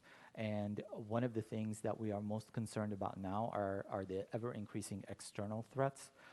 It's not so much the employee versus employee issues that have been troubling us of late, but rather the outward-facing departments such as library, such as traffic officers who've been involved in some incidents with members of the public, as well as rec and parks. So it's the preventive aspect that, as you mentioned, Councilmember, are hard to track, but given the catastrophic consequences that we may face if we are not successful in preventing, we would really like to make sure that our investment doesn't dissipate. Right, but in as much as we can quantify it, it helps us make sure that we don't lose those investments. We can provide you with metrics regarding the number of cases or investigations that our group is involved in. That'd be great, and also metrics for the Anytime Anywhere testing program, which I'm excited about. But how do we measure the success of that program? Last year we started it. What have we learned so far in terms of, or how we measure, or have we been able to measure success? We've implemented the Anytime Anywhere testing on, I think, about 5 different exams thus far. We have been able to measure certain things right away, such as the show rate of the candidates, which has been good, which you might expect if you're able to schedule it at the time and place of your convenience. We have found that we have an increased geographical reach. So, for example, one of our recent exams, we did have a candidate from, that we know of at least, from New York, who went through the whole entire process by taking the exam from out of state. We use Skype and so forth, and this is a candidate that would not have been available to the city previously, probably, because they would typically have to come out here on their own expense. So we have had that. We've had the candidates, we have surveyed them after going through this process, which again it's relatively simple and easy for the candidate. They have a video camera, which they might do in their own room, which they pan around to show that they're not knowing. We lock down their keyboard. They can't access other areas of the internet. They're monitored remotely or by tape. One funny anecdote that we sometimes share is of a candidate who was taking an exam, and in the middle of it, her mother comes in and starts vacuuming. And she's like, "Mom, I'm taking a test." And but this is a candidate that, you know, we don't know what their circumstances were. They might have something that might have prohibited them from coming through our old way of testing, which is to come downtown or come to a large high school at a time and place of the city's convenience. So we believe that we're going to increase diversity. We believe we're going to increase accessibility in terms of our local hires. So that's things we'll be measuring as well. With this round of testing that we've done in this past fiscal year, departments are only just now starting to hire those candidates off those exams. So we are surveying them about what they think about the candidate polls that come through, and we'll be happy to report that. Right now, it's just very early in the process for us to be able to report that. Great. Well, I look forward to hearing more of those results as we move through it. The recent federal tax bill, has it affected the treatment of various employee benefits, and are there areas that the city should consider adding funding to make employees whole? Jody's more the expert on that again, but I will say that we, first of all, one issue is that there are not very many employees who take advantage of some of these benefits, like the bike to work and the transit and so forth, and we wish there were more, but that's another conversation. But in general, some of these thresholds, the way they are pre-tax or post-tax, we don't anticipate that there's a large impact to our employee population, but again, it's technical. So we did have an opportunity to check with one of our benefits consultants on the impact of the new tax law, and for the most part, the tax treatment isn't changing except in the bike to work category, and there's a $20 pre-tax benefit that becomes a post-tax benefit. So we don't anticipate that will have a big impact for the 47 people who get that benefit currently, but we're happy to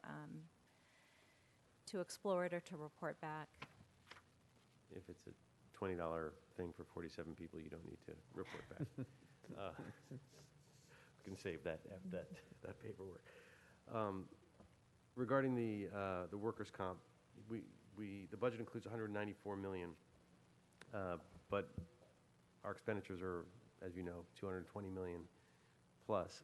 Do we have enough money in there for workers' comp, or do we think we're going to end up? Are we baking in a shortfall?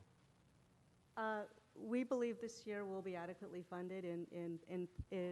What typically happens is the actuary gives 3 different estimates, a high, a medium, and a low. And in some past years, we've been funded at the low, and we've actually come in closer to the medium. And I think this year we've been funded where we think is the expected. And so I think we anticipate that we'll be able to make it within the budget. Okay, thank you. Mr. Bonnet? Thank you, Mr. Chairman. Got a couple questions for you. I wanted to follow up on some of the questions that my colleagues asked about the Alternative Dispute Resolution Program. I mean, I heard it described both ways as being about reducing our worker compensation costs, but I also see it as an opportunity to get more cops on our streets. I'm still dumbstruck by the report that PPL gave to Public Safety Committee back in 2016, where they were saying that about 1,860 officers were not street ready, meaning they were on some type of medically restricted duty. That's almost 20% of our uniformed personnel, which is just staggering to me. And the anecdotal stories I hear so often are that people are out longer because it takes forever to get approval for a surgery or a medical procedure or an examination. One example I've heard a few times is somebody who required 2 different surgeries that could have been done simultaneously, but the way the system works, they could only get one at a time. So they were out literally for 2 recuperation periods instead of 1, which is keeping cops off our streets. So my understanding is part of the ADR is to address this as well and fast-track stuff. Am I correct? Yes, I mean, first I just want to give a lot of appreciation to PPL because they have worked like crazy on implementing this. Mark Cronin and the rest of the team, and with the ombudsperson, the member advocate, all the communications that they're doing out at the various stations as we're getting ready to roll out May 1st. It doesn't happen without the absolute cooperation of all parties involved. The MPN that Ms. Yaxheimer talked about earlier, that's the medical provider network where these doctors have been mutually picked. They have to meet certain criteria for us. They have to provide us with timely reports. They have to see them within a certain amount of time. So that will then alleviate some of these delays that people have experienced in the past. I think another component is the third-party administrator who handles our claim for police. We've also gone out and trained them on how this is going to work. So it has to be a multi-party partnership in order to make this work, and so I think that's very critical. I don't know if there's anything else you want to say about those issues. I would actually just like to add, so to the extent that some of those delays occur with the timing in the doctor's visits, the medical provider network is designed to address those, Great. and the working group is going to be overseeing reports on whether the physicians who've agreed to see patients in a certain number of days are doing what they've committed to do. We really want to emphasize the importance of timely care, quality care, efficient and effective access, and then creating an environment where officers can get back to work. Great. And I know you're sort of expanding to the bargaining units represented by the coalition. You have adequate staffing to handle the ADR expansion? That's a sheepish smile, which tells me you don't. So the 2 programs are modeled a little bit differently. The police program has a number of separate contract support elements. So in addition to the medical provider network really looking to accelerate and abbreviate timeframes that have caused delays in the past, we have an ADR coordinator who's a former Workers' Compensation Appeals Board judge who kind of keeps everybody on task. We have member advocates who are helping the injured workers understand their process and their rights and getting timely appointments and working with the claims adjusters on the and then mediators and arbitrators to resolve disputes. On the civilian side, all of those services are provided by a single vendor who provides ombuds people, mediators and arbitrators, and an ADR program manager to keep the program on track. So we do believe we have sufficient funding this year for the services that are being provided by the vendor. The only question would be if we have a lot of mediations and arbitrations, we may come back and say, would really appreciate a little extra support to cover these mandatory costs. Okay, I appreciate that. Thank you. I was going to ask for a special study on some of the PPL or LAPD vacancies, but I'll just save that for a separate motion and streamline what we're doing here. You mentioned in response to, I think, to one of Mr. Blumenfield's questions, something about transportation programs. He was asking about the changes in the tax code and bike stuff. I know there have been at least some preliminary discussions with the city personnel and LA Metro about some of the ride programs that Metro offers. And I know that some of that will get worked into the upcoming negotiations, but I've been talking to DOT and Building and Safety, and they both have large enough workforces with multiple sites that those 2 departments would make a very good pilot program for the new type of programming that Metro is offering. Have you been part of any of those discussions at all? Stephen Montagna, who's our benefits chief, who runs the Commute Options Program, has been involved in some of these conversations, and we're more than happy to work with Metro and the other departments to see if a pilot could be implemented, what would be involved, and see how it would fit into our overall commute options program.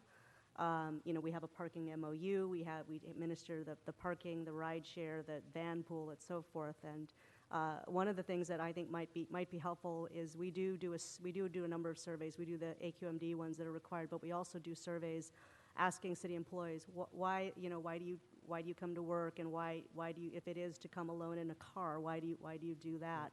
And I know we've got some data on what people have said about what causes them to do that, and that might be helpful in this conversation as well.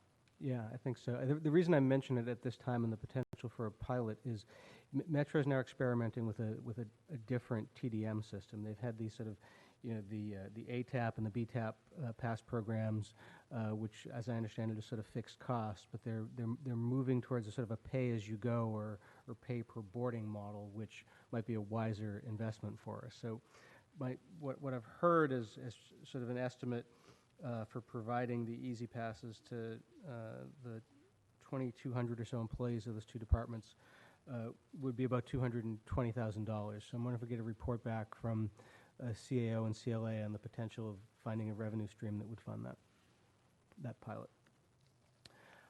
And I have one last question. I was struck by the incident that's been in the news about the arrests of the two black customers at Starbucks.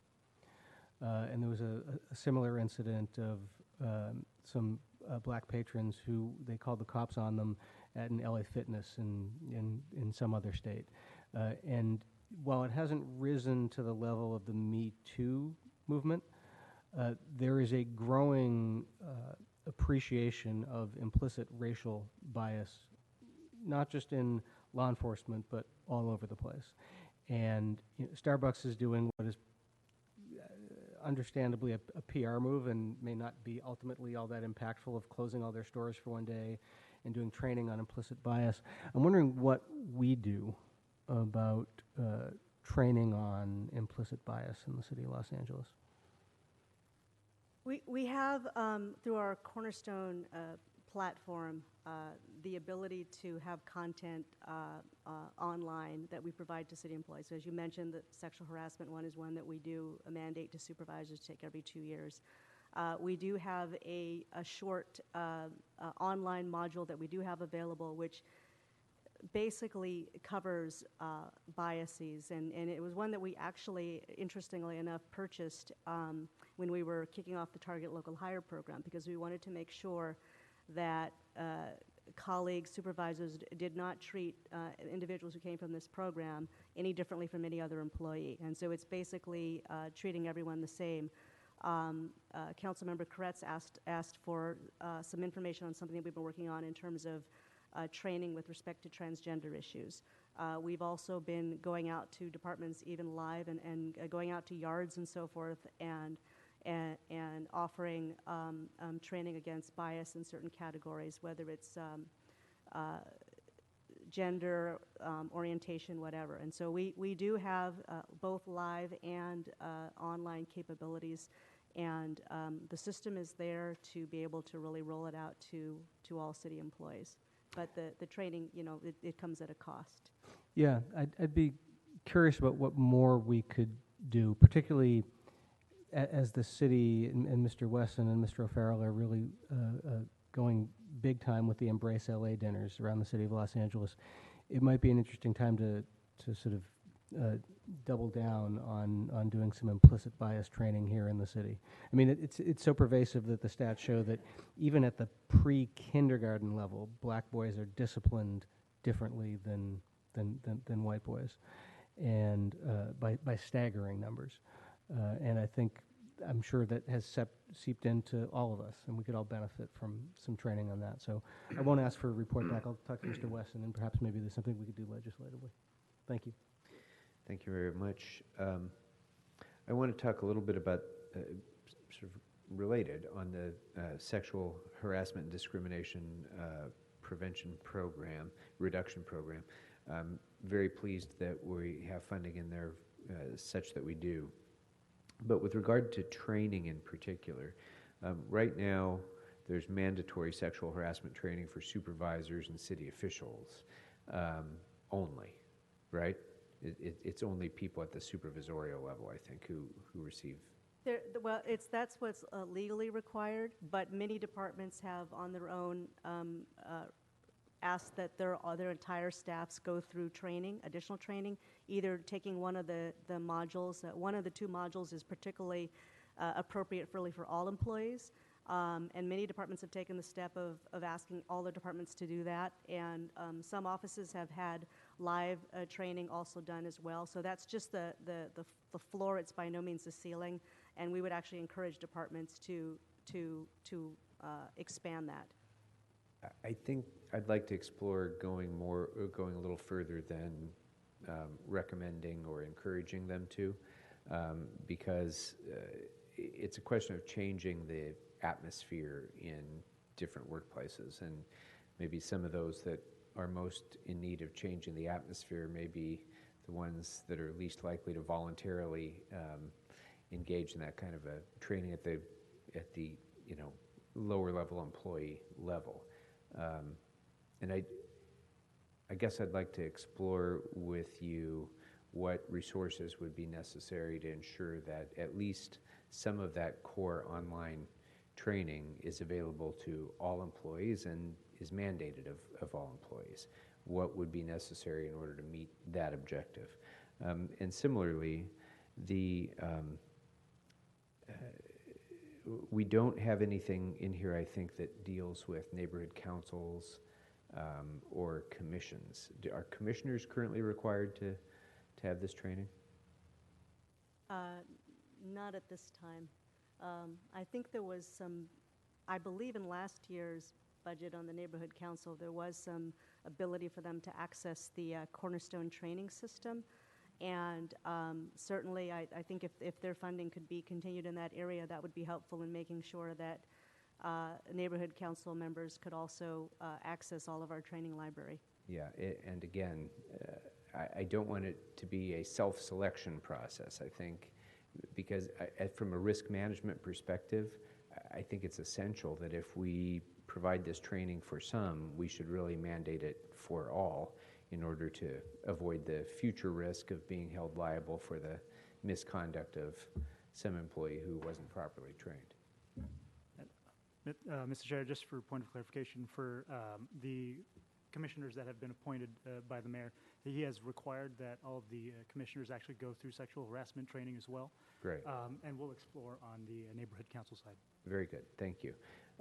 And with regard to the supervisory training that you mentioned, Ms. Macy, I fully agree that there's great cost benefit in having all of our supervisors receive some basic training that will help reduce further risks. But I'm wondering how it is that we determine which supervisors get this training now. It's only 270 people now. How is that selection made? Who participates and who's excluded? The 270 come from the 23 consolidated departments that work with personnel department, who we provide the HR liaison services to, and the departments nominate the supervisors they'd like to attend. So we often overbook and get as many as we can. Okay, so again, it's kind of a discretionary thing left to the general manager to determine? Yes. Okay. Okay. Follow up on? Yeah, go ahead. Just in terms of you mentioned additional costs. Particularly for the online trainings, aren't those scalable at no additional cost? Like if we were to extend our online sexual harassment training and workplace violence training to neighborhood councils or other folks, why would that have an additional cost? Well, first of all, creating the content costs typically $30,000 to $50,000 per class. But I think the cost you're referring to is our vendor actually charges us $10 a person for the license. So if you increase the number of, so we have enough for all the city employees, but if you were to increase it to the number of, add the neighborhood council members to that, there would be that additional license cost. I don't know if that's something we could work on in terms of, I mean, obviously some of these programs are already done. Doesn't actually cost them marginally a dime more to have another 1,000 people use the online services. I don't know if that's something we can look into in terms of our negotiating, but Well, I would hope that that calculation would be part of the report back on that, so that we can make that determination.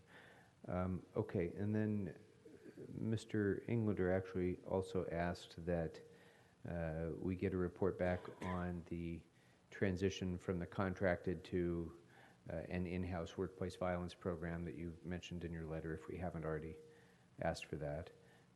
And also on the requested senior personnel analyst relative to integrated disability management with regard to the ADR program. If we didn't already ask for that, we'd like to get that report back as well. Just make sure I got everything. Yeah, yeah, that covers my questions. Members, anything else for personnel? All right, thank you very much.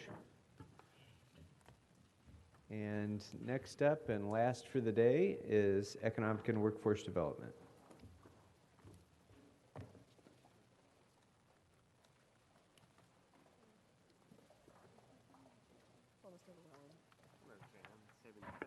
Of course. Ms. Perry, welcome. Thank you very much.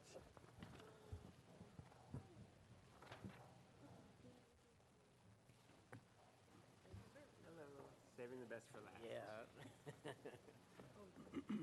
Hey, you guys are good. You can sit over here if you want. Have to make sure we have enough. So, Ms. Perry, we have your letter, but feel free to introduce the team Yeah. and offer any introductory comments you might like great. to make. Thank you very much. Why don't we start with that, and I'll start on my left with Anthony Sanchez, and we'll just go around the table very quickly. Anthony? Good afternoon, Anthony Sanchez with the budget section of the department. Michael Chi, Budget Director. Robert Science, Assistant General Manager, Workforce. Catherine Bondoc, Chief Accountant. Sam Hughes, Assistant General Manager, Economic Development. So thank you very much, Mr. Chair, and to the committee members for allowing us to have the opportunity to discuss the 2018-19 proposed budget and our response thereto. And thank you very much to the committee for its past support of recommending assistance from the general fund for the department's workforce development and economic development efforts, and we recognize the significance of that. So we're pleased and we are grateful that the mayor's proposed budget continues level funding for several of our services and activities. The general fund, of course, supports the residents of Los Angeles through the very well built out WorkSource Center services that our department provides. We also provide the Higher LA and Summer Youth Employment Program, which has, in the last year, provided almost 17,000 young people with year-round employment, including well over 1,000 summer job placements and program participants, where they developed workplace skills and received financial literacy training while earning a paycheck. The mayor's proposed budget includes general fund dollars to continue to support the Summer Youth Employment Program and includes an increase of $250,000 to cover the increase in minimum wage from $12 an hour to $13.50 per hour and maintains the same number of participants. These funds will be leveraged with funding from the County of Los Angeles's Youth Employment Program and private sector donations. With respect to the gang injunction curfew settlement, the department also intends to continue to administer the city's program or settlement program, which provided funding to the department to establish and operate the program through our network of third-party agencies. For fiscal year 18-19, the mayor's proposed budget provided $3.5 million and up to $4 million is included in the unappropriated balance in reserve for any mid-year adjustments that may occur. The department also intends to continue 4 of its key programs that support people who may not be eligible for services from federal grants with jobs and other services by utilizing general fund dollars. The department provides these services through, again, a network of nonprofit agencies and EWDD staff located at youth source centers in Watts and in Boyle Heights. The programs are the following: Cash for College, Youth Source Centers, Hire LA, and day laborer programs. Our proposed budget includes a request for general fund dollars to continue to support these programs. Cash for College, the mayor's proposed budget includes current level funding. On Youth Source, the mayor's proposed budget includes current level funding. Hire LA, the mayor's proposed budget includes current level funding. On day laborer, $750,000 has been budgeted. EWDD is requesting an additional $750,000 for a total of $1.5 million.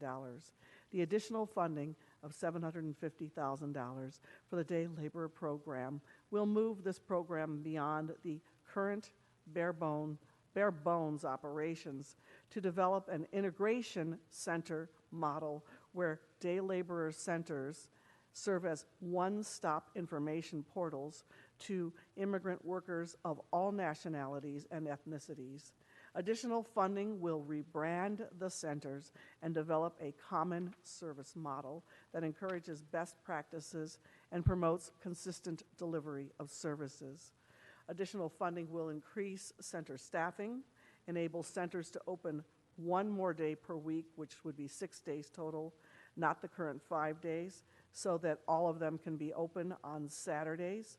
Additional funding will provide contractors with funding for resource development and community mediation funds for facility improvements such as information kiosks, resource libraries, public use internet computers, ESL resources, and referrals of eligible clients to work source centers, family source centers, and business source centers for entrepreneurship and business development services.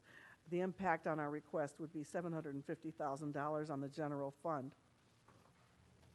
Regarding the LA Rise program, the department intends to continue its LA Rise homelessness program partially supported by the general fund and leveraged by additional special funding in order to participate in the city's overall efforts to address homelessness. The services are provided, again, through a network of third-party agencies. The mayor's budget provides $1 million in funding, which is a 50% reduction from the current funding level. Without current funding levels of $2 million in general fund monies, the EWDD will not be able to provide services to 150 individuals.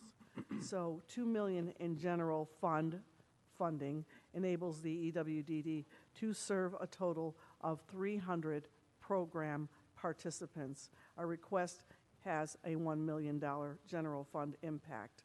Now, I'll just speak very briefly on position retention and also reflect back on the earlier conversation regarding risk management, because I think that a strong argument can be made that these two positions are not only risk management in their orientation, but compliance is just critical to the operation of our department.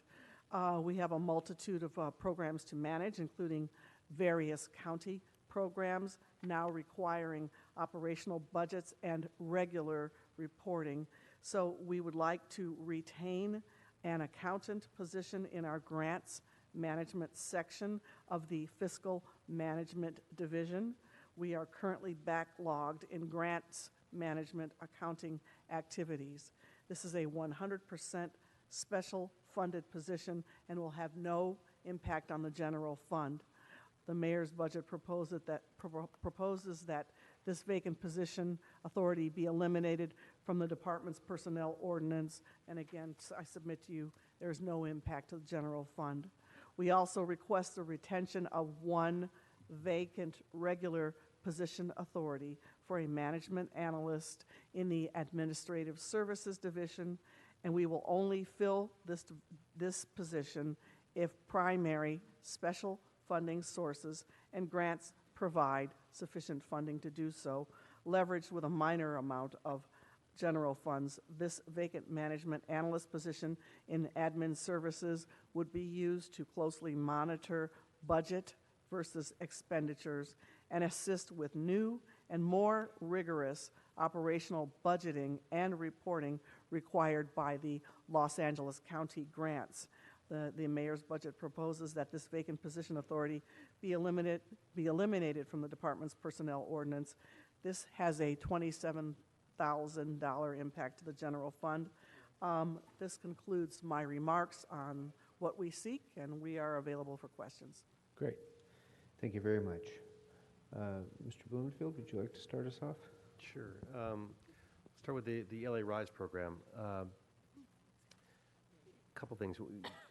Is the LA Rise program, are the services available like throughout the city, or do folks in the Southwest Valley benefit from this program? Yes, as a matter of fact, we did make a handout which we can give to the members of the committee that shows where or how many people are served in every single council district, but I can tell you, I can just read it into the record if you'd like. Sure. For Council District 1, 103 people, Council District 2, 22 people, Council District 3, 6 people, Council District 4, 25 people, Council District 5, 7 people, Council District 6, 11 people, Council District 7, 10 people, Council District 8, 64 people, Council District 9, 58 people, Council District 10, 22 people, Council District 11, 10 people, Council District 12, 3 people, Council District 13, 21 people, Council District 14, 112 people, and Council District 15, 1, and these are numbers as of April 23rd, 2018. Okay, so some of our districts is just, a handful of people. Yeah. And obviously the idea is to try to extend that Right. to greater amounts. And the numbers, I didn't quite follow. You said it was 150 people served by $1 million. Is that what you said? What I said was that, hold on a second, let me get back to That's my- 66. If we've been cut in half, we're seeking $2 million. And, hold on a second, here we are. If we don't get the proposal is 1 million now, so there's 1 million on the table. We're seeking the restoration of an additional 1 million. So- If we are not able to get the additional 1 million, we won't be able to provide services to 150 individuals through an expansion. Right, so it's on average $6,600 a person Roughly, for the expansion, or I guess that's the average yes. rate. And is that a good amount? I mean, I don't know enough about the program. Is that? Would you like to talk, Robert? So LA Rise started actually as a Department of Labor innovation grant, and where we matched social enterprise organizations that were working with reentry, homeless, and the hard-to-serve populations. So one of the key elements of the program was that it was moving folks from the social enterprise from 100% subsidized employment to our golden ticket is a 0% completely private sector employed. So we use the transitional program that we employ them, and that 50% of their wages are actually paid for by the grant. So the average cost is about $7,000, as you pointed out. And in that is actually including the subsidized wages per individual.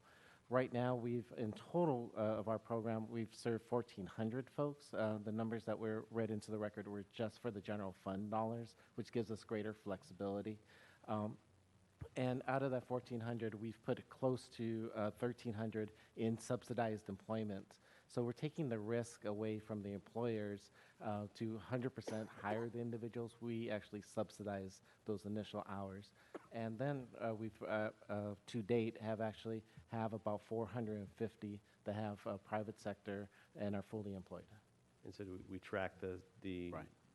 participants over time, and I guess, in terms of finding a metric, because it sounds like this could be, while the numbers seem high, if you're leveraging them and you're able to track the benefit and how they're not being subsidize in the future, it could be very cost-effective. But it'd be nice to see those, those metrics. And we do have a third-party evaluator, SPR, that has been working with us to actually track this over time, and we've actually have improved our program over the years. And under Councilman Krikorian's leadership, we've actually connected the housing vouchers to the program, and are in process of working with LASA to make sure that when folks are housed and those that are able to work and want to work, that we're connecting the program directly to them. So we get a report back on not on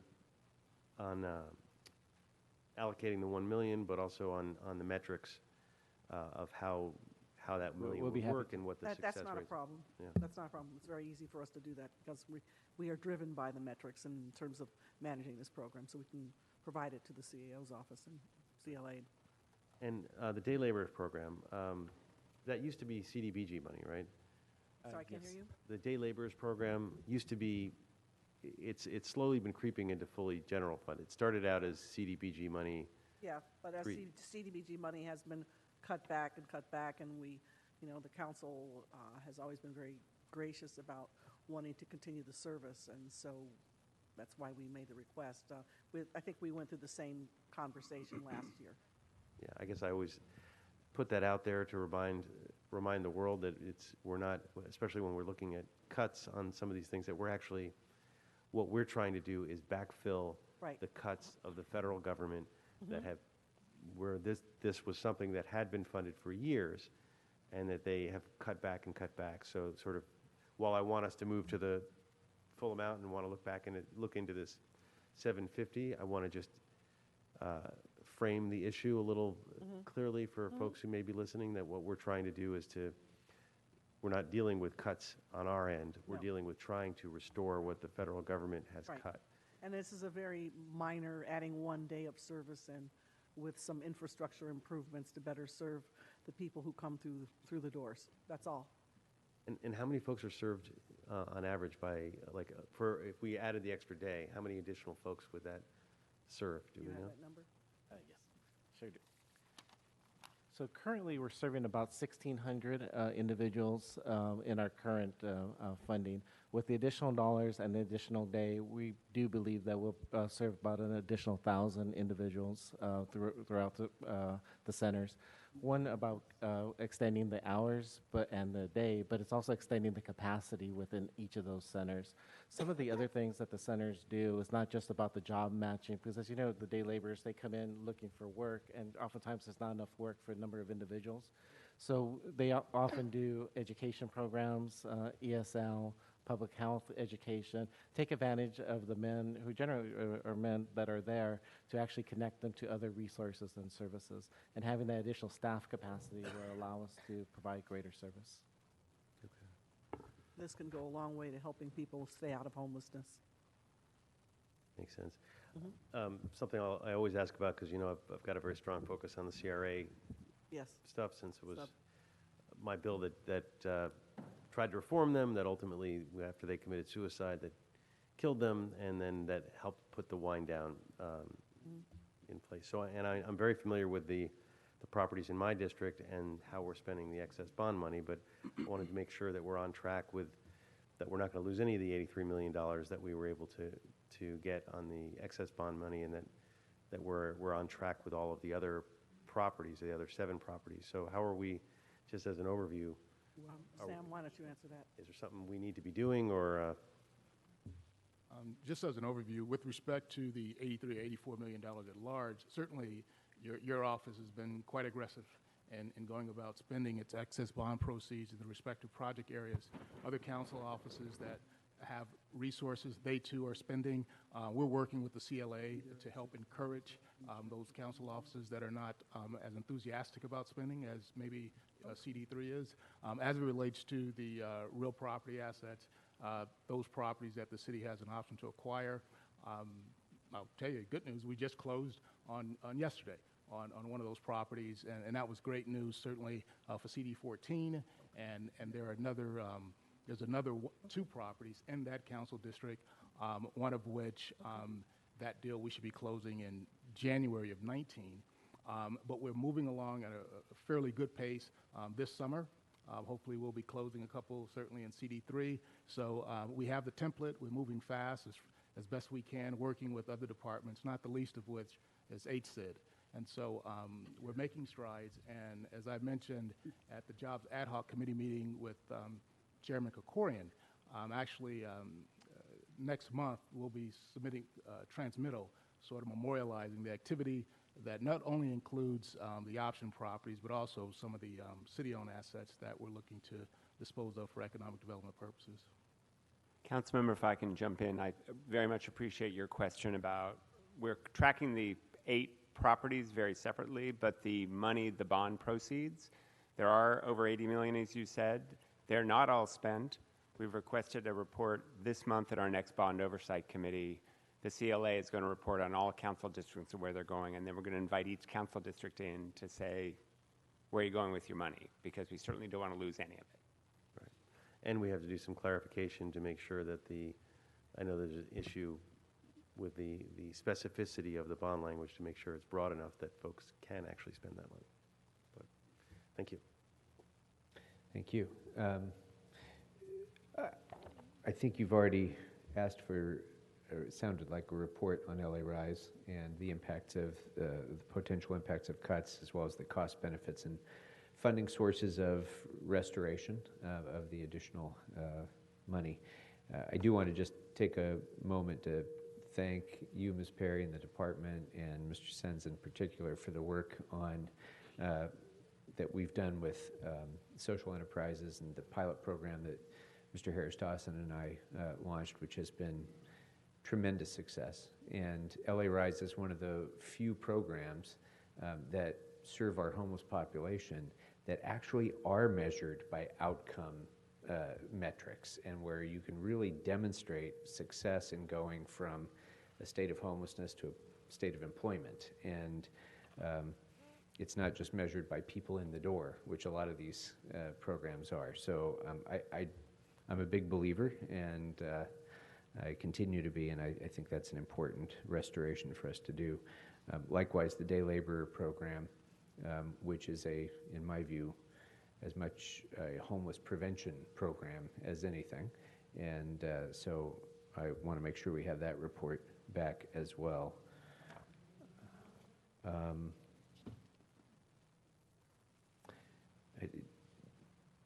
The vacant accountant position, it's special funded, but would potentially have a positive impact on the general fund if you're more successful in being able to preserve grant funding. So I think that certainly should be something that we would consider supporting as well. And then I didn't quite follow what you said, Ms. Perry, on the management analyst position. Well, I followed what you said, but I'm not sure how the funding is allocated as between the general fund and special funds, because it's a relatively small general fund. It's not enough to fund the position. So how does that work? Okay, well, we've gotten some new grants over the last year from the County of Los Angeles, and they have some very, forgot, sorry about that. We've gotten some grants from the County of Los Angeles over the past year, and they have very rigorous reporting requirements. And we obviously have to go and determine whether we have any special funding available and to verify that. Okay. So making those assumptions, and their assumptions at this point, unverified assumptions, $27,944 from the general fund would quite likely enable us to complete that. And all we're asking right now is to just retain the authority for the vacant position. Okay. And we'll figure out how to fund it. We just don't want to lose it. Okay. Okay. I think that's all I have. Mr. Bonin? Yes, thank you, Mr. Chairman. Mr. Blumenfield asked what I was going to ask about the day laborer sites, got me the answer I wanted, and you asked for the report back to make it more explicit. Just want to double down on that. I'm supportive of the request. It's not only, as Mr. Krikorian pointed out, a homeless prevention strategy, but it's absolutely consistent with what we're doing with sidewalk vending. in Los Angeles. If we're going to be taking that approach with sidewalk vending, not fully supporting a day laborer site just doesn't make any sense to me. So I strongly support it, and as the CLA is tallying, how many members are actually asking this, it got me in. Thank you. Mr. Kretz? Well, almost anything that could possibly be said on some of these topics has been said. So I'll just ask about targeted local hire, and if there is anything we could do to make that program more robust, and anything connected to the budget, and also whether we've looked at making our pool of people in targeted local hire available to the private sector in some way as well. Since we've found many more people than I think we could hire in a short period of time, but it would be great that we've screened folks that people in the private sector could hire. I'm very pleased to say, or to announce, that we have our first targeted local hire person in our receptionist position, and she's had training, and she's on the desk, and she's very excited and already talking about doing a good job and hoping to promote very, very quickly. And so, we're a smaller department. We only have 175 employees, so we didn't have a lot of available opportunities, but the ones that we do are the administrative or clerical opportunities for people to come in and get started and get trained and then hopefully move up. So we've begun our involvement with targeted local hire, and I expect it to continue and to grow. Now, Did you want to add something, Robert? I wasn't specifically asking about your department, although I'm glad to hear that you're I wanted to participating share. in it. I wanted to share that because she's so excited, and and that's exactly the experience we've had in our department. Yeah, so really, that's really great. Enthusiastic. But And I if really there are want to things thank beyond just the department where we Right. can make this program Yeah. more robust citywide and outside the city family. Well, we're, as a department, we offer up what we can in terms of available opportunities for people to come in at an entry level with a skill set that needs to grow and to be trained and to have exposure and to get work experience. So it's kind of the perfect entry point for our department. And then on the WorkSource Center side, and as you know, all of the target local hires come through the WorkSource centers. So this is one of the unique opportunities within the city that the department personnel and EWDD, the leadership of both departments, coming together to solve a problem. So rather than recreating a new system, we actually used the system that was in place. And that was, to me, a huge win just in that. But the bigger win, it was that we were able to target the individuals that needed the assistance the most. So if you actually drill down of the 4,500 folks that are inside that pool, they all have one or more major barrier. And we're also be able to target the areas of the city that have the highest unemployment. With that, we're actually seeing this pool not just for city departments. We've already have been working with MTA through the leadership of Ms. Perry and the LA WIN. We're going to be connecting with other bus transportation operators that have job openings currently. We've done that with LAUSD. We've actually done work with HTA. So if you go down the different organizations that are doing massive hiring, we're looking at this pool. What we're doing is sending out invites to the job fairs, to specific hirings, and then connecting them to that individual work. So we do see this as a model, not just for city hiring, but for all public or private sector hiring where there's the greater opportunities. So if you leave here today with one thought, keep in mind that we can do customized hiring and placement for large-scale entities, both government and non-government. That's very exciting news that we're already doing that and hoping to grow that further. So it's a great program, and thank you for all your great work on it. Thank you. Anything else for EWDD? All right, Ms. Perry, thank you very Thank much. you, Thanks to thank you you and very your much. team. We appreciate it very much. So members, that brings us to the close of our work for today. Oh, let me just ask, I started the meeting off by mentioning general public comment. I realize that this is a special meeting. We aren't obligated to take general public comment, but nonetheless, since I mentioned that, I would be happy to. So if there is still anyone here who would like to offer general public comment, now would be that time. And I don't believe we've gotten any cards. Mr. Williams, no cards on general public comment? All right, so general public comment is closed. And that brings us to the end of our work for this evening. Members, we'll be starting again on Monday at 9 a.m. and our first department will be the police department. Before we take up the police department, we'll be considering our list of reports for your amendments and clarifications. And let me just remind you, members, again, that if you have particular questions that you know you are going to be asking of a particular department, if we can do that earlier and submit them to them in writing, it will give staff a much better opportunity to get complete responses and reports back to us before we conclude our hearing. So with that, if there's nothing further, until Monday morning at 9 a.m., we are in recess.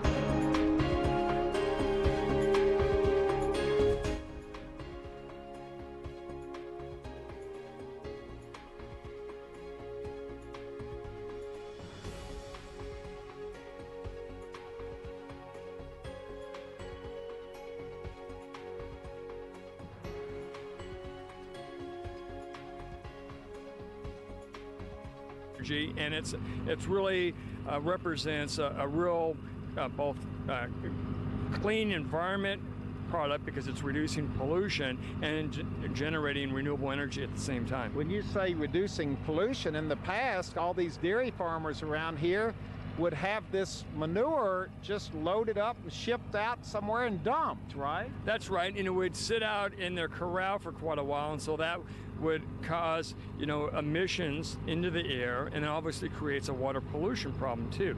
Wow, so you're helping with the whole environment too. That's exactly right. That's our goal, is to have both an environment